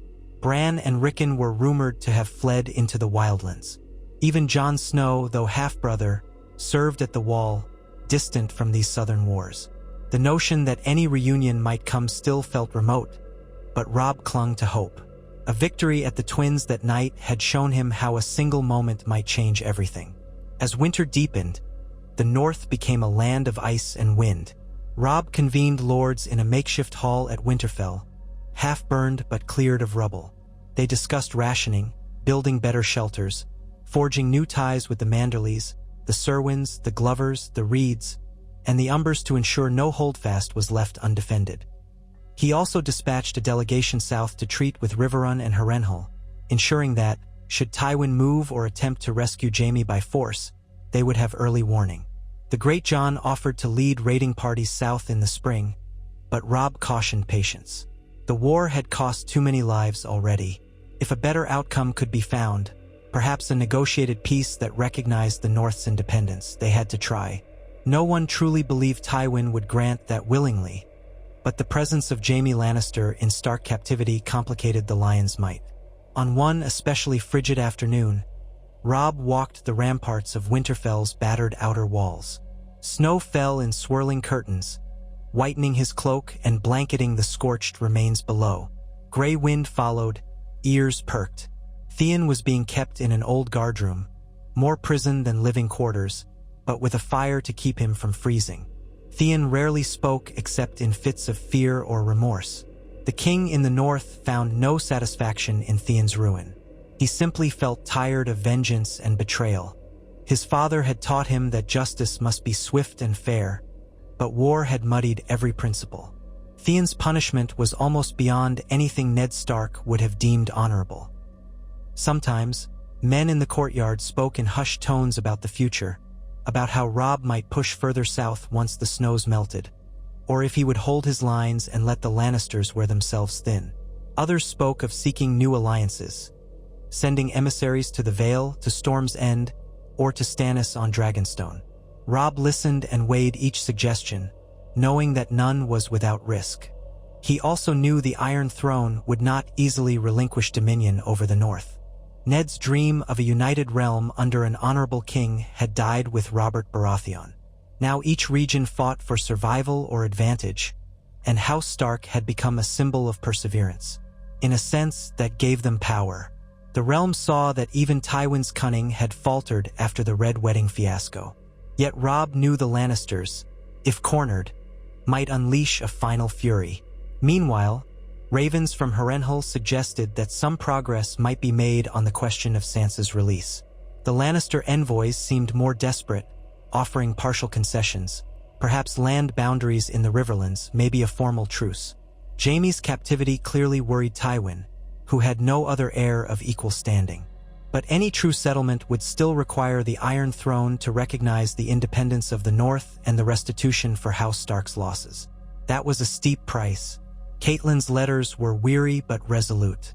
She said that if she had her way, the entire world would see Walder Frey's betrayal exposed, the Riverlands free, and the North left to govern itself. Others might claim the Iron Throne. The Starks would remain separate. No one knew how that would truly play out. In King's Landing, Sansa prayed daily at the royal sept, hearing scraps of rumor that her brother lived, that he had captured Jaime. Joffrey's cruelty persisted, but a certain caution had crept into the court. Varys and Littlefinger whispered behind columns, testing the wind. The Tyrells, though outwardly loyal, might be calculating their own advantage. More than once, Sansa overheard talk of the Starks as if they were a returning force of legend. It gave her hope. Tyrion Lannister, her forced husband, was not unkind, yet she could not fully trust him. She only knew that the tide had turned since the day everyone had expected news of Robb's death, and instead learned that Walder Frey's plan had collapsed. As the final months of the season wore on, the king in the north found himself traveling between Winterfell, the Dreadfort, and Moat Cailin to ensure all was secure. The battered countryside needed help rebuilding. Small folk emerged from hiding, timidly acknowledging House Stark's renewed strength. They whispered that if not for the gods' intervention at the Twins, the North might now be in Lannister or Bolton hands. Some praised Grey Wind as a spirit of the old times. Others revered Robb as a boy king chosen by the ancient weirwoods. Robb dismissed such mysticism, but it did him no harm politically. The fear that once haunted his men's eyes had turned to determination. They believed in their cause. Yet nightmares of crossbow bolts in a wedding hall sometimes woke him at night, remembering how close they had all come to annihilation. Sporadic letters from across the sea spoke of Daenerys Targaryen forging her own legend in Slaver's Bay, gathering freed slaves, but that threat felt distant to those in the north. The real worry lay in how Tywin might strike once the roads cleared of snow. Harrenhal remained a bulwark held by the Blackfish's men, but they would not withstand the entire Crownlands if Tywin marched in full. Then again, Tywin might hesitate, unwilling to risk Jaime's life. By keeping the Kingslayer under lock and key, House Stark possessed a formidable counterweight. Finally, at the turn of the season, signs of thaw appeared. Streams of meltwater trickled down from the high ridges. Food stores ran low, but they had prepared as best they could. One afternoon, a raven arrived from Harrenhal with news that envoys from King's Landing had arrived, claiming a new proposal. Rumor said Tywin might consider in exchange Jaime for Sansa along with a limited truce for the Riverlands. Catelyn believed Tywin simply wanted time to gather more allies, but she was listening all the same. Robb took the letter in Winterfell's ruined Great Hall, reading it beneath the collapsed rafters. If there was a chance to save Sansa, how could he ignore it? Yet he could not cede the North or betray the Riverlords who had suffered so much. Torn between love for his sister and duty to his realm, he paced the blackened floor, gray wind following him with anxious eyes. He wrote back to his mother, urging caution, no exchange without firm guarantees for Sansa's safety and explicit recognition of the North's freedom. Could Tywin truly accept losing a third of the kingdom? Doubtful. If negotiations collapsed, war might erupt again. But for the first time, House Stark could negotiate from a position of power. The memory of the Red Wedding, that near disaster turned improbable victory, still guided them. They had learned not to trust quickly, not to accept the illusions of courtesy from men like Walder Frey or Roose Bolton. Back at Harrenhal, Cailin read her son's letter in the flickering glow of a brazier. She recalled the moment she had seized Jaime Lannister the first time, how she had once freed him out of desperation. Now that the fortunes had reversed, she prayed they would not squander the advantage. She reread the part where Robb mentioned the rumors that Bran and Rickon might be alive. A mother's heart soared at the prospect, though she kept it secret from the Lannisters. She knew Tywin might use such hope as a bargaining lever. Still, the possibility filled her with a renewed sense of purpose. She pictured a future where the scattered Starks reunited in a rebuilt Winterfell, free from the Iron Throne's demands. It felt distant but not impossible. Meanwhile, in the fortress, the Kingslayer languished, pacing his cell. Jaime's face had grown thin, and a meager beard shadowed his jaw. He cursed the day Walder Frey's plan went awry. Had the Red Wedding succeeded, he would be free, with the war likely ended in Tywin's favor. Instead, each passing day reminded him that the young wolf had evaded a death that the entire realm considered certain. A bitter admiration crept into Jaime's thoughts. Robb Stark, though young, had outmaneuvered them all with a single stroke of fate. Jaime considered escape, but Harrenhal was heavily guarded. He mulled over ways to exploit Tywin's name or to bribe the guards. Nothing took root. Resentment simmered as each dawn arrived, the fortress still in Tully Stark hands, the world turned upside down. In time, the war quieted to a simmer, each side entrenched. King's Landing refined its defenses while the North strengthened ties with the Riverlands. The battered host that had once marched at Robb's call recovered from injuries and the brutal trek across the neck. Freed from imminent danger, many soldiers returned to their homes to farm or care for families, ready to rally again should Tywin strike. Walder Frey remained locked at the twins, cursing the day his crossbowmen misfired.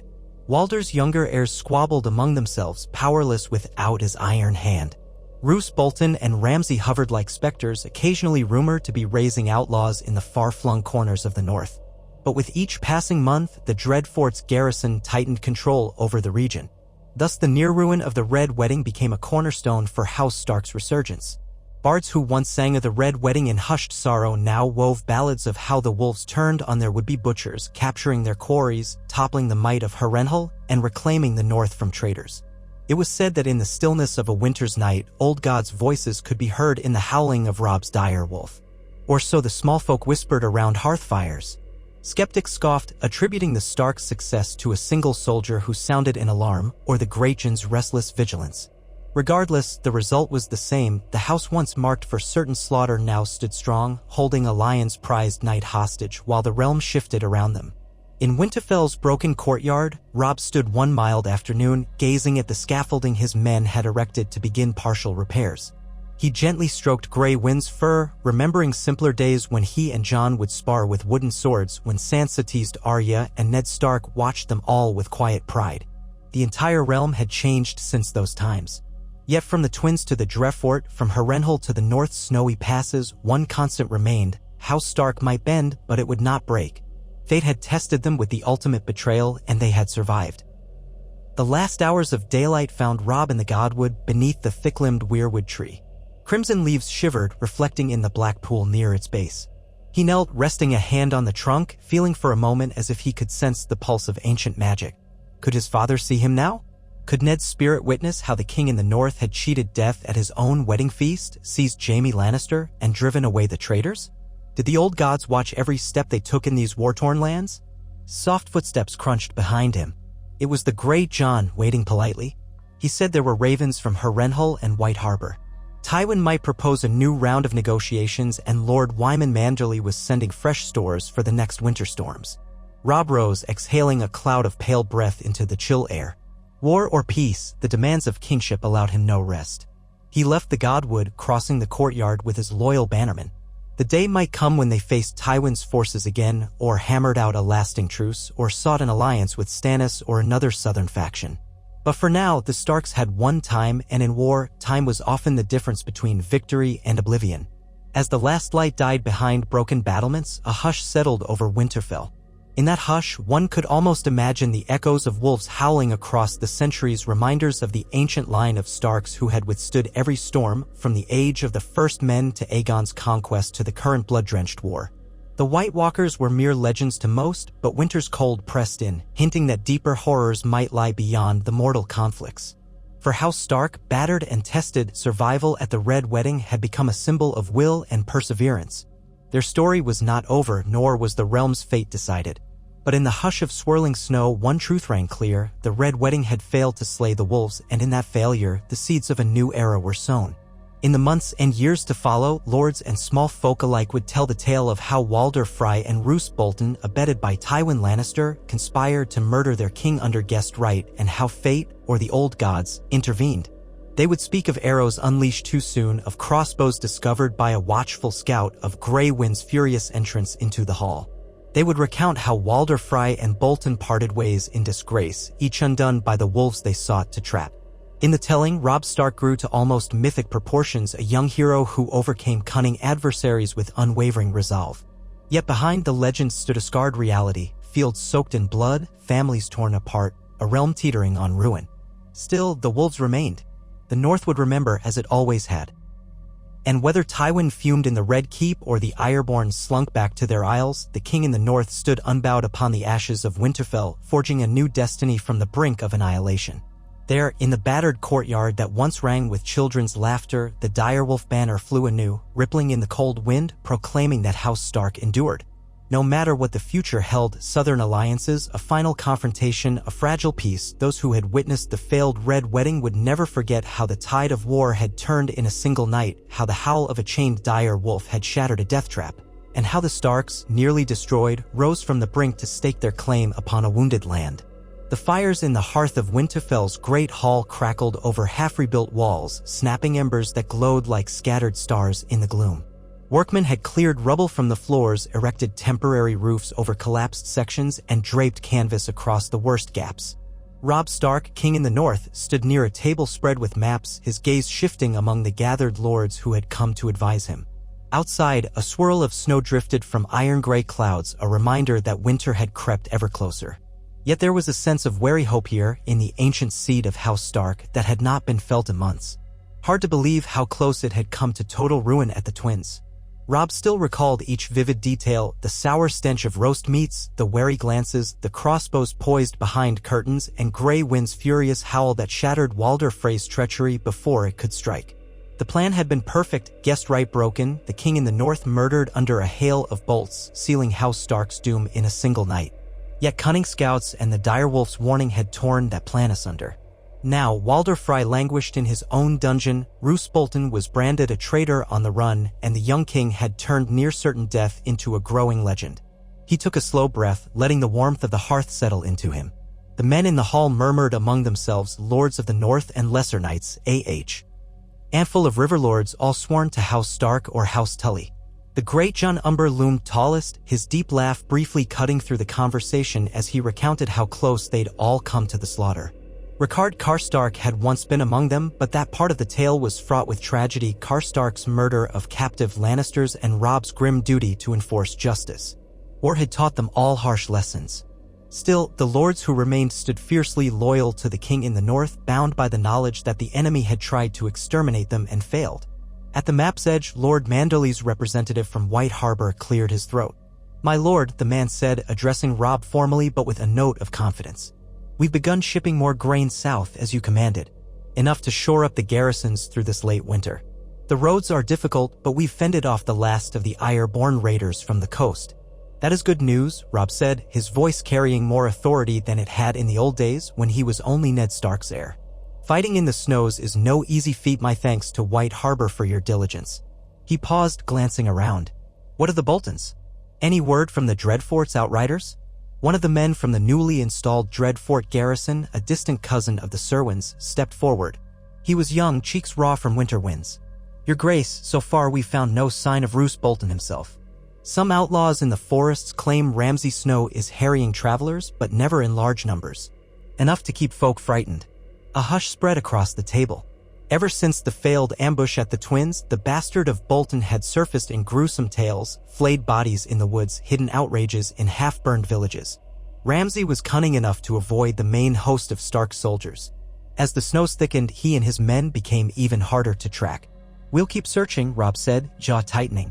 "I won't have them terrorizing the countryside. The North must be safe for our own.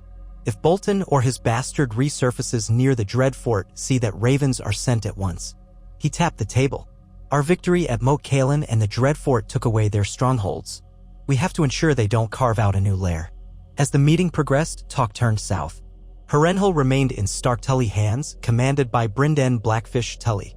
Riverrun itself was secure under Edmure Tully's watch, but Tywin Lannister still loomed as a threat. Word came that King's Landing was restless, Joffrey raged at rumors of Jaime's captivity, and Tywin's envoys had offered repeated proposals to ransom back the Kingslayer. But each offer demanded the North's surrender to the Iron Throne. Catelyn Stark, stationed at Harrenhal, had refused to finalize any deal that did not return Sansa safe and, more crucially, recognize Northern autonomy.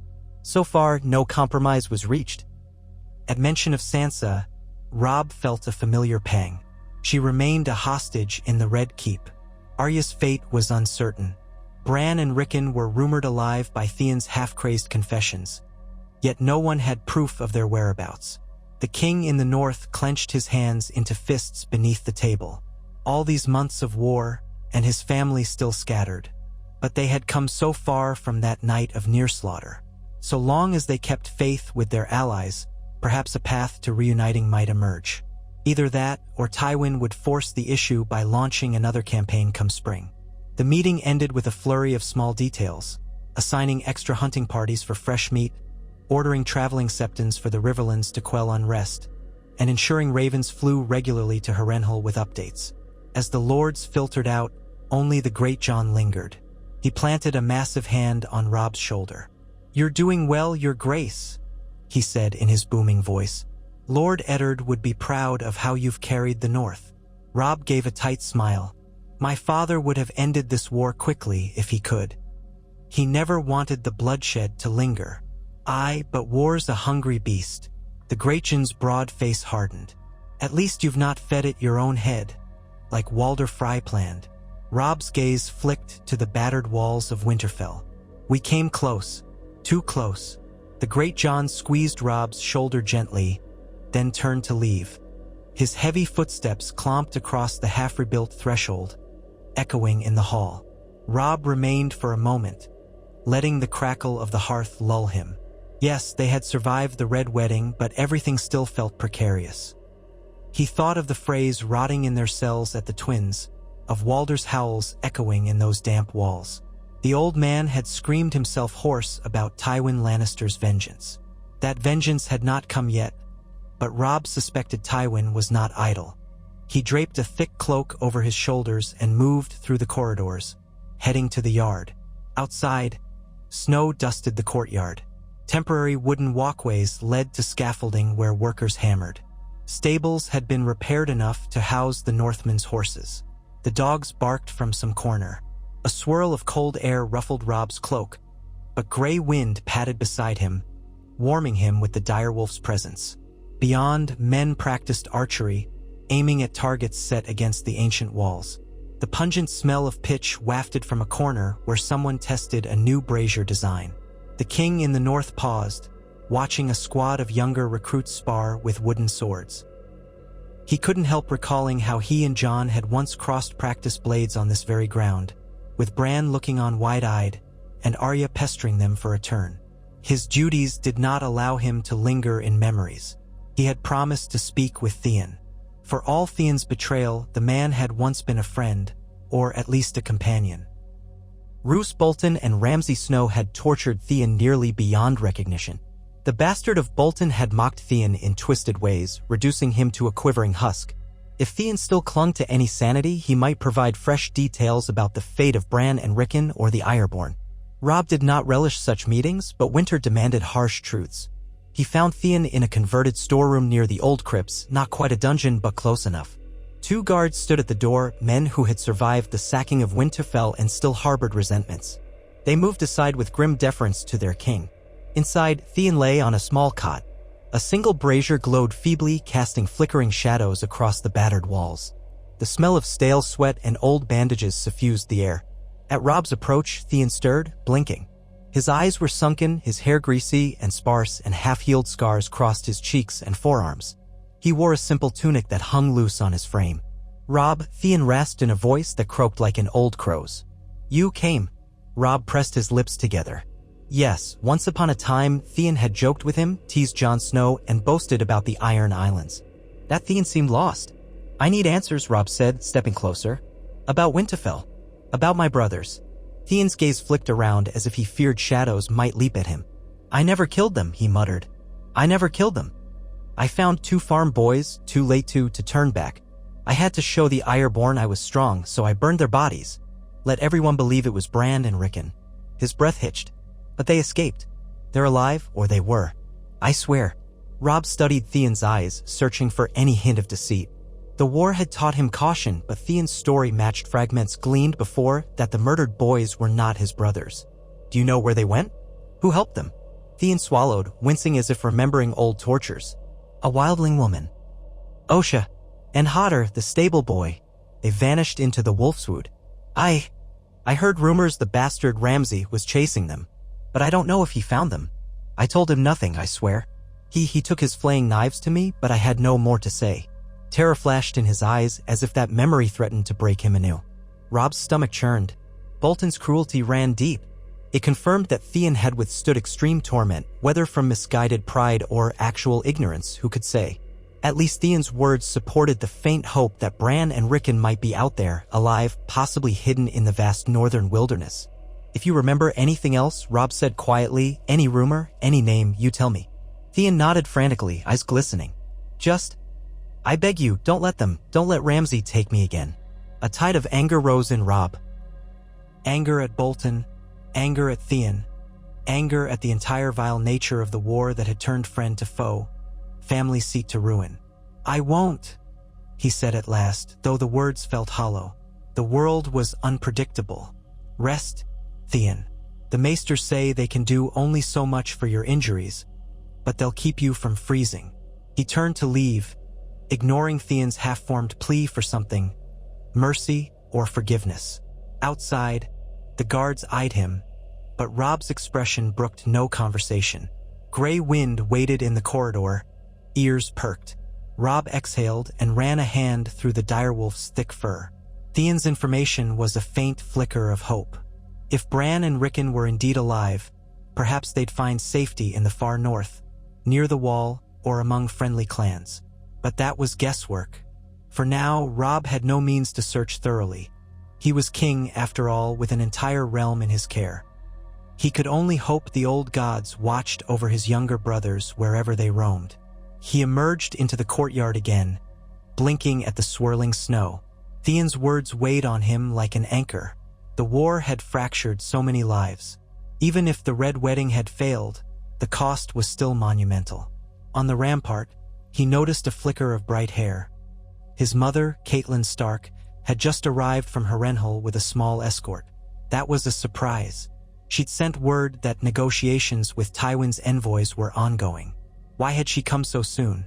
Robb climbed to meet her, calling her name over the wind. She turned, relief crossing her face. Though lines of worry etched her brow, her eyes lit at seeing her son. She wore a heavy cloak lined with fur, hair pinned back in a modest style. Mother and son embraced briefly, the sting of cold replaced by familial warmth. "Mother," he said, releasing her. "I wasn't expecting you.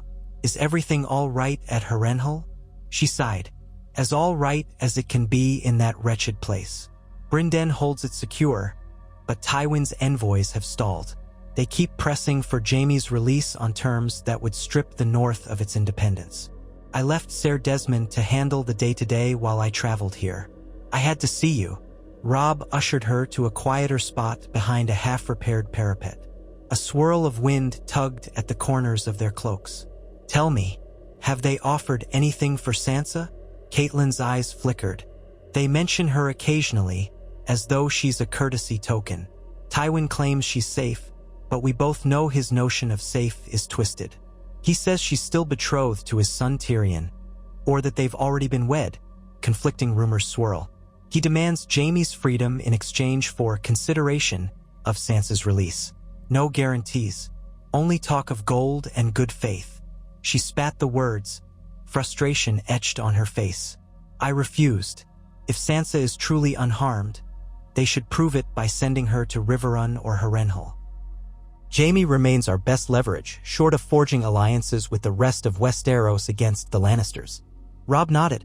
I won't allow them to spin worthless promises. And the Riverlords stand behind us so far. Harrenhal is a shield between Tywin's main strength and the Riverlands. He'd risk Jaime's life if he marched in full, but maybe he thinks to wait us out. He gazed south toward lands he could not see, where a war still simmered beneath the snow. What of the Tyrells? Do you know if they remain firmly with King's Landing? Caitlin shrugged. From the rumors I've heard, Mace Tyrell hopes to keep his daughter as queen. They won't desert the Lannisters easily, not with Joffrey on the throne. But Loras Tyrell may not relish fighting a drawn-out war if it imperils the Reach. Perhaps they'd be amenable to neutrality at some point. Nothing is certain. A dull ache pulsed behind Robb's eyes. So many shifting alliances, so many cunning lords playing the Game of Thrones. He yearned for the simpler times, but that was a fool's wish. He was king in the north, and that crown demanded strategy. He took a steadying breath. We'll keep Jaime locked away. If Tywin truly wants him back, he'll have to concede more than vague talk. Meanwhile, we gather strength here. Cailin's expression softened. You've done wonders, Robb. Securing Moat Cailin, the Dreadfort, holding off the Ironborn. The Red Wedding was nearly our end, yet you've turned that horror into renewed hope. His throat tightened. I only wish we could restore Winterfell fully. Each time I walk the corridors, I see ashes and broken stones. The memory of father. It isn't easy. She placed a hand on his gloved wrist. Your father's legacy lives in you. In all of us who remember what honor means. They stood together in the hush, the wind keening softly around them. Gray wind lingered a few steps behind, muzzle tilted up to sniff the cold air. The day's light cast a dull sheen over the ruined towers. Eventually, Caitlin gave a small nod. I'll remain for a time if you'll have me. I can write to Harrenhal. Letters will suffice for these next rounds of negotiation. I'd rather be here, near you and near your father's memory. Robb forced a faint smile. Of course. Stay as long as you like. Your counsel is always needed. That evening, a modest feast took place in the Great Hall, mostly hot stews and salted fish from White Harbor's shipments, with bread from the near fields that some farmers had salvaged. Soldiers ate gratefully, warming hands over the hearth. The mood was subdued but not hopeless. Men spoke of how the Red Wedding might have ended them all, and they raised cups to the near miracle of having survived. Caitlin sat near Robb, occasionally exchanging words with the Great John and other lords. They all seemed to sense that this fleeting lull in the war would not last forever. Once the snows melted, new armies could march or new alliances might shift. Later, in a small solar lit by a few sputtering candles, Caitlin and Robb conferred privately. She relayed that Jaime Lannister had grown restless in his tower cell at Harrenhal. The maester's treatment of his arrow wound had prevented infection, and he paced like a caged lion. Caitlin suspected he might attempt escape if an opportunity arose. Robb agreed that they must be vigilant. He recalled how Jaime had once slipped out of Stark custody thanks to Caitlyn's desperation. They would not repeat that mistake. However, Jaime's captivity also served as a constant reminder that King's Landing would not remain idle. That night, Robb dreamed of the feast at the Twins. In his dream, crossbow bolts struck the dais, the Great John fell, Caitlin screamed, Grey wind howled. Then abruptly, the dream shifted. He was in the crypts beneath Winterfell, searching for the tombs of his younger brothers. Only the echoes of a single muffled heartbeat guided him. He woke in a cold sweat, the flickering torch in his chamber revealing nothing but empty shadows. Drawing a shaky breath, he rose and glanced at Grey Wind curled near the door. The direwolf stirred and whined softly, sensing his disquiet. Days blurred into weeks. Snowstorms battered the roads, making trade tricky but not impossible. Caitlin dispatched ravens from Winterfell's rookery, addressing them to various corners, Harrenhal, Riverrun, White Harbor, even occasional letters to the Vale, though Lisa Arryn remained stubbornly aloof. The watchers at Moat Cailin and the Dreadfort reported minimal enemy movement, no major incursion from the south, no sign of Bolton massing a hidden army. Small outrages still dotted the horizon, typically the work of local brigands or a stray band of Bolton loyalists. Nothing that threatened the North's hold on its own territory. One crisp morning, as Robb listened to a briefing in the courtyard, a commotion sounded at the newly repaired gates. A group of travelers approached, bearing the banner of House Reed. Mira Reed led them, along with several Crannogmen, and to Robb's astonishment, she had Bran and Rickon Stark in tow. They arrived on shuffling ponies, flanked by watchful men wearing leathery reeds and frog spears. Robb stood thunderstruck, scarcely believing his eyes. A small crowd gathered, hushed as though witnessing a miracle. Bran was taller than Robb remembered, but still thin-faced, perched in a simple sling harness on the pony because of his legs. Rickon looked wild, hair unkempt, eyes sharp. They both gazed around Winterfell's courtyard with wonder and trepidation. Cailin, alerted by the noise, rushed out, nearly stumbling in the slush. When Bran and Rickon dismounted, a hush of disbelief gave way to cries of joy. Cailin pulled her boys into her arms, tears coursing down her cheeks. Bran clung to her, blinking, while Rickon buried his face in her cloak. Robb joined them, fighting the tightness in his throat, trying to grasp that his brothers were actually here, alive, breathing, after so many months of terror and doubt. "It's all right," he murmured, pressing a hand gently to Rickon's head. "You're home. You're safe."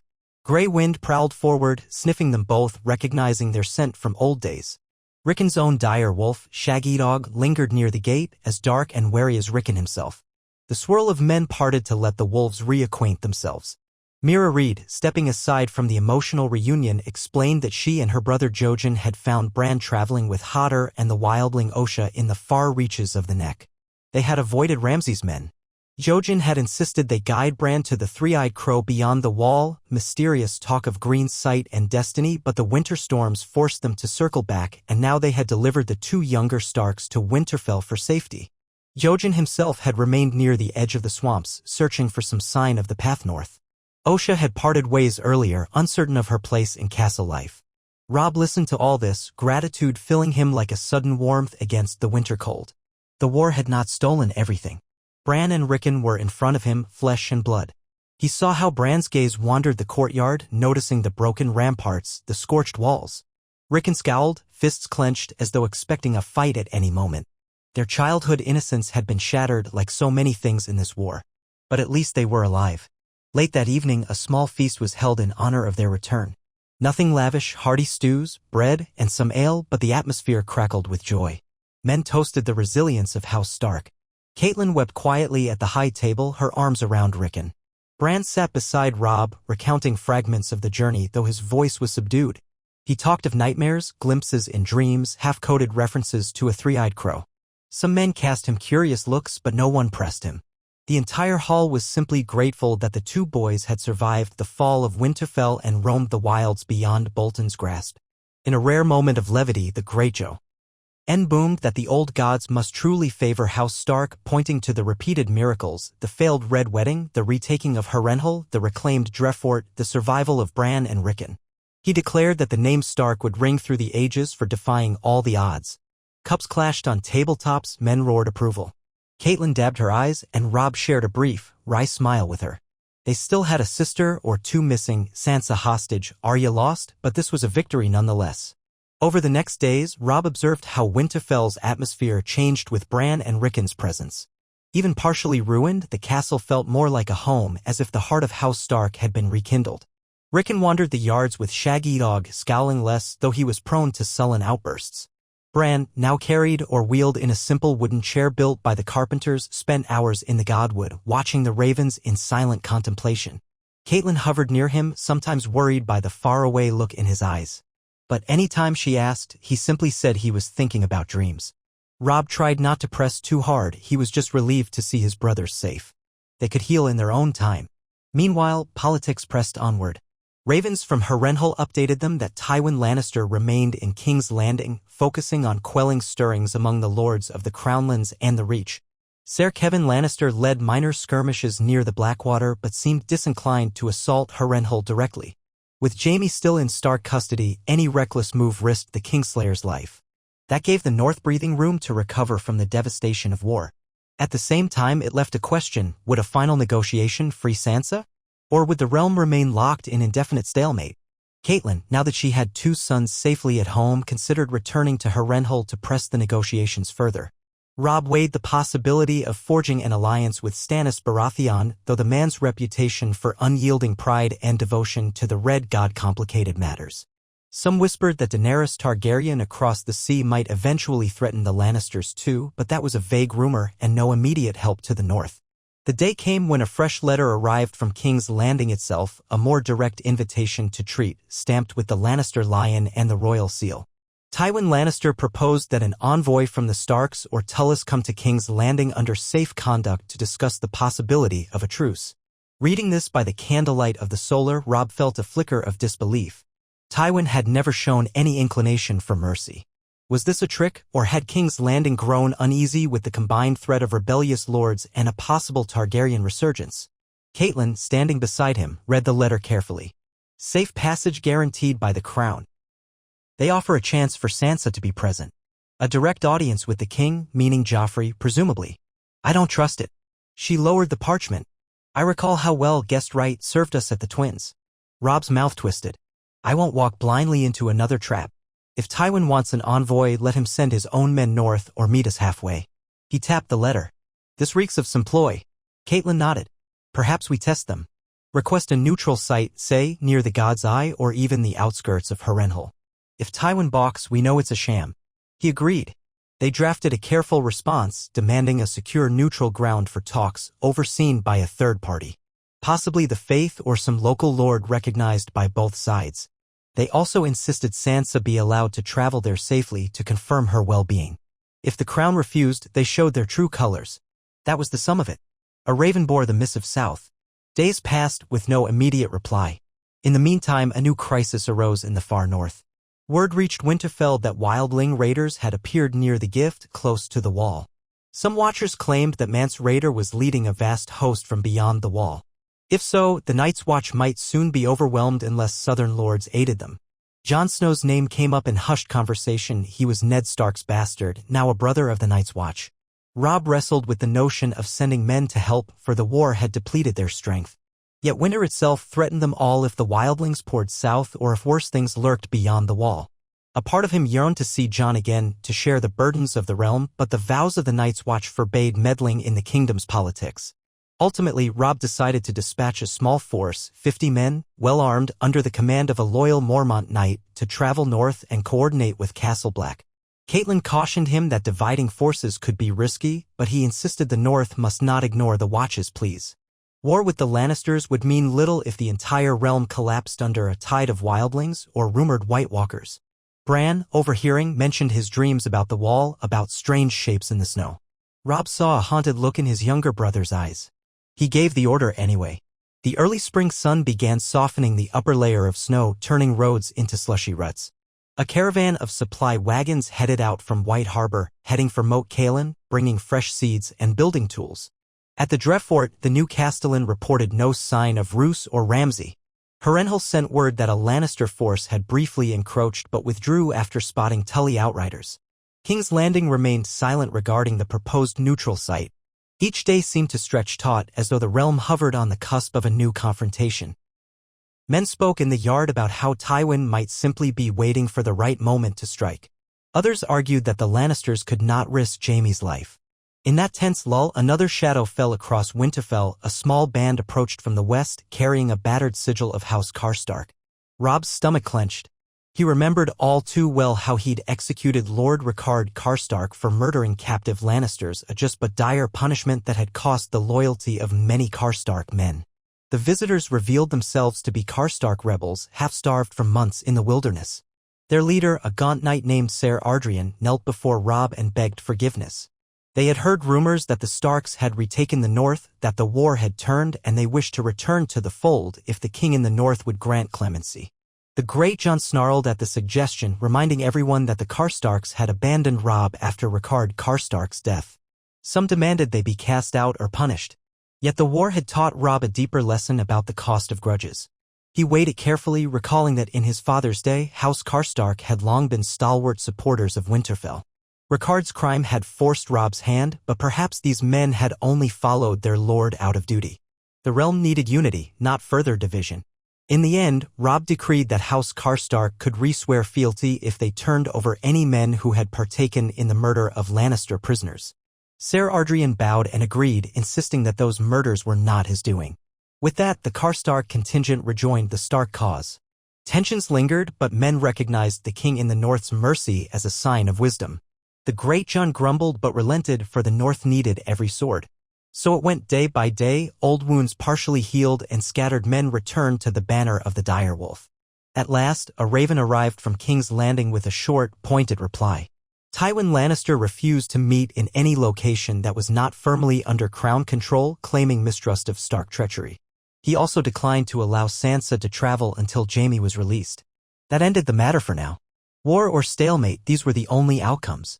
Robb read the letter with a clenched jaw and tossed it aside, pacing. All their careful attempts at negotiation had failed. If Tywin would not budge, no resolution for Sansa could be found peacefully. Cailin, sitting by the hearth, felt tears threaten to rise. She swallowed them down.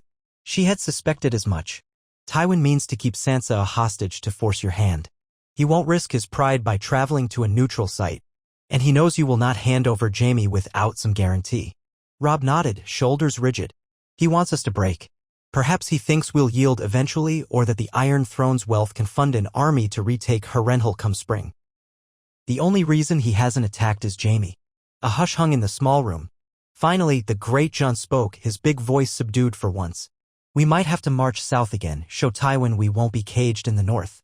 Take the fight to him. Robb's face flickered with conflict. We have enough men to hold the north. But do we have enough to invade the Crownlands? If the Tyrells stand with King's Landing, we could be trapped between two massive forces. He frowned. And if we leave fewer men here, Bolton might resurface. Or the Ironborn might try again. Caitlin rubbed her temples. Or if we remain behind our walls, Sansa stays lost and the war festers. No easy answers. That night, Robb wandered the partially reconstructed ramparts, thick cloak pulled tight as wind whipped at his hair. Gray wind patted beside him, the direwolf's breath ghosting in the icy air.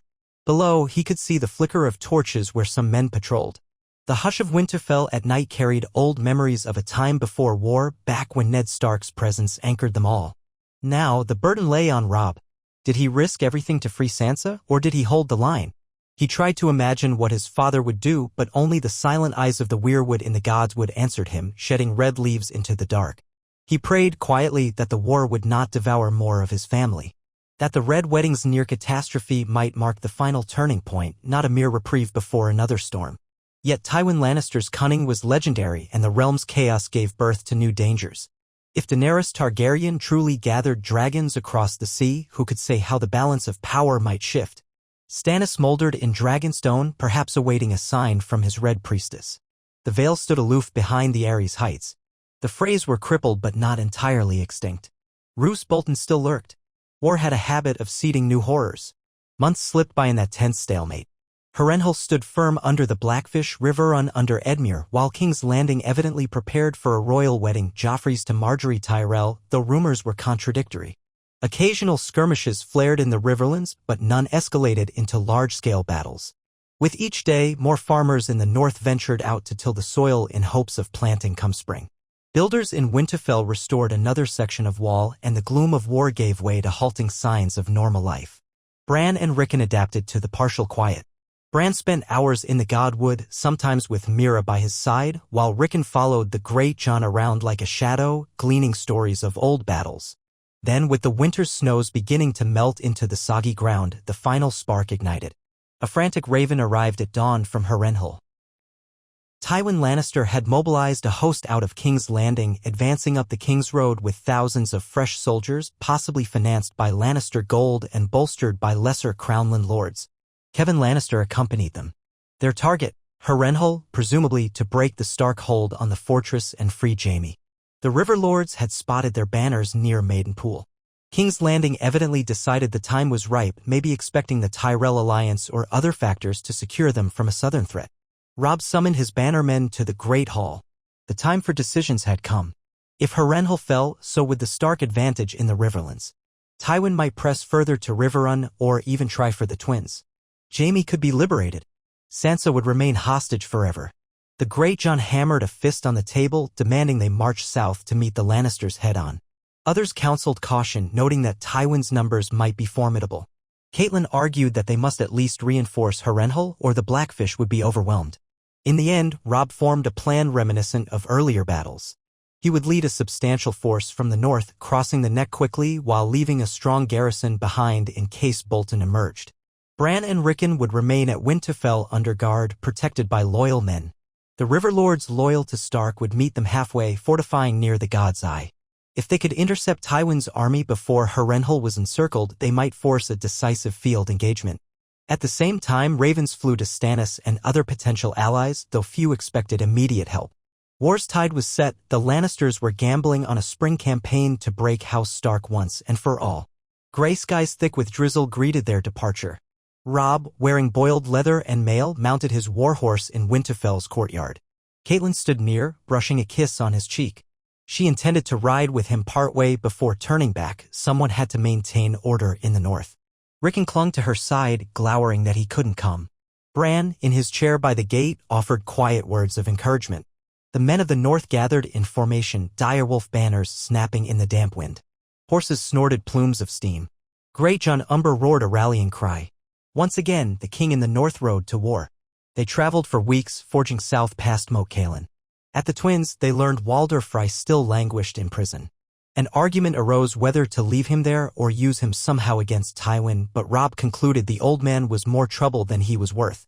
Let him rot. They marched on, meeting columns of Riverlanders led by Lords Vance and Piper. Edmure Tully joined them near Raventree Hall, bringing additional troops. The combined force cut an imposing figure, but scouts returned with disquieting reports that Tywin's host might be nearly double their size. Still, Robb would not yield. The memory of the Red Wedding fueled them. House after house recalled how close the Starks had come to oblivion, only to rise stronger. They had bested the Mountain, captured Jaime, retaken Harrenhal, put down Treachery in the north. Perhaps they could repeat their improbable fortunes. If they did not try, the Lannisters would crush them piecemeal. Horn calls guided the columns, wagons creaked over muddy roads. Grey wind prowled the perimeter, occasionally disappearing into the woods to scout. Now and then men encountered small villages, deserted or half-burned from prior raids. As the host advanced, local peasants eyed them with a mixture of fear and hope. The entire realm seemed to hold its breath. At last, outriders reported sighting Tywin's banners near the crossroads by the lake that fed into the God's Eye. Harrenhal lay to the west, the King's Road branching off to the east. The ground here was damp, dotted with clusters of trees and brambles. Spring rains turned fields to boggy patches. Both armies might find maneuvering difficult. Robb called a council in a low, abandoned inn. The Great John proposed they lure Tywin's vanguard into a kill zone near the lakeshore. Edmure advocated a more cautious approach, forming lines behind a small ridge. Others weighed in, trying to recall every victory or near victory that had shaped Robb's earlier campaigns. In the swirl of possibility, the king in the north remained calm, remembering each trap laid for him, the Red Wedding above all. He shaped his plan with methodical care, station archers among the stands of willows near the lake, place pikes behind the ridge, and keep cavalry on the flanks. If Tywin advanced, they would funnel him into muddy ground. Harrenhal's garrison, alerted by Raven, would sally out behind Tywin if he came too close, trapping him between two forces. It was risky, counting on perfect timing. But war spared no one who played safe. Before dawn, the armies formed up in the mist. The dim light revealed Lannister outriders on the far side of the ridge. Horns echoed on both sides. The ground vibrated with the tread of thousands of soldiers. Rain pattered, turning the soil slick. Robb rode up and down his lines, reminding them that the Lannisters had tried to murder them in their own wedding feast, that Sansa remained a hostage, that Tywin's gold would do them no good if they lost their freedoms. Men listened, grim-faced. The memory of how they overcame Walder Frey's trap inspired them. Grey John gave a raucous cheer. Banners unfurled, dire wolves, trouts, lesser sigils. The clash of steel on shields rang out. Suddenly, the Lannister horns brayed a discordant roar that cut the air. Tywin's vanguard appeared on a low rise, shimmering in half-light, a sea of crimson and gold surcoats. Heavy cavalry massed behind lines of footmen bearing tall spears. Commanders barked orders. The king in the north's watchers signaled from the willows. Everything hovered on a knife's edge. At a shouted command from Tywin's standard, the Lannister front advanced, shields locked. Rain hissed down, flattening tall grass. The thunder of hooves told of cavalry forming on the flanks. A savage hush gripped the battlefield. Then a burst of motion. Arrows whistled from the trees, striking the Lannister front in stuttering waves. Men fell, spears clattering. Still, the Lannisters pressed on. Mired in mud, their formation slowed, perfect for Robb's planned strike. He spurred his horse, leading a wedge of northern cavalry around the ridge to hit the Lannister flank. Great John bellowed, axe high. The two forces collided in a cacophony of steel. Horses screamed, mud splattered, shields cracked. Grey wind darted among fallen men, terrifying the Lannister mounts. The boggy ground impeded everyone. Men slipped, sank to their knees in filthy water. Yet Robb's line held, driving forward step by step.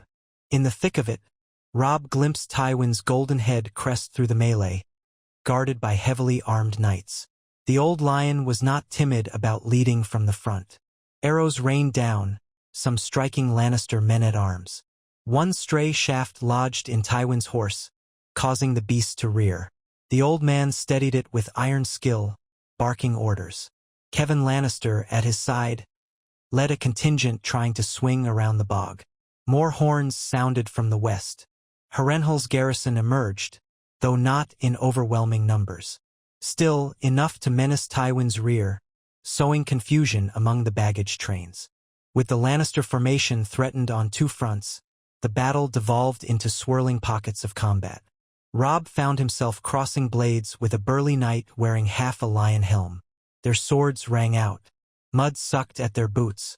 Nearby, the Great John roared curses, burying his axe in a spearman's chest. Edmure Tully's cavalry thundered around an embankment, trying to envelop the Lannister flank. Shouts, screams, and the clang of metal on metal filled the air. Rain stung their eyes. Then, as though summoning a last reserve of discipline, Tywin's center rallied. Trumpets blared. Rows of Lannister men-at-arms advanced in unison, crashing into the weaker portion of Robb's lines. For a moment, it seemed the Stark Tully troops might buckle. Men stumbled, floundering in knee-deep mud. Kevan Lannister spurred his horse forward, slicing through a Tully banner. The vantage from Robb's position gave him a glimpse of his own men reeling. If that line broke, the entire strategy would unravel. He wheeled his horse, calling the Great John to him, leading a desperate charge to reinforce the center. Grey wind bounded ahead, snapping at the flank of a warhorse. Spears clashed, men died in the mud. Rain hammered the metal helms, drowning half the battle cries. The world narrowed to sweat, blood, and the next stroke of a blade. Robb's sword arm burned from parrying blow after blow. A Lannister knight bashed his shield, knocking him sideways. Grey wind lunged, bringing the man down. Another red-cloaked soldier aimed a spear at the dire wolf. Robb slashed him across the arm. Time blurred, moments turned to a savage continuum of swirling confusion. Then horns sounded in the distance. The distinctive note of Tully trumpets. Harrenhal's men had arrived in greater numbers, perhaps from a forward scouting party. They struck Tywin's rear in earnest. Shouts of alarm rose among the Lannisters. Men turned to see a new wave crashing into their supply lines. Between the bog, the pinned center, and fresh Tully reinforcements, the Lannister formation began to unravel. Kevan Lannister tried to rally them, but chaos reigned. Tywin, realizing the day might be lost, signaled a retreat. Soldiers peeled away, stumbling back through mud, discarding shields to run faster. The battlefield churned into a frenzied rout as Stark outriders and Tully horse pursued. Robb saw Tywin in the distance, forcibly turning his horse, an arrow jutting from its flank. The old lion was shouting at his bannermen to maintain order. With an effort, he spurred his horse forward through the sludge, Kevan and a handful of knights forming a protective wedge. Before Robb could close the gap, a wave of fleeing men surged between them. The king in the north fought to keep from being unseated. In that swirling press, Tywin managed to pull back, disappearing into the haze of rain and confusion. By the time the fighting ended, the battlefield lay littered with corpses in red and gold, along with many in Stark or Tully colors. The mud had turned a ghastly shade of crimson. Some Lannister units continued to flee, others surrendered. Great John Umber, panting and spattered with blood, oversaw the rounding up of prisoners. Edmure Tully, bearing a shallow gash on his forehead, led men to gather the wounded. Harrenhal's garrison, too, methodically combed the area. Tywin had escaped with part of his army, but the day belonged to the wolves. Robb dismounted, knees weak, letting Grey Wind sniff around. Exhaustion and relief warred in him. The Great John saluted him with a grin, though tears and rain mingled on the big man's face as he checked the dead. War offered no pure victory, only survival. Still, they had stopped Tywin from reclaiming Harrenhal, from rescuing Jaime, from forcing the North into submission. Another improbable triumph. Men murmured about how the king in the North's fortunes seemed guided by fate. Yet Robb felt no exultation as he walked the soggy battlefield. Bodies lay everywhere. Some moaning for maesters who might never arrive, some silent forever. The stench of open entrails and charred hair, from stray fire arrows, turned his stomach. He ordered his men to give honorable burial to both sides where possible, to treat prisoners fairly. The Great John supported that decision, though some men muttered that Lannisters deserved no quarter after the Red Wedding betrayal. But House Stark, or so Ned Stark had taught them, would not stoop to needless cruelty. In the aftermath, ravens flew in every direction, bearing news of the victory. Harrenhal was safe, at least for now. Tywin might regroup or retreat entirely. Some suggested pressing the advantage, marching on King's Landing itself. But Robb's host was bloodied, weary. The concept of storming the capital with half an army, even if the gates were thrown open by disloyal courtiers, seemed folly. For the time being, they set up a temporary encampment near the lake, caring for the wounded, cataloging the captured knights, and awaiting further word from their outlying scouts. In a makeshift command tent, Edmure Tully peeled off his dented helm, letting blood drip from a scalp wound. Cailin had arrived, having traveled swiftly from the rearguard. She embraced her nephew, sighing in relief that he still breathed. Across the tent, the Great John slumped on a barrel, wincing at a spear graze on his shoulder.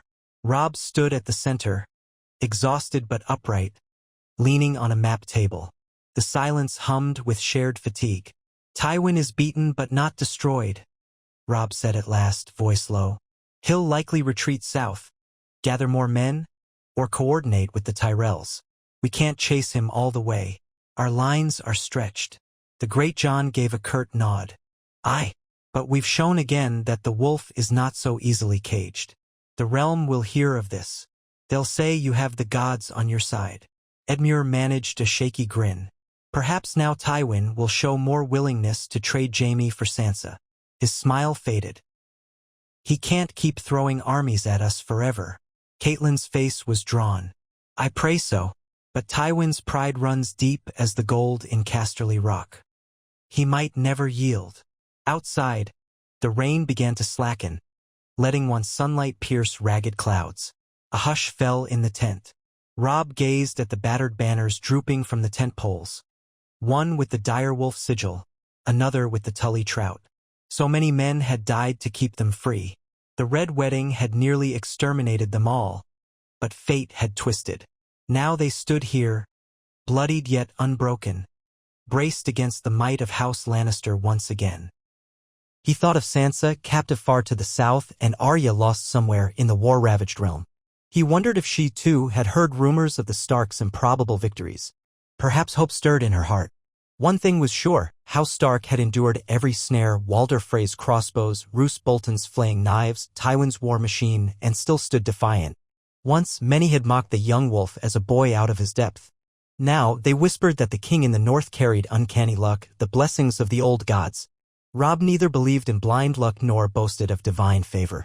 He knew only that he must press on, forging alliances, protecting the north, and defending the Riverlands until some resolution was found or until the realm tore itself apart. Outside, the crows circled, drawn by the carnage of the battlefield. Soldiers trudged through the mud, collecting wounded, hurting prisoners. Gray wind prowled the perimeter, muzzles stained from the fight. Robb exhaled, a swirl of breath in the damp air as he signaled the end of the council. They would bury the dead, care for the living, and brace for Tywin's next move or perhaps an unexpected shift in the Game of Thrones. War seldom ended in one grand confrontation. As he stepped out of the tent into the drenched light, the stench of blood and churned earth assaulted him again. But behind that loomed a faint clarity. House Stark was battered and tested but not broken. From the near slaughter of the Red Wedding to the battered fields near the God's Eye, they had fought on, refusing to yield. If Walder Frey and Tywin Lannister had taught them anything, it was that betrayal could strike anywhere, but also that cunning, vigilance, and resolve could outlast even the best-laid snares. Robb mounted his horse, scanning the horizon, half wishing for a simpler time, half determined to see this through. The drizzle matted his hair, trickling rivulets down his mail. Greyjohn drew alongside, axe across his saddle, muttering about the next move. Cailin lifted the flap of the tent behind them, exchanging a look with her son. Edmure began giving orders for tending the wounded. Harrenhal's scouts arrived, reporting the final pockets of Lannister men scattering south. Quietly, the king in the north acknowledged each message, the burdens of leadership pressing on his shoulders like an invisible cloak. Yet there was a kernel of purpose within him, forged in the fires of the twins' betrayal, hammered with each new conflict. House Stark had survived the worst treachery, and they would not kneel to another. One step at a time, they would carve out a future for themselves and for the realm that had nearly destroyed them. As the sun dipped low, painting the sky in muted grays and rust, Robb guided his horse toward the ridge overlooking the battlefield. His bannermen parted to let him pass. From this vantage, he could see the wide lake reflecting the bleak sky, the bodies awaiting burial, the ragged lines of pikes stuck in the mud. Somewhere in that gloom, Tywin's survivors limped away, carrying their wounded pride. The fight was far from over, but for this day, the wolf had prevailed once more. Robb inhaled the damp air, steadying his pulse. Tomorrow, or next week, or next month, new challenges would arise. And beyond that, a winter deeper and harsher than any in memory threatened. But the Red Wedding had failed, and so had this springtime assault. For now, House Stark stood triumphant, battered but living proof that even in a world of betrayal, honor, and tenacity could bend fate's course.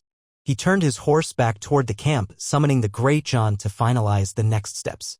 Another string of ravens would fly out to the north, to Harrenhal, to Riverrun, carrying news of the victory. Perhaps even to King's Landing if they wanted to taunt Tywin with terms. The swirl of possibilities hovered.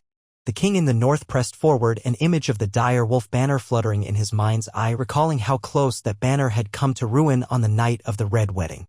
Now it rippled in the damp breeze, a testament to House Stark's unyielding spirit, reminding all who gazed upon it that the wolves of Winterfell had not been silenced. They would not be, so long as breath endured in their lungs and the memory of that dark feast spurred them onward. The muddy battlefield near the God's Eye fell behind them like a grim memory of steel and thunder. In the wake of the hard-won victory against Tywin's host, Robb Stark's forces began a cautious pursuit, tracking scattered Lannister men fleeing south. Pockets of resistance flared in roadside thickets or abandoned farmsteads, but most of the enemy had lost their stomach for a fight. The spring rain turned every footpath into bog, slowing any notion of a rapid chase. After a few days, it became clear Tywin had slipped away with the core of his army retreating toward the Blackwater or beyond.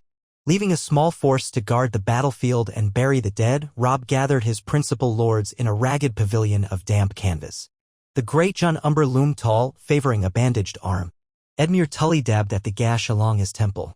A half-dozen other northern and Riverland nobles formed a circle around a makeshift table of pine planks.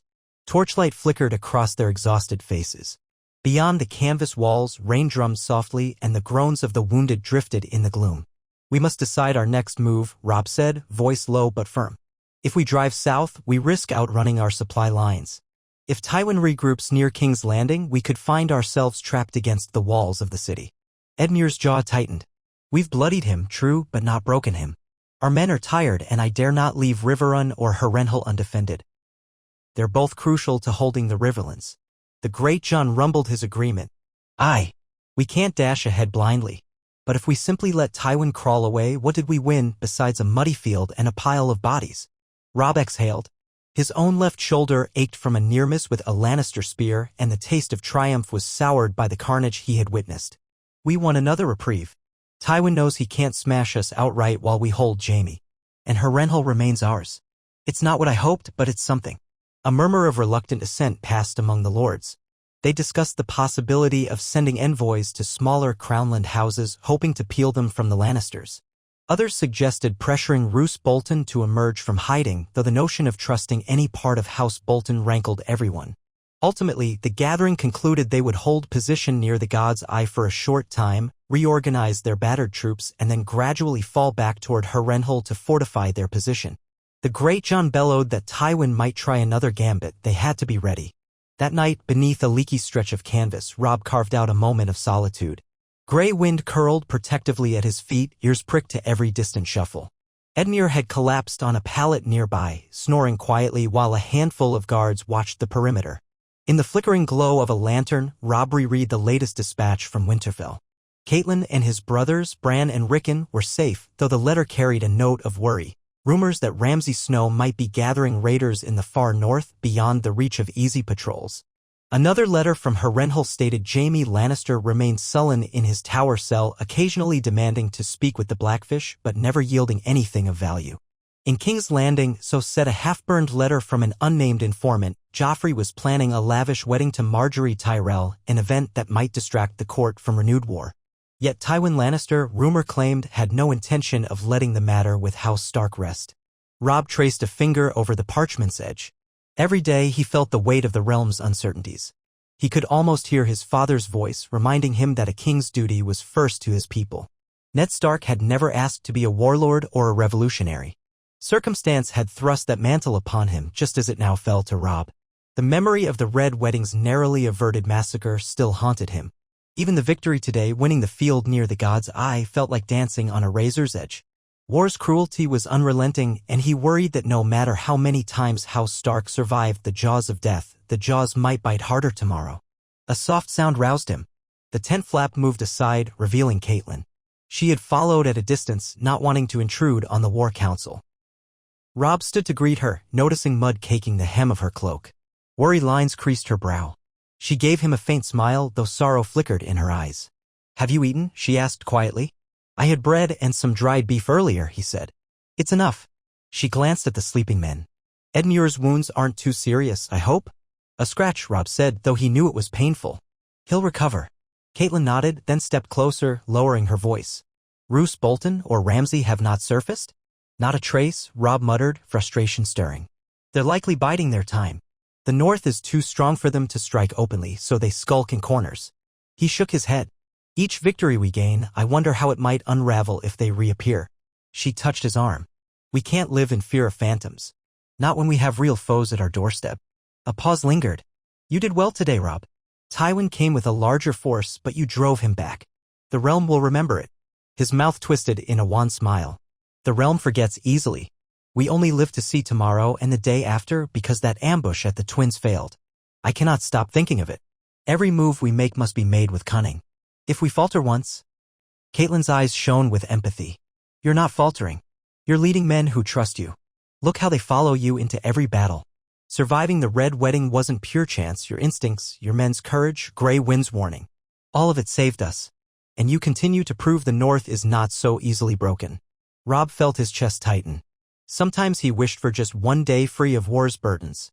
But he managed a nod. "Thank you, Mother. I'll keep us moving forward."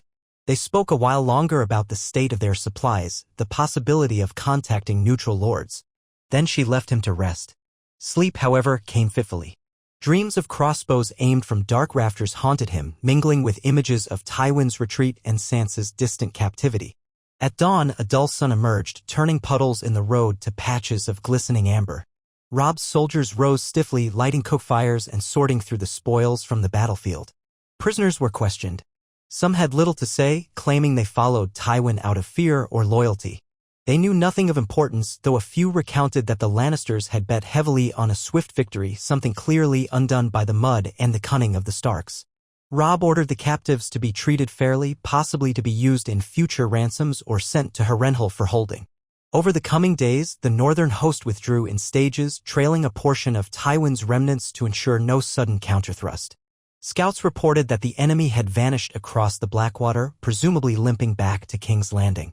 Once they were sure no trap lay ahead, Robb guided his men toward Harrenhal, aided by Edmure's knowledge of the local roads. The fortress welcomed them with its towering melted walls. Bran and Blackfish Tully met them at the gates, relieved to see them victorious but mourning the heavy losses.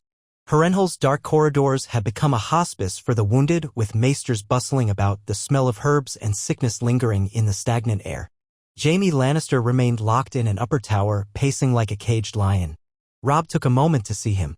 The guard unbarred a heavy iron door, revealing a small chamber lit by a single narrow window. Jaime looked thinner than before, though not as gaunt as some had hoped. A scruffy beard shadowed his golden features, and his eyes gleamed with equal parts defiance and curiosity. "So you've beaten my father in the field again," he drawled, voice echoing off stone walls. "I heard the horns and the cheering below." Robb leaned in the doorway, arms folded. "He tried to take Harrenhal. He failed. You'll remain our guest a while longer." Jaime smirked, though a flicker of tension crossed his face. "Guest? An amusing word for a prisoner in chains. I'd prefer a bed at the nearest brothel, but I doubt you'll indulge me. Robb said nothing, studying him. He recalled how Jaime had once soared through battles as the Kingslayer, unstoppable. Now here he stood, reliant on the slightest gesture of mercy. If your father truly values you, perhaps he'll relent and free my sister. A flash of annoyance darkened Jaime's eyes. I've no love for Joffrey's cruelty, but my father rarely yields. You know that. He'll keep Sansa close, too, so long as you hold me. His tone sharpened. You want an end to this war? Free me and I'll do what I can for Sansa. You have my word.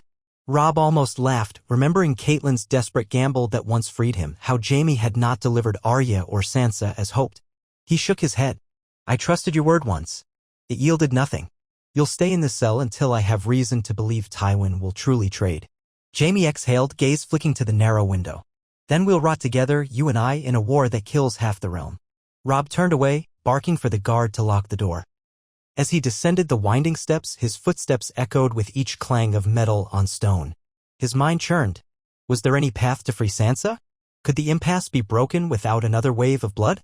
The Red Wedding, the field near the God's Eye, Harrenhal, these were all battles in an endless chain. He pushed the thoughts aside for now. War demanded patience as well as boldness. In the courtyard, horses jostled for space beside wagons of the wounded. Cailin stood near a brazier, conferring with Bran. She beckoned Robb over. The Blackfish's face was grim. We've discovered a new wave of refugees along the Trident. They say bandits wearing the Flayed Man banner have pillaged several hamlets. Bolton, Robb growled. He must sense we're occupied with Tywin. If he stirs more chaos in the Riverlands, small folk will suffer. Bran nodded. Precisely. Edmure sent a few scouting parties, but they found nothing conclusive. The bandits melt away into the forests. Cailin frowned. Another threat nibbling at our edges. If Bolton aligns with Tywin somehow, we risk an attack from behind. Though weary, Robb refused to let fear paralyze him. We'll dispatch a detachment, some skilled riders who know the terrain. Let them track these flayed men. The Great John can command them if he's willing, or perhaps we pick men under a steadier hand like Lord Jason Mallister. We can't let Bolton's raiders run unchecked. They spent hours sorting out the details. While the main army rested at Harrenhal, a smaller cavalry force would ride into the outlying Riverland villages, hunting the rumored Flayed Banner outlaws. If those raiders were truly Ramsay's men, perhaps they could capture a lieutenant or break the ring entirely, forcing the Bolton's hand. Bran insisted that Harrenhal remain strongly garrisoned during this time for fear that Tywin might attempt another strike or a cunning infiltration to free Jaime. Between these worries, letters still poured in from the north. Bran wrote a short missive that winter storms persisted even as spring stuttered to life, the landlocked in a strange half-season. Rickon insisted on practicing with wooden swords, apparently giving the maester heart palpitations. White Harbor pledged further shipments of salted fish, though the coasts endured sporadic airborne raids. If the war lingered another year, the realm might tumble into famine or deeper strife. Robb recognized that only a major shift, such as Sansa's release, a Targaryen invasion, or a collapse of the Lannister-Tyrell alliance, would break the deadlock. For now, they were locked in a slow grind. He felt the strain on his men. Victories had built them a reputation, but each battle drained them further, and they could not conjure fresh armies from thin air. Late one afternoon, Cailin found Robb in the old Great Hall of Harrenhal, that vast echoing chamber big enough to host thousands. It smelled of old soot and damp. Broken pillars lined the sides, and a dais at the front bore the Stark banner pinned over Lannister tapestry. Sunlight filtered weakly through high windows. Robb stood near the dais, hands folded, as if listening for ghosts. She approached quietly. Are you thinking of father? She asked, voice soft. Robb nodded. I remember he once told me about Harrenhal's curse. It consumed every family that held it. Now we hold it. And I see only war and death swirling around us. Cailin's gaze swept the ruined magnificence. Curses or not, we've no choice but to use Harrenhal as a bulwark. Without it, Tywin can ravage the Riverlands at will. She paused, lowering her voice. Is there a path to peace, Robb? A true peace. His sigh was long and quiet. If the Iron Throne recognized our independence, if Sansa returned, if the Lannisters withdrew from the Riverlands, that might be a start. But Tywin would never agree. He considers us rebels, his rightful subjects. We have Jaime, she reminded him. Could we threaten to kill him if Sansa is harmed? Barbaric. Robb grimaced. And if we killed Jaime, Sansa's life would surely be forfeit. Tywin would retaliate. No, we remain at this ugly impasse. They lingered in silence, feeling the weight of a realm's sorrow. Then footsteps echoed. A messenger hurried in, breathless, carrying a sealed scroll. Robb read it with a flicker of surprise. From King's Landing, he muttered. Another letter from Tyrion Lannister, it seems. He claims to speak on behalf of the crown. He scanned the lines, brow furrowing. He offers a meeting in secret somewhere in the Riverlands, suggesting he has partial authority to free Sansa in exchange for concessions but not full independence. He warns that Tywin and Joffrey cannot know. Caitlyn's eyes widened. A secret meeting? Tyrion was once rumored to have compassion for Sansa, but can we trust him? Robb read further, lips tightening. He suggests we bring a small escort, keep it hidden. If discovered, he'd deny it. He even hints that the Tyrells might not object to the North's partial autonomy if it spares them a protracted war. This could be genuine or a trap. Caitlin remembered Tyrion from her time in the Vale, how cunning he was with words.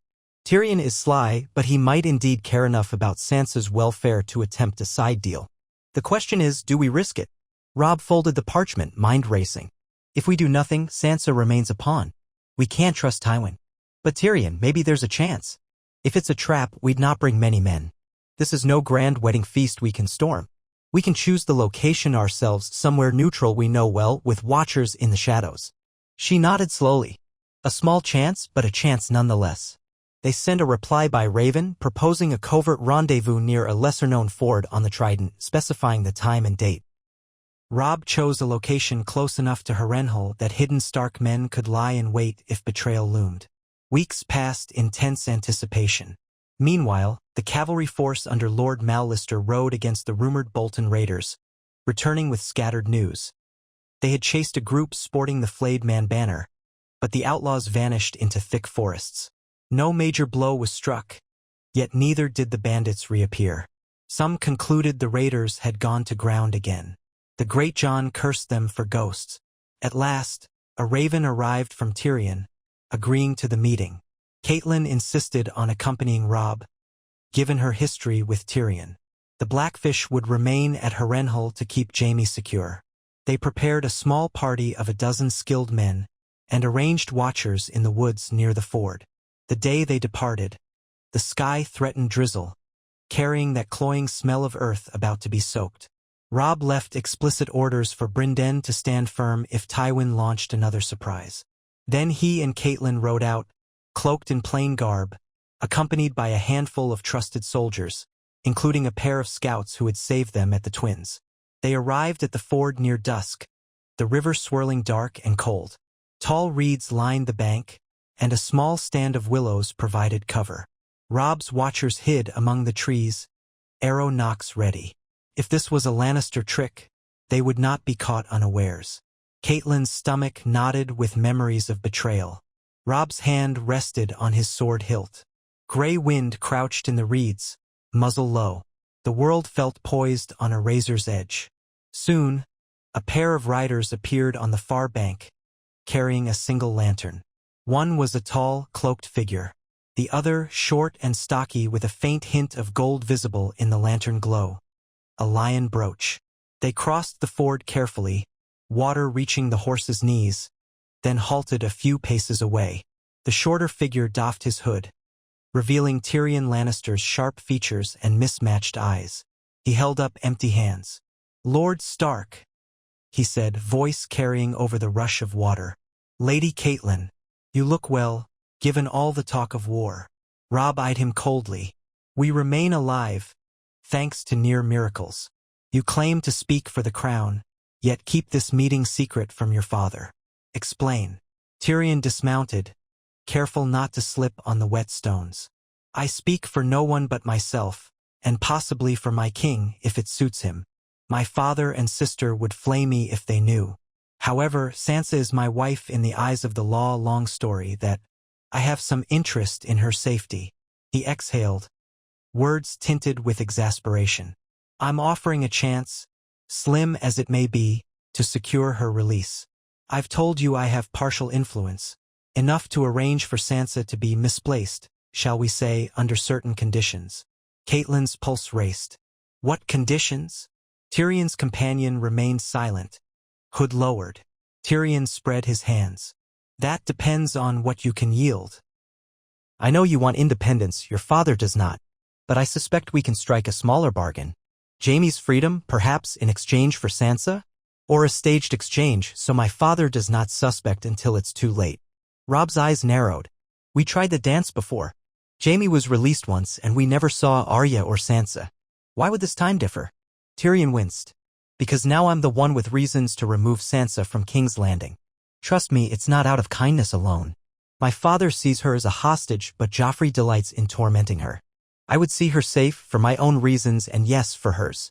If you returned Jaime and I ensured Sansa vanished from the Red Keep with minimal fuss, we might claim bandits or an unknown flight.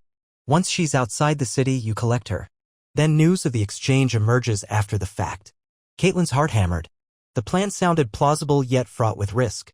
If Tywin catches wind or if Joffrey does, Sansa could die. And you might be killed as well. Tyrion gave a humorless chuckle. I'm aware. My life is ever a tightrope walk over a pit of daggers. Yet the alternative is this endless war. If Sansa remains in King's Landing, she might not survive Joffrey's amusements. You have reason to suspect the boy's cruelty. I have to try. Robb flicked a glance at Caitlin. She saw the longing in his face. Sansa was a piece of family still bound by Lannister chains. They both recalled the sting of the Red Wedding betrayal. And what do you expect in return besides Jaime? He asked Tyrion. Complete independence is non-negotiable for me. My father's ghost might disagree, but the North will not bend. Tyrion sighed. I can't grant you that. Even if I wanted to, it's beyond my power. My father would raise armies anew. But if you release Jaime and I succeed in spiriting Sansa away, we might at least forge a stable truce, keep the Riverlands out of further devastation. Tywin cares for Harrenhal because it's a strategic nightmare if you hold it. If you pledge not to cross the Blackwater or threaten the crown directly, he might relent. War would continue in name but not in open fields. Enough men have died, yes? Silence fell, punctuated by the river's murmur. Caitlin bit her lip. A partial truce in exchange for Jaime's release and a secret rescue of Sansa. It left the North's full independence in question, though they could keep Harrenhal for a time. No guarantee existed that Tywin wouldn't plan another strike. But Sansa's life. Robb shifted on the slick stones. If I even consider this, I need proof of your plan. A timeline. Details of how Sansa leaves the city where she'd be delivered. I won't free Jaime blindly. Tyrion inclined his head. Agreed. I'd need time, a few weeks or more, to set everything up. Secret corridors in the Red Keep, bribed gold cloaks. I have some skill in that realm. He hesitated. But if you delay too long, Sansa's situation might worsen. My father's wrath after your victory near the God's Eye is not mild. Robb's jaw tightened. Then we must move quickly. But if your father or sister catches a whiff of this scheme, it all goes to pieces. And we can't guarantee they won't notice Jaime's absence if I free him too soon. Tyrion spread his hands. We can stage a partial release, escort him to a safe place known only to me, hold him there while I get Sansa out. Once I signal success, you complete the exchange. Dangerous, but workable. If it fails, we all pay the price. The hush deepened. Caitlin felt hope and dread tangled in her chest. She had never liked Tyrion, but he was the least cruel of the Lannisters. This might be Sansa's only chance. Robb's expression was a storm of conflicting emotions, but at last, he nodded once, curtly. We'll consider it. Provide instructions by Raven under coded words to Harrenhal. No sign of your father's involvement. If we find reason to suspect betrayal, no deal. Tyrion bowed, relief and anxiety warring on his face. Then let us pray the gods show mercy on all fools. They exchanged a few more words, discussing potential routes, signals, times, before Tyrion and his cloaked companion departed, splashing back across the ford. Robb and Caitlin watched them vanish into the gathering dusk. In the reeds, hidden archers relaxed their bows. The meeting had ended without bloodshed, but the future was no less precarious. As Robb and Caitlin rode back toward Harrenhal, each lost in silent reflection, the question of trust gnawed at them. Could Tyrion truly outmaneuver Tywin's spies? Could the promise of rescuing Sansa outweigh the risk of losing Jaime, thus forfeiting the single greatest leverage they had? Every step felt like walking across a rotted plank over a chasm. Yet if they did nothing, Sansa languished in King's Landing under Joffrey's tyranny. War would grind on, and the memory of the Red Wedding's near massacre would remain a testament that betrayal could strike at any moment. Wordless tension settled upon them. Once back in Harrenhal, Robb summoned his core advisors, Cailin, the Blackfish, Edmure, and a few loyal lords, to share the gist of Tyrion's proposition. Reactions were mixed. The Blackfish scowled, suspecting a trap. Edmure pointed out that if Tyrion wanted to betray them, he could have simply laid an ambush at the ford. Cailin withheld final judgment, though fear twisted her gut. Robb concluded they would plan cautiously, drafting coded letters to iron out details. Jaime's fate would remain secret until the last possible moment. Time crawled. Birds flew back and forth. Tyrion responded with cunning suggestions, having Jaime escape under minimal guard, while Tyrion engineered Sansa's flight the same night. He insisted the Watchers in Harrenhal keep a careful vigil on any sign of Lannister infiltration. Robb recognized the inherent madness. If a single slip occurred, Tywin's vengeance would be unleashed. But if Tyrion truly pulled it off, Sansa might at last be free. Then the war could simmer to a stalemate, giving the North room to breathe.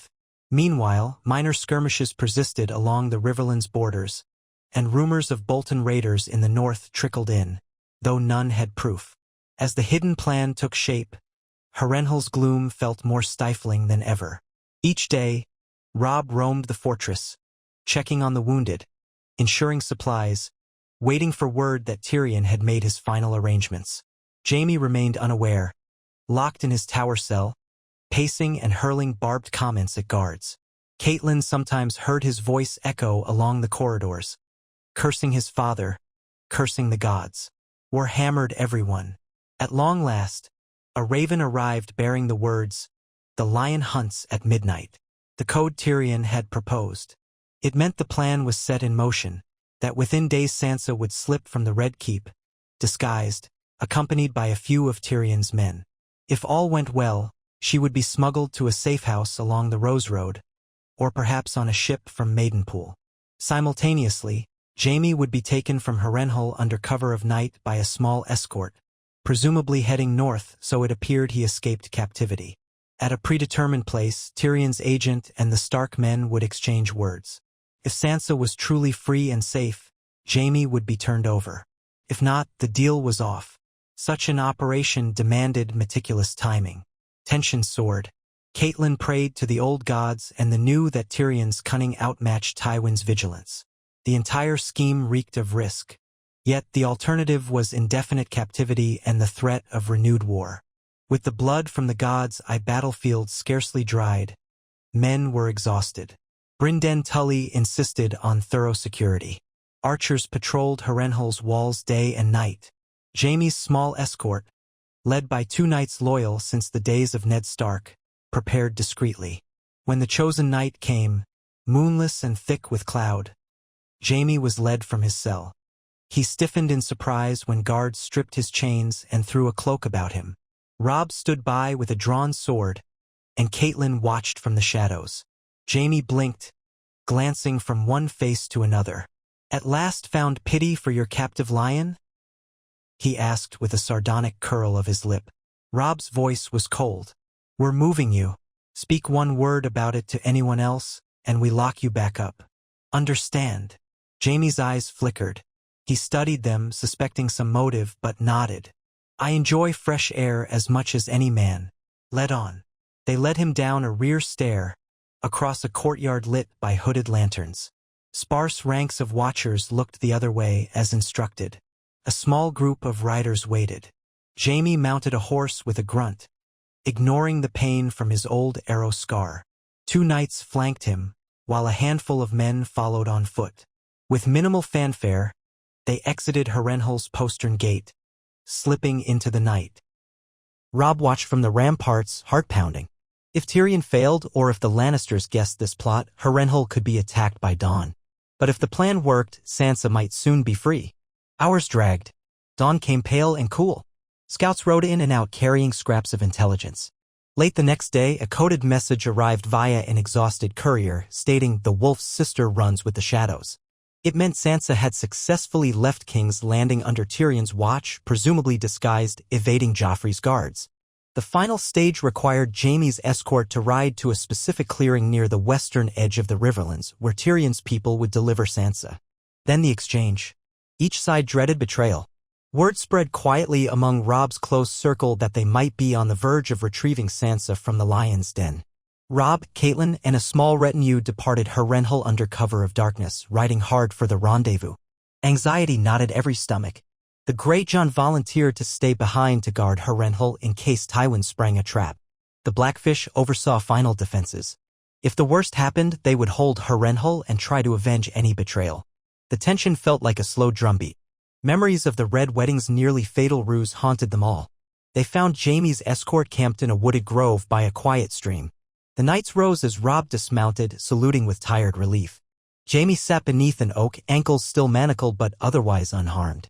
A second group approached from the deeper woods, 3 cloaked figures, one short, one tall, and between them a smaller shape that trembled with each step. Lantern light revealed Tyrion Lannister, face drawn, and a masked guard. Beside them, timid in a travel-stained cloak, stood Sansa Stark. Her hair had been cropped shorter, her cheeks hollow with stress, but Catelyn gasped with relief. Robb's throat constricted at the sight of his sister, battered by captivity yet alive. Sansa lifted her head, eyes shining with tears. "Robb? Mother," she whispered, voice raw. "Cat." Ellen rushed forward, pulling her into a tight embrace. Robb joined them, clasping Sansa's shaking hands. For a moment, the nightmare seemed to recede. A mother and children reunited, defying the war that had torn them apart. Sansa's tears soaked Catelyn's cloak as she babbled half-coherent words of apology, relief, terror. Robb pressed a comforting hand to her shoulder, hardly believing she stood there in the flesh. Tyrion cleared his throat. "We managed to slip her out during a midnight feast. My father was none the wiser, or so I pray. If Joffrey discovers it, he'll rage, but by then, well..." He spread his hands. "Time to complete our arrangement, yes?" Robb's eyes snapped to Jaime, who regarded them coolly from beneath the oak. Catelyn stiffened, remembering how this man had caused them such grief. But a bargain was a bargain. Robb's knights unlocked Jaime's chains. The Kingslayer rose, rubbing sore wrists, offering Tyrion a wry stare. "Scheming behind father's back again? It's a habit with you." Tyrion ignored the jab. "We must vanish before this is discovered. If my father learns I orchestrated this, my head will adorn a spike." He turned to Robb. "Farewell, your grace. I hope this staves off further bloodshed." Robb inclined his head, every muscle still coiled with caution. "We have Sansa. You have Jaime. Will not harm you. But if you or Tywin come after her again..." Tyrion gave a tight nod. "Understood." Then he gestured to Jaime, who paused to cast a strange look at Sansa, perhaps a flicker of regret. Without further words, the brothers mounted horses waiting beyond the clearing. Their cloaked guard fell in behind them. Within moments, they slipped away into the forest, leaving Robb's group alone with Sansa in a hush of moonlight. Catelyn wept openly, stroking Sansa's hair. Robb breathed in the relief that, against all logic, Tyrion's plan had worked. Grey wind emerged from the shadows, sniffing at Sansa's cloak, wagging a tail in cautious greeting. Sansa laughed through her tears, hugging the direwolf. It was a moment of fragile joy, a balm to the heartbreak that had haunted them since Ned's death. They traveled slowly back to Harrenhal. Sansa hardly slept, haunted by nightmares of Joffrey's cruelty, of her forced marriage to Tyrion, of the spies who might be tailing them. But no ambush materialized on the roads. By the time they reached the fortress gates, dawn was spilling gold across the black walls. News spread like wildfire among the Stark Tully camp. Sansa Stark was home, a prisoner exchanged for Jaime Lannister in a secret deal. Men who remembered the near disaster of the Red Wedding marveled that House Stark had once again beaten the odds. Catelyn held her daughter close, half afraid she might vanish at sunrise. Within days, letters flew in every direction.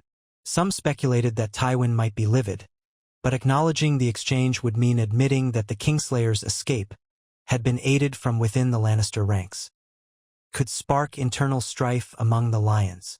Meanwhile, the North breathed a collective sigh that Sansa was safe. Her presence buoyed spirits from Winterfell to Moat Cailin. Arya remained lost, but at least one sister was reclaimed from the lion's den. Of course, the war did not end.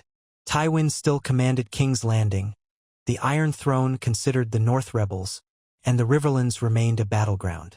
But a major blow to the Lannisters' hostage power had been struck.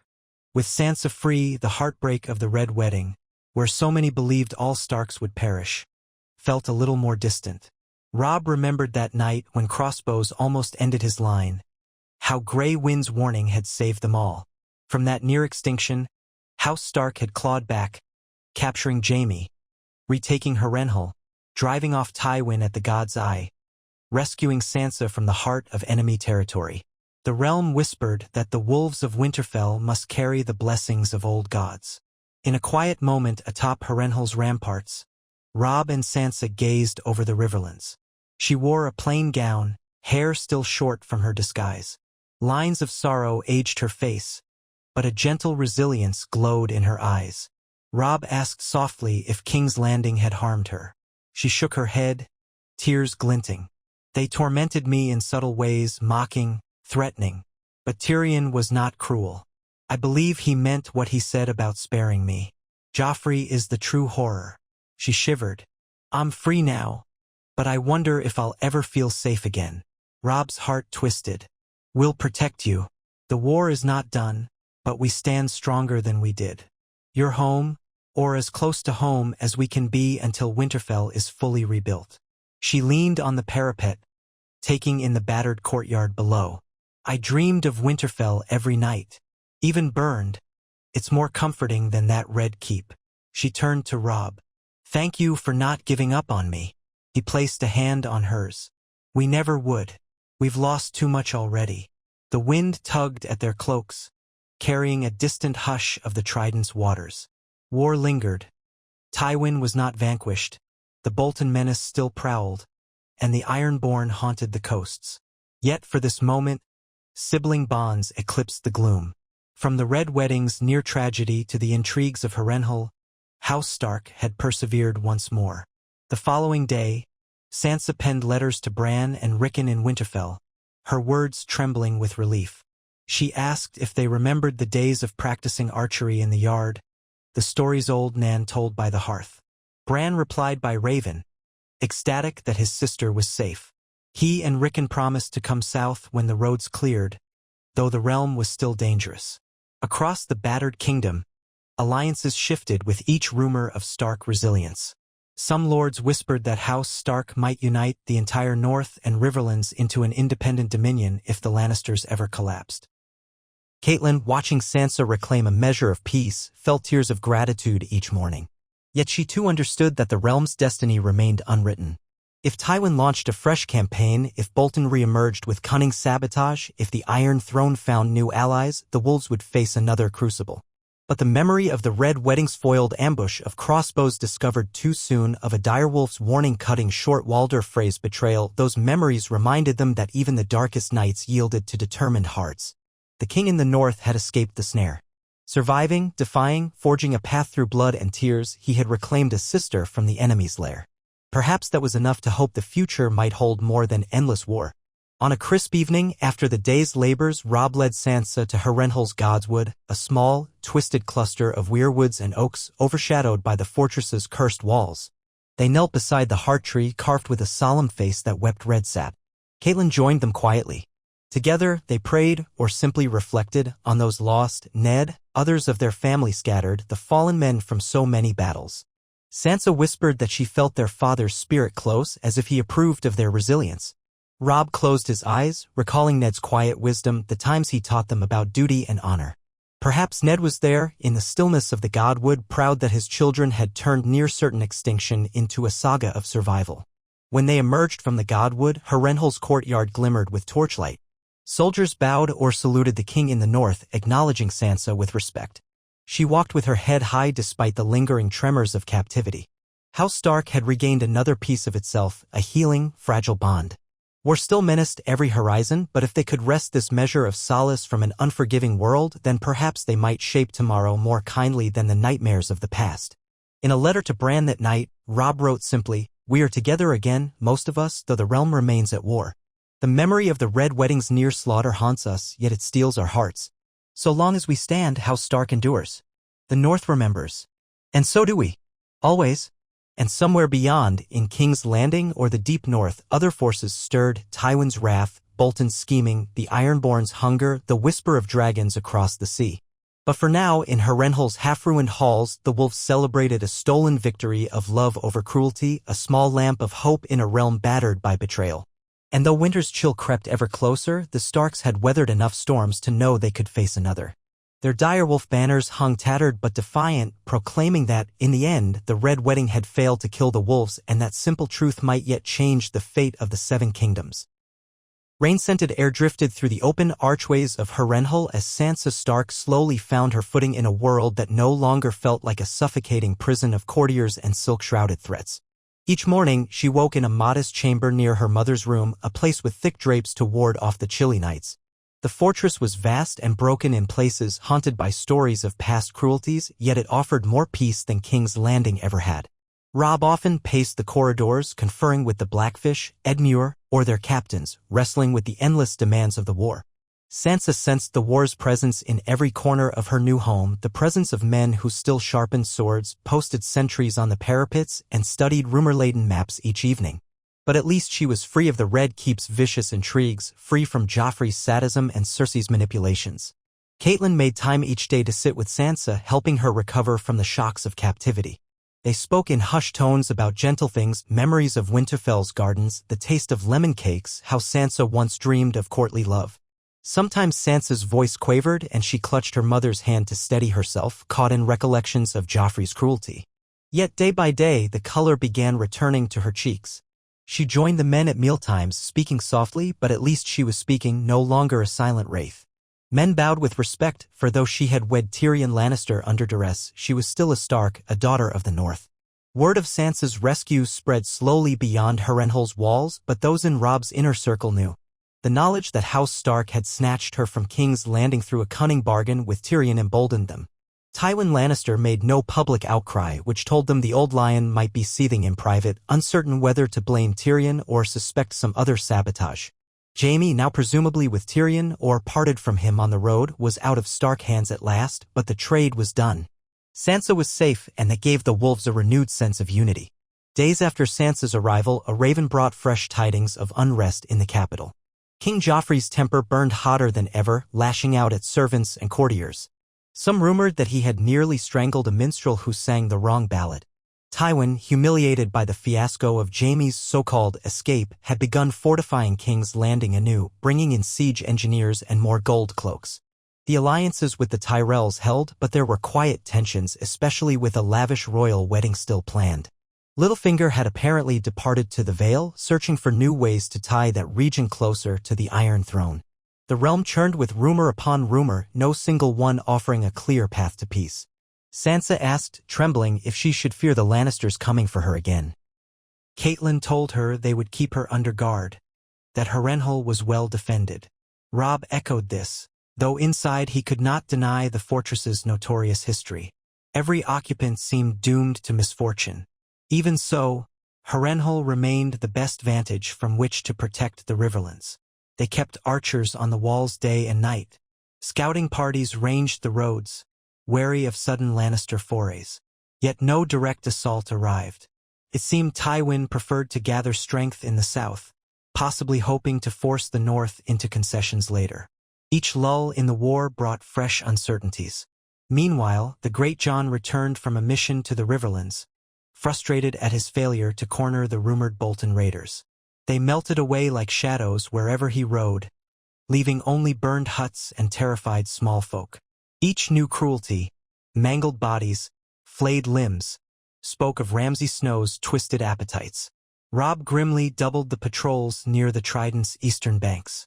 If Roose Bolton lay hidden, he had not revealed himself openly, but men whispered that the Boltons might be in secret talks with Tywin, or else forging their own brutal kingdom in the chaos.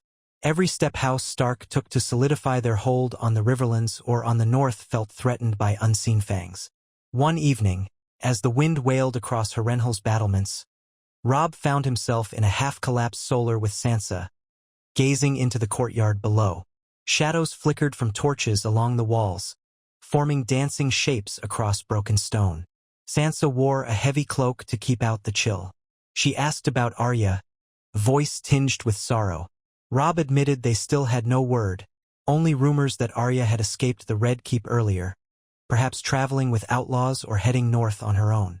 Sansa blinked back tears, cursing herself for not asking more about her sister's fate while she was trapped in King's Landing. But information had been tightly controlled. They could only hope Arya had been as lucky as Sansa in slipping away from Lannister grasp. In that hush, Sansa confided more about her forced marriage to Tyrion. She said he treated her with reluctant courtesy, never forcing himself on her, which was more than she had expected. He had risked much to free her, thereby likely making an enemy of his own father. Robb found himself uncertain how to respond. Tyrion was a Lannister, the family responsible for Ned's death, yet he had not proven a monster. The war defied simple lines of good and evil. The only clear bond was the one the Starks shared, pulling each other from the jaws of ruin.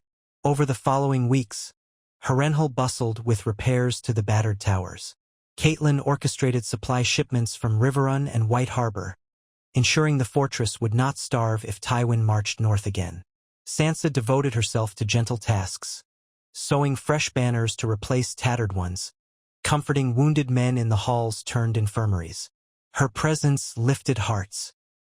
She was a living symbol that the Red Wedding's intended slaughter had failed and that even King's Landing's oppression could be undone by cunning. Yet sorrow lingered in her eyes. She worried about the threat Tywin might pose and about the precarious shape of the war. Ravens arrived with news from the north. Bran and Rickon remained safe in Winterfell. The Ironborn held only a few outposts along the stony shore, more a nuisance than a conquering force. Ramsay Snow's name surfaced again, linked to raids near Riverrun. Some rumored that Roose Bolton might attempt to retake the Dreadfort from the small Stark garrison left there. Every victory House Stark had won demanded constant vigilance, making it difficult to unite all their strength for a new campaign. The Great John urged Robb to ride north and crush the Boltons once and for all, but Robb hesitated. The Riverlands needed him. Tywin lurked to the south, and Harrenhal was too valuable to leave lightly garrisoned. One wrong move could unravel everything. Even so, the king in the north pressed for progress.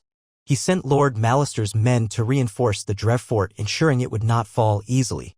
He stationed new watchers along the neck, blocking the main routes. If Bolton wanted to assault the Northlands, he would have to do so openly. Meanwhile, Robb quietly tested the waters of diplomacy with scattered Crownland lords Massey, Rosby, Hayford, offering them neutrality if they refused to join Tywin's next muster. Some responded with caution, not wishing to anger the Lannisters. Others kept silent. No major breakthroughs came, though the seeds of doubt might be planted. If Tywin had proven mortal in the field, perhaps not all would rush to his banner next time. In the hush of Harrenhal's smallest Godwood, a cramped courtyard with an ancient, twisted weirwood, Caitlin and Sansa prayed together most evenings. The tree's face was worn smooth by centuries, sap oozing from old carvings like tears. Occasionally the Great John or Edmure joined, though they were not as devout in such hush.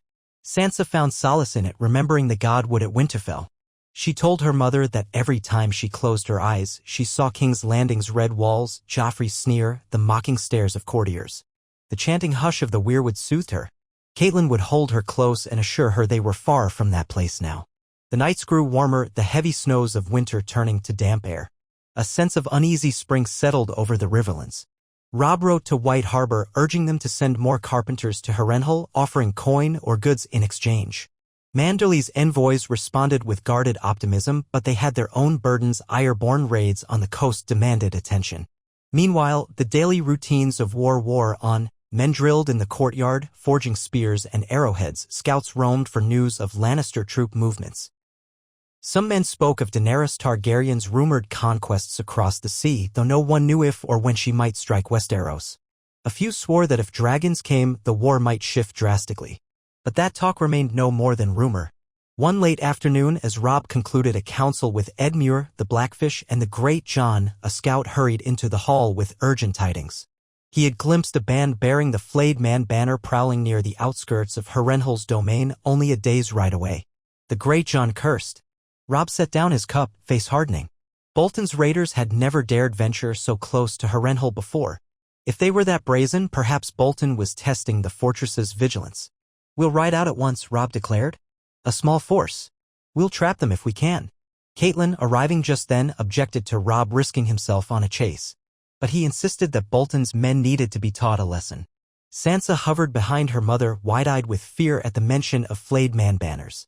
In the end, Robb assembled a group of 50 riders, including the Great John, Edmure, and a handful of the best archers. They set forth before dusk, the scout leading them through forest trails. Grey Wind bounded alongside Robb's horse, muzzle lifted to pick up any scent of prey. They rode through the night, halting only to let the horses drink from streams. Dawn found them emerging onto rolling farmland dotted with small stands of oak and ash. A wisp of smoke rose on the horizon. The scout pointed that way, some outlying farms rumored to have been harassed by Bolton men. Robb ordered a cautious approach. They fanned out, bows at the ready. Over a low ridge, he spotted charred remnants of a barn. 2 bodies lay in the yard, flayed beyond recognition. Anger boiled in Robb's veins. He signaled the men to sweep wide. The Great John advanced on foot, axe in hand, stepping carefully through the blackened timbers. A half-burned wagon squeaked in the breeze. Then they saw movement near a row of trees, a flicker of Tal? Bolton men, perhaps half a dozen, lurking. The Great John roared a challenge. The hidden figures scattered, some darting into the forest. Robb kicked his horse into a gallop, leading an archer squad to cut them off. Arrows flew, striking 2 of the raiders. The rest dashed deeper into the woods. Grey Wind sprinted ahead, howling. Robb and his men thundered through undergrowth, branches slapping at their faces. They cornered 3 men wearing ragged leather decorated with the flayed man emblem crudely painted in red. One fired a crossbow. The bolt grazed a Stark rider's thigh before the Great John barreled in, chopping him down. Another raider tried to surrender, but behind them, a figure in heavier mail, the apparent leader, barked for no mercy. A vicious fight erupted. Robb knocked aside a spear thrust with his shield, slashing the attacker's shoulder. Grey Wind lunged at a second man who tried to flee, dragging him down with savage force. Within moments, 5 Bolton men lay dead or dying in the leaves. The final one tried to run, but Edmure's horse blocked him. He stumbled, cursing. The Great John pinned him, ripping off his helm. "Who commands you?" Robb demanded, dismounting, sword in hand. "Is it Ramsay Snow? Where's he?" The captive, a wiry, dirt-smeared man with wild eyes, spat blood. "You'll get no answers from me, Wolf," he snarled.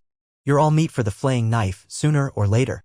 The Great John cuffed him hard enough to chip a tooth. "Speak, you scum." Spitting out blood, the raider bared crooked teeth in a grin. "Bolton is the true warden of the North, not you. He'll carve your pretty castle into ribbons, starting with your mother, your sisters." Robb's fury flared. He pressed the edge of his blade against the man's throat. "Where is Bolton?" The raider only laughed, eyes glinting with madness. "He's closer than you think. War never ends, boy." The flayed man triumphs. A hush fell. Robb withdrew his sword a fraction. He recognized the fanatic glint. This man would die before betraying his master. Edmure said quietly, "We might ring him for answers. Torture, perhaps." But the captive seemed beyond reason. Robb recalled Bolton's fondness for sadism. Any minion of his likely knew how to endure pain. Exhaustion weighed on him. He nodded to the Great John, who pressed the captive to the ground, binding his hands. They would drag him back to Harrenhal in chains. Maybe a maester or a skilled questioner could pry something out of him. Or perhaps he'd die spitting curses. After searching the area, recovering scattered crossbows, a few supplies, no sign of living farmers, they realized the entire hamlet was lost. Another atrocity to lay at Bolton's feet. Robb's men buried the flayed corpses with what dignity they could manage, then rode back with the captive. It was a grim victory. The raiders had been a small band, not a major force, but the damage they inflicted felt personal. If Ramsay Snow was leading such attacks, he might strike again. Some men feared that Bolton himself lurked in the region, waiting to converge with Tywin or to sow discord so the Starks could not unify their armies. Upon returning to Harrenhal, Robb wasted no time. He convened a council with the Blackfish, Cailin, Sansa, and a handful of lords. The captured Bolton raider refused to speak anything coherent. He only ranted about flaying wolves, praising Ramsay's cruelty. The Blackfish frowned. "If they're growing bold enough to come this close, we should prepare for a larger infiltration." Robb agreed. He declared that a specialized patrol of trackers would scour the region for any sign of Bolton infiltration. Lord Piper and Lord Vance offered men who knew the local forests. But Sansa, sitting quietly near her mother, spoke up in a trembling voice. Might Bolton try to kidnap me? Or my mother? He could hold us hostage for a trade with Tywin or to force you to bend. The thought chilled the room. Caitlin squeezed Sansa's hand, turning to Robb. He nodded gravely. That's precisely why we must be vigilant. Harrenhal's gates remain shut to strangers and we post triple the watch on the road. If Bolton wants to break us, he'll have to fight openly. We won't give him the element of surprise. Edmure added that the Freys might also be stirring in resentment, though Walder Frey was locked away. Some younger Freys at the Twins might see an opportunity to ally with Bolton or even the Lannisters. No direct news had emerged, but mistrust festered.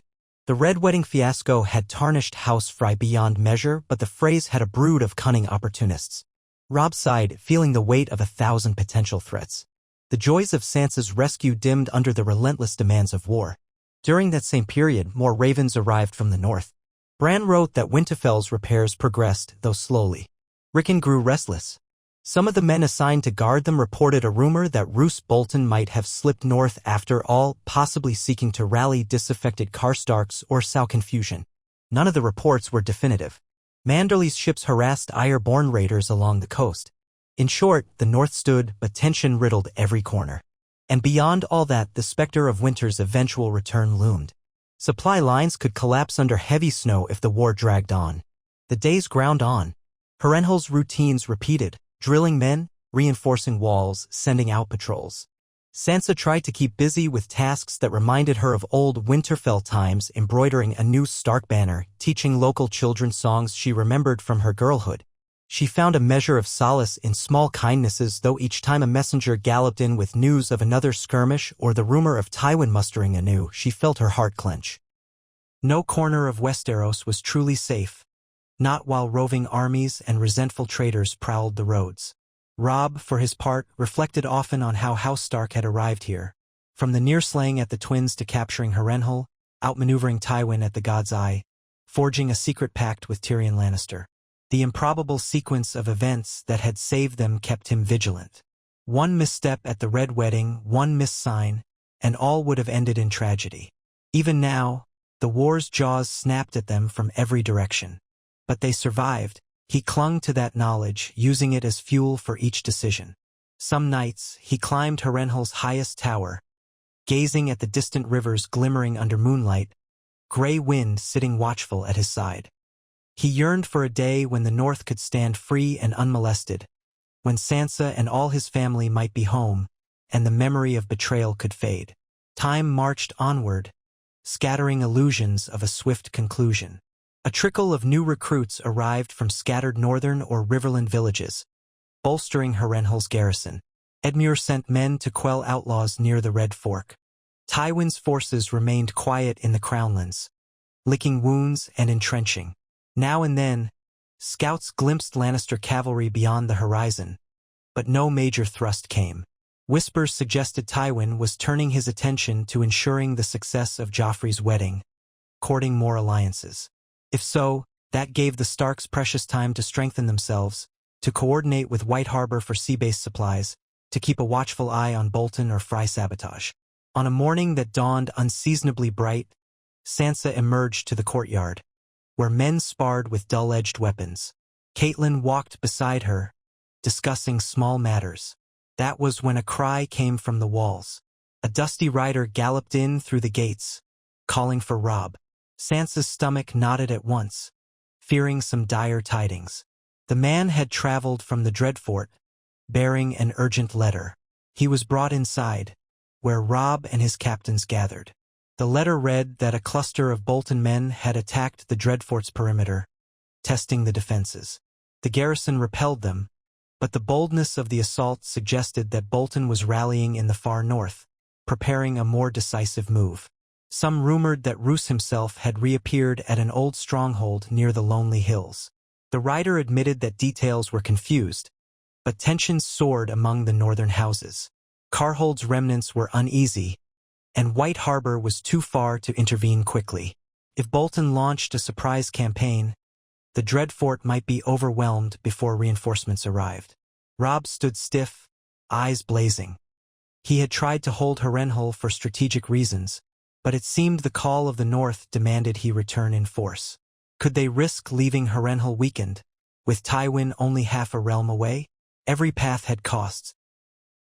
He turned to Cailin, the Blackfish, and Edmure, asking if the Riverlands could stand firm if he took a substantial portion of men north. The Blackfish believed Tywin might not rush a second assault after losing so badly near the God's Eye.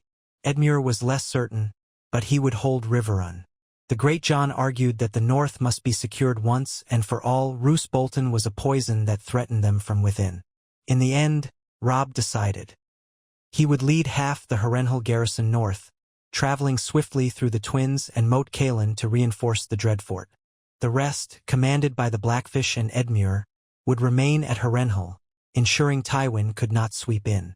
Sansa, longing to see Winterfell again but aware of the hazards, prepared to join her mother with the group that stayed south. Cailin intended to remain near Harrenhal, balancing the defense of the Riverlands with an eye toward any shift in Lannister strategy. They had only just regained Sansa. Risking her on a dangerous march north, where Bolton might strike, seemed unwise. Sansa accepted that logic, though tears filled her eyes at the prospect of another parting from Robb. She clung to him briefly in the courtyard, voice trembling.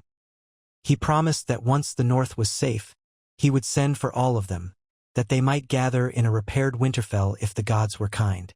Banners snapped in the crisp air as the northern host rode out from Harrenhal.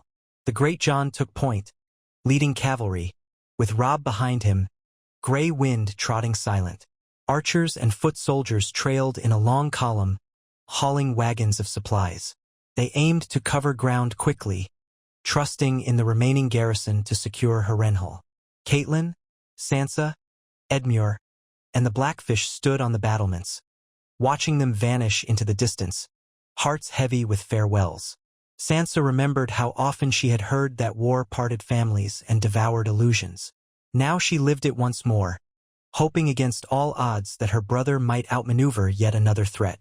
Thus began a new chapter in House Stark's defense, a pivot from dominating the Riverlands to reclaiming the troubled north. Along the journey, the king in the north would face the cunning of Roose Bolton, who might have allied with stray Ironborn or even whispered deals to a vengeful Tywin. Some men worried that Tywin might time an assault on Harrenhal the moment Robb was fully engaged in the north. Yet the young king pressed forward, recalling all the times doom seemed certain, at the Twins at the God's Eye, and how the Starks prevailed by unity and vigilance. Letters flew back and forth. From Winterfell, Bran wrote that the atmosphere was tense, many small folk fearful of a renewed Bolton push. Rickon grew surly with every rumor of approaching war. At Moat Cailin, loyal watchers readied the fortress to repel any infiltration from the south.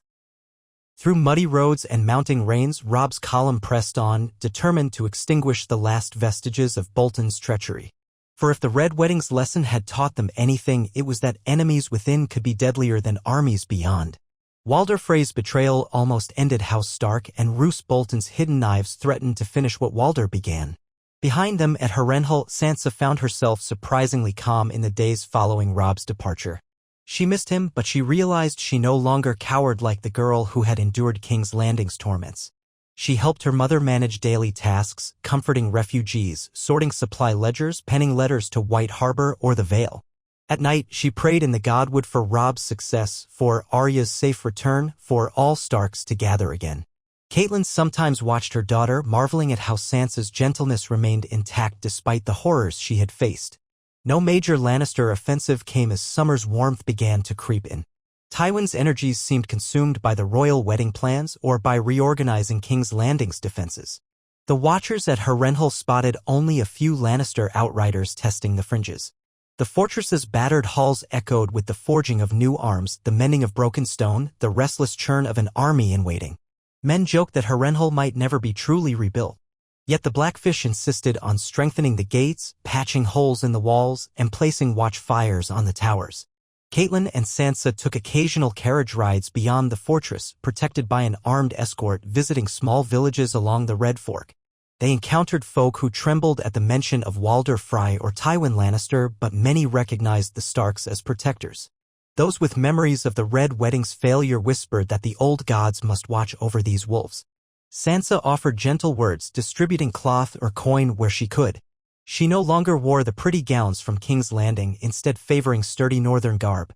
Some days she almost felt at peace, though the war's shadow never fully lifted. It was from one of these village visits that the real tidings arrived, tidings that might shift the entire game.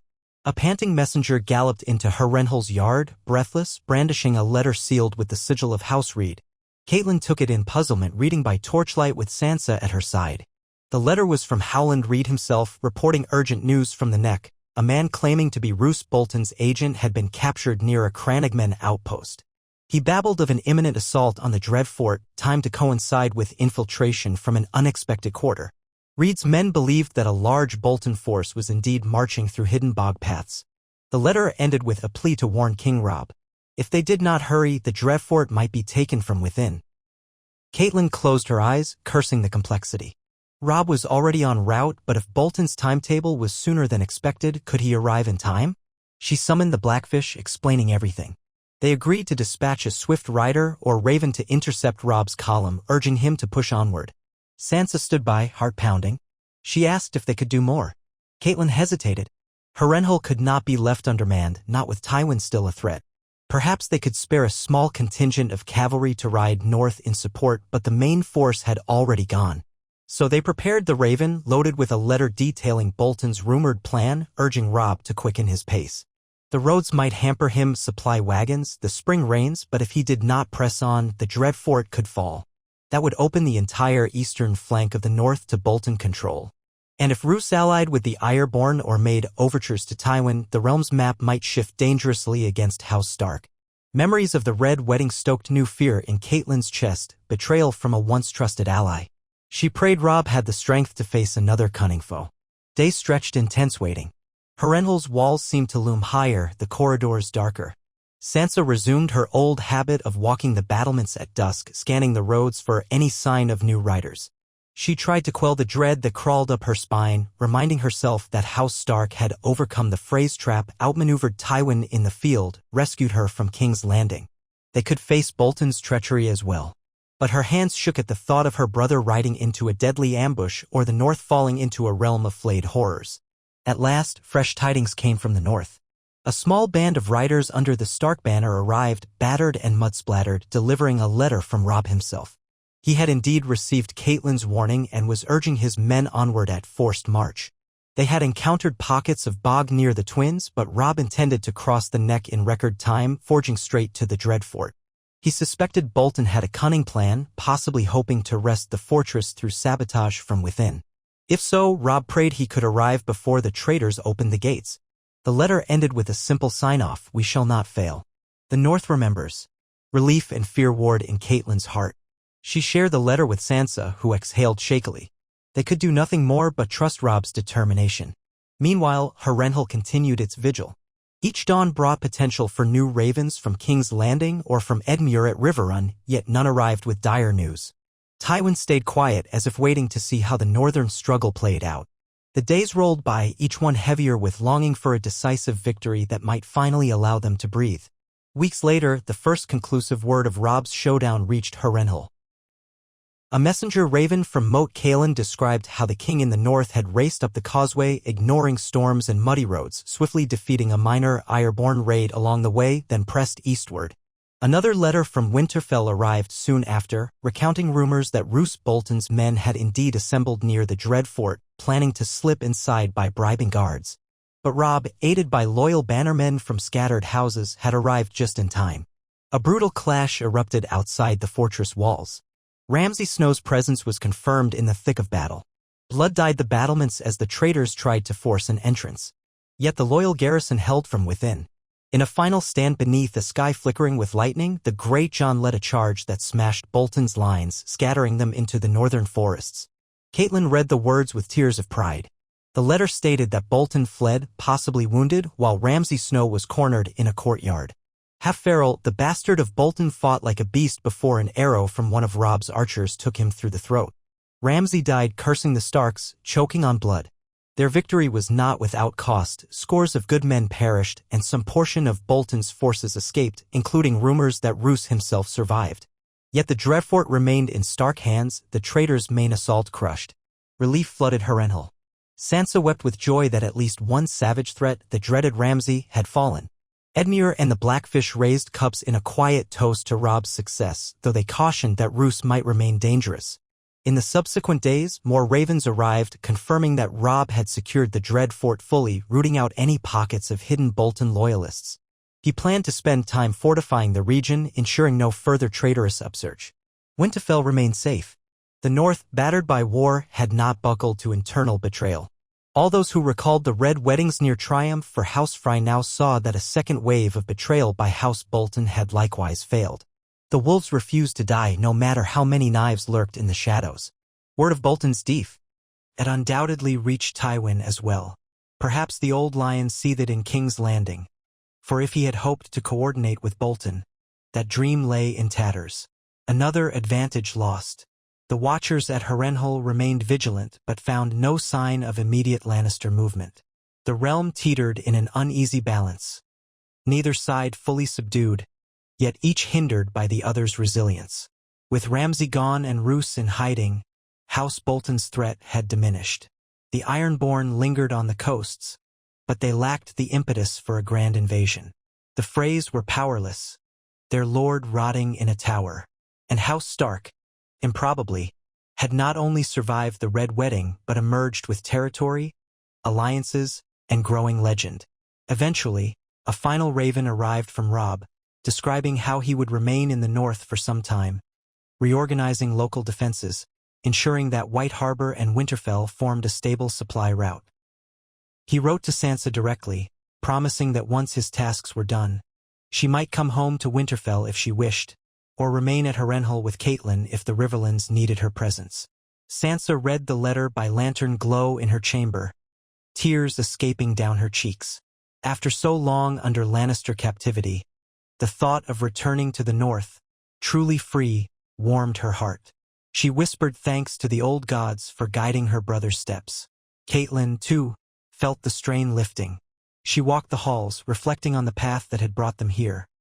That night of Walder Frey's ambush undone by vigilant scouts and Grey Wind's howl, the improbable recapture of Harrenhal, the rescue of Sansa through Tyrion's clandestine scheme, the defeat of Tywin at the God's Eye, and now the downfall of Ramsay's atrocity-laden raids.